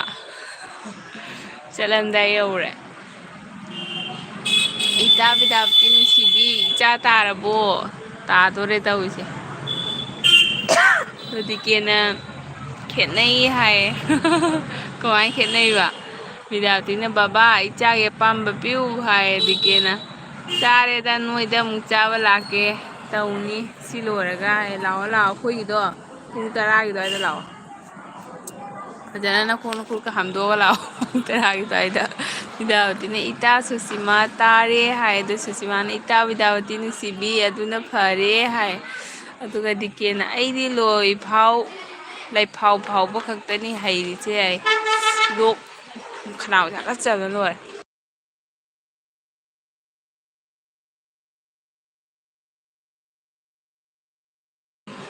ꯃꯈꯥꯗꯒꯤ ꯀꯅꯥꯒꯤ ꯏꯃꯨꯡꯗꯒꯤꯅꯣ ꯆꯅꯥ ꯉꯧꯔꯛꯑꯦ ꯑꯗꯨꯅ ꯃꯣꯏ ꯃꯁꯂꯥ ꯑꯀꯪꯕꯁꯦ ꯑꯩꯅ ꯍꯥ ꯂꯩꯔꯦ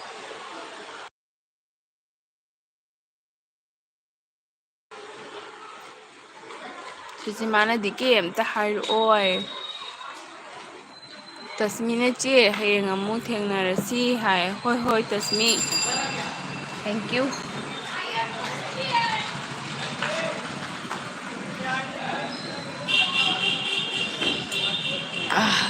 ꯏꯁꯤꯡ ꯊꯛꯏꯅꯦ ꯃꯌꯥꯝ ꯇꯁꯃꯤ ꯊꯦꯡꯀ꯭ꯌꯨ ꯁꯣ ꯃꯁ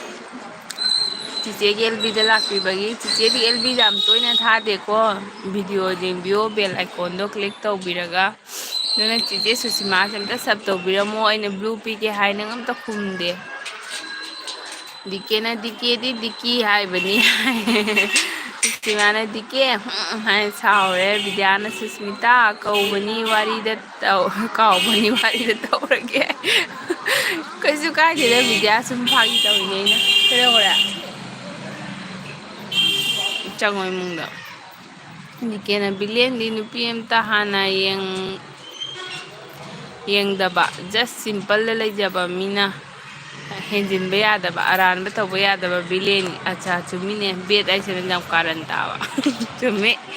ꯏꯆꯥ ꯃꯌꯥꯝꯁꯦ ꯅꯤꯡꯉꯥꯏ ꯇꯧꯔꯦ ꯁꯪꯒꯣꯝ ꯑꯝꯇ ꯁꯦꯝꯃꯨꯈꯤꯒꯦ ꯃꯕꯨꯛ ꯂꯥꯝꯃ ꯄꯦꯜꯂꯦ ꯆꯩꯇ ꯃꯌꯥꯝ ꯀꯥꯏꯅꯔꯁꯤ ꯉꯁꯤꯒꯤꯗꯤ ꯕꯤꯗ꯭ꯌꯥ ꯁꯨꯁꯤꯃꯥ ꯀꯥꯏꯅꯔꯁꯤ ꯁꯨꯁꯤꯃꯥ ꯚꯤꯗꯤꯑꯣ ꯌꯦꯡꯅꯁꯤ ꯚꯤꯗꯤꯑꯣ ꯌꯦꯡꯅꯁꯤꯀꯣ ꯑꯗꯨꯒ ꯁꯨꯁꯤꯃꯥꯅ ꯗꯤꯀꯦ ꯑꯍꯥ ꯍꯥꯏꯔꯦ ꯁꯨꯁꯤꯃꯥ ꯀꯥꯏꯅꯔꯁꯤꯀꯣ ꯉꯁꯤꯒꯤ ꯄꯨꯡ 2:19 ꯐꯥꯔꯦ ꯑꯗꯨꯒ ꯗꯤꯀꯦꯅ ꯉꯥꯏꯈꯣꯍꯦ ꯍꯥꯏꯌꯦ ꯗꯤꯀꯦ ꯑꯩ ꯆꯔꯥ ꯍꯦꯜꯂꯅꯤꯅꯦ ꯑꯗꯨꯒ ꯗꯤꯀꯦꯁꯦ ꯅꯍꯥꯟꯗꯩ ꯁꯨꯡꯂꯥꯛ ꯂꯥꯛꯄꯤꯄꯣꯠꯇꯦꯀꯣ ꯉꯁꯤꯒ ꯂꯥꯛꯑ ꯃꯥ ꯇꯧꯔꯤꯁꯦ ꯌꯦꯡꯉꯨ ꯕꯤꯗ꯭ꯌꯥꯄꯇꯤꯅ ꯕꯕꯥ ꯈꯔ ꯊꯨꯅ ꯁꯦꯝꯂꯣ ꯍꯥꯏ ꯁꯨꯁꯃꯤꯇꯥ ꯕꯥꯏ ꯑꯣꯏꯔꯒꯦ ꯍꯣꯏ ꯕꯤꯗ꯭ꯌꯥ ꯑꯣꯏꯔꯣ ꯑꯩꯁꯨ ꯀꯛꯑꯒꯦ ꯀꯩꯅꯣ ꯇꯧꯔꯒꯦꯀꯣ ꯄꯨꯡ 2:30 ꯐꯥꯗꯣꯔꯦ ꯐꯥꯍꯜꯂꯔꯣꯏꯒꯦ 2:30ꯒ ꯀꯨꯏꯃꯟꯈꯔꯦ 8:55ꯗ ꯂꯣꯏꯁꯤꯜꯂꯣ ꯍꯥꯏ ꯕꯤꯗ꯭ꯌꯥ ꯆꯠꯈ꯭ꯔꯦ ꯗꯤꯀꯦ ꯑꯩꯈꯣꯏ ꯀꯅꯥꯒ ꯋꯥꯔꯤ ꯁꯥꯟꯅꯗꯣꯔꯤ ꯕꯤꯗ꯭ꯌꯥꯄꯇꯤ ꯆꯠꯈ꯭ꯔꯦ ꯑꯗꯨ ꯁꯨꯁꯃꯤꯇꯥ ꯑꯩ ꯕꯥꯏ ꯑꯣꯏꯔꯒꯦ ꯍꯥꯏꯅ ꯍꯥꯏ ꯑꯗꯨꯒ ꯁꯨꯁꯤꯃꯥꯁꯨ ꯕꯥꯏ ꯑꯣꯏꯔꯦ ꯑꯗꯨ ꯕꯥꯏ ꯕꯥꯏ ꯃꯌꯥꯝ ꯄꯨꯝꯅꯃꯛ ꯕꯥꯏ ꯕꯥꯏ ꯃꯪ ꯐꯔꯁꯤ ꯑꯗꯨꯒ ꯗꯤꯀꯦꯅ ꯁꯦꯝꯃꯛꯀꯦ ꯅꯄꯥ ꯑꯝꯇ ꯗꯤꯄꯤ ꯍꯥꯞꯄꯤꯒꯦ ꯗꯤꯀꯦ ꯗꯤꯄꯤ ꯍꯥꯞꯄꯤꯒꯦ ꯉꯥꯏꯈꯣ ꯍꯥꯏ ꯁꯨꯁꯤꯃꯥꯅ ꯗꯤꯀꯦ ꯕꯦꯠ ꯅꯨꯄꯥ ꯍꯥꯏ ꯗꯤꯀꯦꯅ ꯌꯦꯡꯅꯔꯣꯏꯗ꯭ꯔꯣ ꯈꯨꯁꯨꯃꯤꯇꯥ ꯍꯥꯏ ꯑꯩꯉꯣꯟꯗ ꯃꯣꯕꯥꯏꯜ ꯑꯅꯤ ꯂꯩꯇꯦ ꯀꯃꯥꯏꯅ ꯌꯦꯡꯗꯣꯔꯤꯒꯦ ꯂꯥꯏꯔꯕ ꯑꯩꯒꯤ ꯏꯐꯝꯗ ꯃꯣꯕꯥꯏꯜꯒ ꯑꯅꯤ ꯂꯩꯖꯗꯦ ꯑꯩ ꯑꯦꯜꯕꯤ ꯊꯥꯔ ꯌꯦꯡ ꯌꯥꯔꯣꯏꯌꯦ ꯑꯁꯤꯒ ꯑꯩꯅ ꯍꯧꯖꯤꯛ ꯎꯔꯤꯁꯦ ꯀꯩꯅꯣ ꯃꯥꯜꯂꯦ ꯍꯥꯟꯅꯒꯤ ꯐꯤल्मꯒꯤ ꯒ꯭ꯂꯨꯀꯣꯟꯗꯤꯔꯣ ꯑꯩꯒꯤ ꯒ꯭ꯂꯨꯀꯣꯟꯗꯤ ꯗꯦꯂꯤꯚꯔꯤ ꯂꯥꯛꯑꯦꯍꯦ ꯇꯧꯅꯨ ꯃꯆꯥ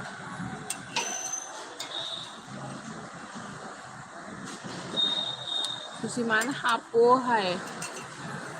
ꯁꯨꯁꯃꯤꯇꯥ ꯉꯥꯏꯈꯣ ꯗꯤꯀꯦꯅ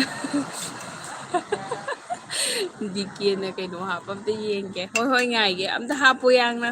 ꯗꯤꯀꯦ ꯅꯈꯣꯡ ꯁꯥꯡꯅ ꯇꯤꯡꯊꯣꯛꯑꯒ ꯀꯞꯄꯣꯏ ꯑꯩ ꯀꯞꯄꯔꯣꯏ ꯑꯩ ꯌꯦꯡꯕꯤꯒꯦ ꯍꯥꯞꯄꯣ ꯍꯥꯞꯄꯣ ꯌꯥꯡꯅ ꯍꯥꯞꯄꯣ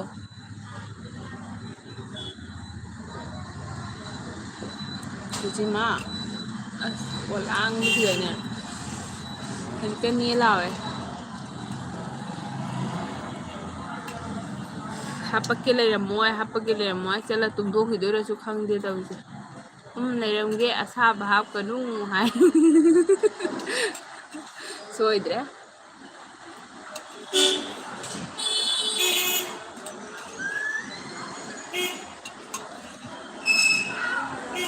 ꯁꯨꯁꯤꯃꯥ ꯁꯥꯏꯌꯦ ꯑꯩ ꯄꯣꯂꯥꯡꯕꯅ ꯂꯩꯐꯝ ꯈꯪꯗꯦꯕ ꯑꯣꯝ ꯆꯥꯛꯅꯕꯗꯣ ꯑꯗꯨꯃꯥꯏꯅ ꯇꯧꯋꯦ ꯑꯩꯈꯣꯏꯅ ꯊꯛꯏꯕ ꯏꯁꯤꯡꯁꯦ ꯅꯣꯡꯃꯗꯀꯣ ꯂꯤꯇꯔ ꯑꯃ ꯑꯅꯤꯒ ꯅꯠꯇꯦ ꯐꯤꯜꯇꯔꯗ ꯆꯪꯉꯒ ꯍꯥꯐ ꯂꯤꯇꯔꯒꯤ ꯕꯣꯇꯜ ꯂꯩꯕꯁꯤꯡꯗꯣ ꯑꯗꯨꯝ ꯖꯥꯔ ꯊꯛꯑ ꯖꯥꯔ ꯊꯛꯑ ꯖꯥꯔ ꯊꯛꯑ ꯑꯗꯨꯝ ꯇꯧꯔ ꯂꯩꯔꯝꯃꯤ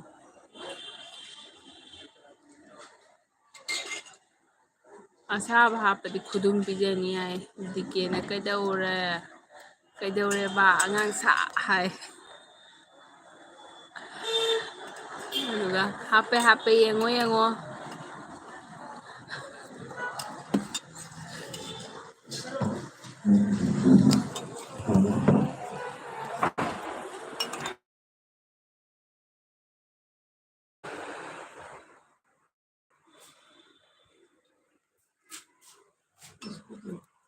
ꯍꯥ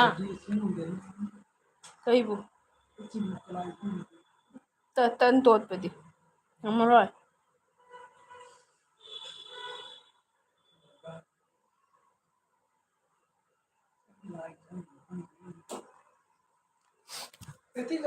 ꯉꯥꯏꯈꯣ ꯑꯝꯇ ꯇꯧꯒꯦ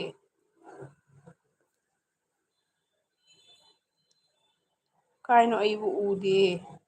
ꯊꯣꯛꯇ꯭ꯔꯤꯁꯦ ꯀꯩꯒꯤꯅꯣꯅꯦ ꯊꯣꯛꯇꯦ ꯁꯤꯗ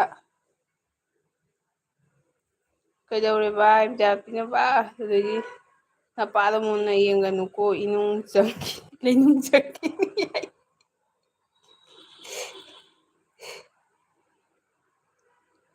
ꯍꯣ ꯑꯩꯅ ꯌꯦꯡꯕꯗ ꯊꯣꯛꯇꯦ ꯀꯩꯒꯤꯅꯣ ꯈꯪꯗꯦ ꯊꯣꯛꯇꯦ ꯑꯩꯅ ꯑꯇꯣꯞꯄ ꯃꯣꯕꯥꯏꯜꯗ ꯌꯦꯡꯕꯗ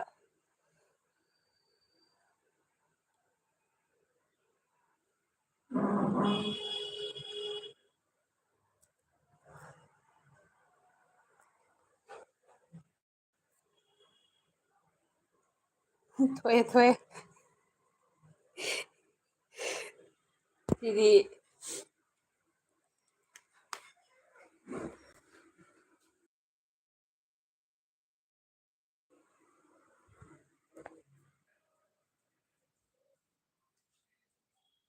ꯀꯩꯒꯤ ꯊꯣꯛꯇ꯭ꯔꯤꯕ ꯊꯣꯛꯑꯦ ꯊꯣꯛꯑꯦ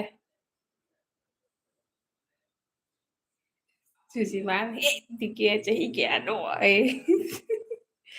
ꯏꯇꯥ ꯕꯤꯗ꯭ꯌꯥꯄꯇꯤ ꯅꯨꯡꯁꯤꯕꯤ ꯏꯔꯣꯟꯕ ꯀꯥꯡꯉꯧ ꯆꯥꯔꯦ ꯍꯥꯏ ꯗꯤꯀꯦꯅ 27 ꯍꯥꯏ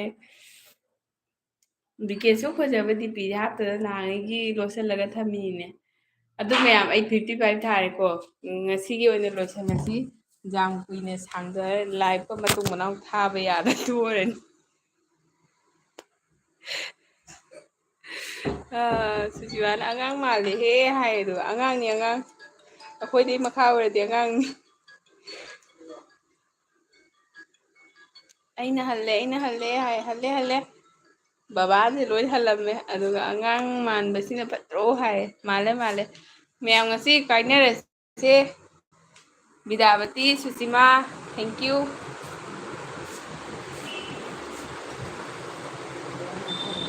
ꯅꯣꯏꯅꯔꯁꯨ ꯀꯩ ꯎꯄꯥꯏ ꯂꯩꯇꯦ ꯍꯥꯏ ꯃꯌꯥꯝ ꯑꯩ ꯉꯁꯤꯒꯤ ꯀꯛꯆꯔꯒꯦꯀꯣ ꯄꯨꯄꯨ ꯅꯪꯗꯤ ꯑꯉꯥꯡꯅꯤ ꯍꯥꯏ ꯑꯗꯨꯒ ꯁꯨꯁꯃꯤꯇꯥ ꯕꯥꯏ ꯍꯥꯏ ꯍꯣꯏ ꯕꯤꯗ꯭ꯌꯥꯄꯇꯤ ꯍꯟꯖꯟ ꯑꯩꯈꯣꯏ ꯑꯗꯨꯝ ꯕꯥꯏ ꯍꯥꯏꯅꯔꯒ ꯂꯩꯔꯦ ꯅꯠꯇ꯭ꯔꯥ ꯀꯥꯏꯅꯔꯁꯤ ꯉꯁꯤꯒꯤ ꯁꯨꯁꯤꯃꯥ ꯐꯪꯅꯔꯁꯤ ꯑꯃꯨꯛ ꯚꯤꯗꯤꯑꯣꯗ ꯗꯤꯀꯦ ꯚꯤꯗꯤꯑꯣꯗꯁꯨ ꯈꯔ ꯁꯞꯄꯣꯔꯠ ꯇꯧꯕꯤꯌꯣ ꯀꯛꯆꯔꯒꯦ ꯑꯩ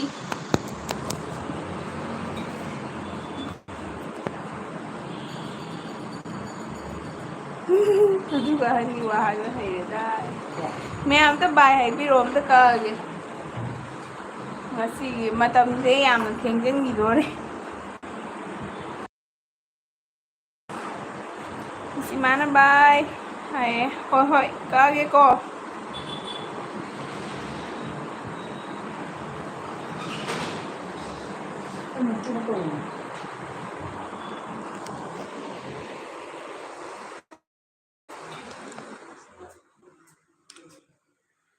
ꯗꯤꯀꯦꯅ ꯅꯪ ꯀꯩ ꯈꯪꯗꯅ ꯍꯥꯏ ꯗꯤꯀꯦ ꯕꯥꯏ ꯑꯝꯇ ꯍꯥꯏꯕꯤꯔꯛꯑꯣ ꯀꯛꯑꯒꯦ ꯉꯁꯤꯒꯤ ꯃꯇꯝꯁꯦ ꯌꯥꯝ ꯁꯥꯡꯈꯤꯗꯣꯔꯦꯀꯣ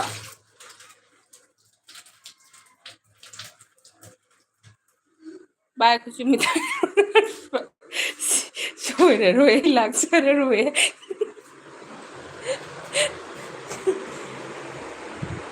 ꯑꯝꯇ ꯄꯥꯏꯌꯣ ꯑꯩ ꯆꯣꯜꯂꯤꯅꯦ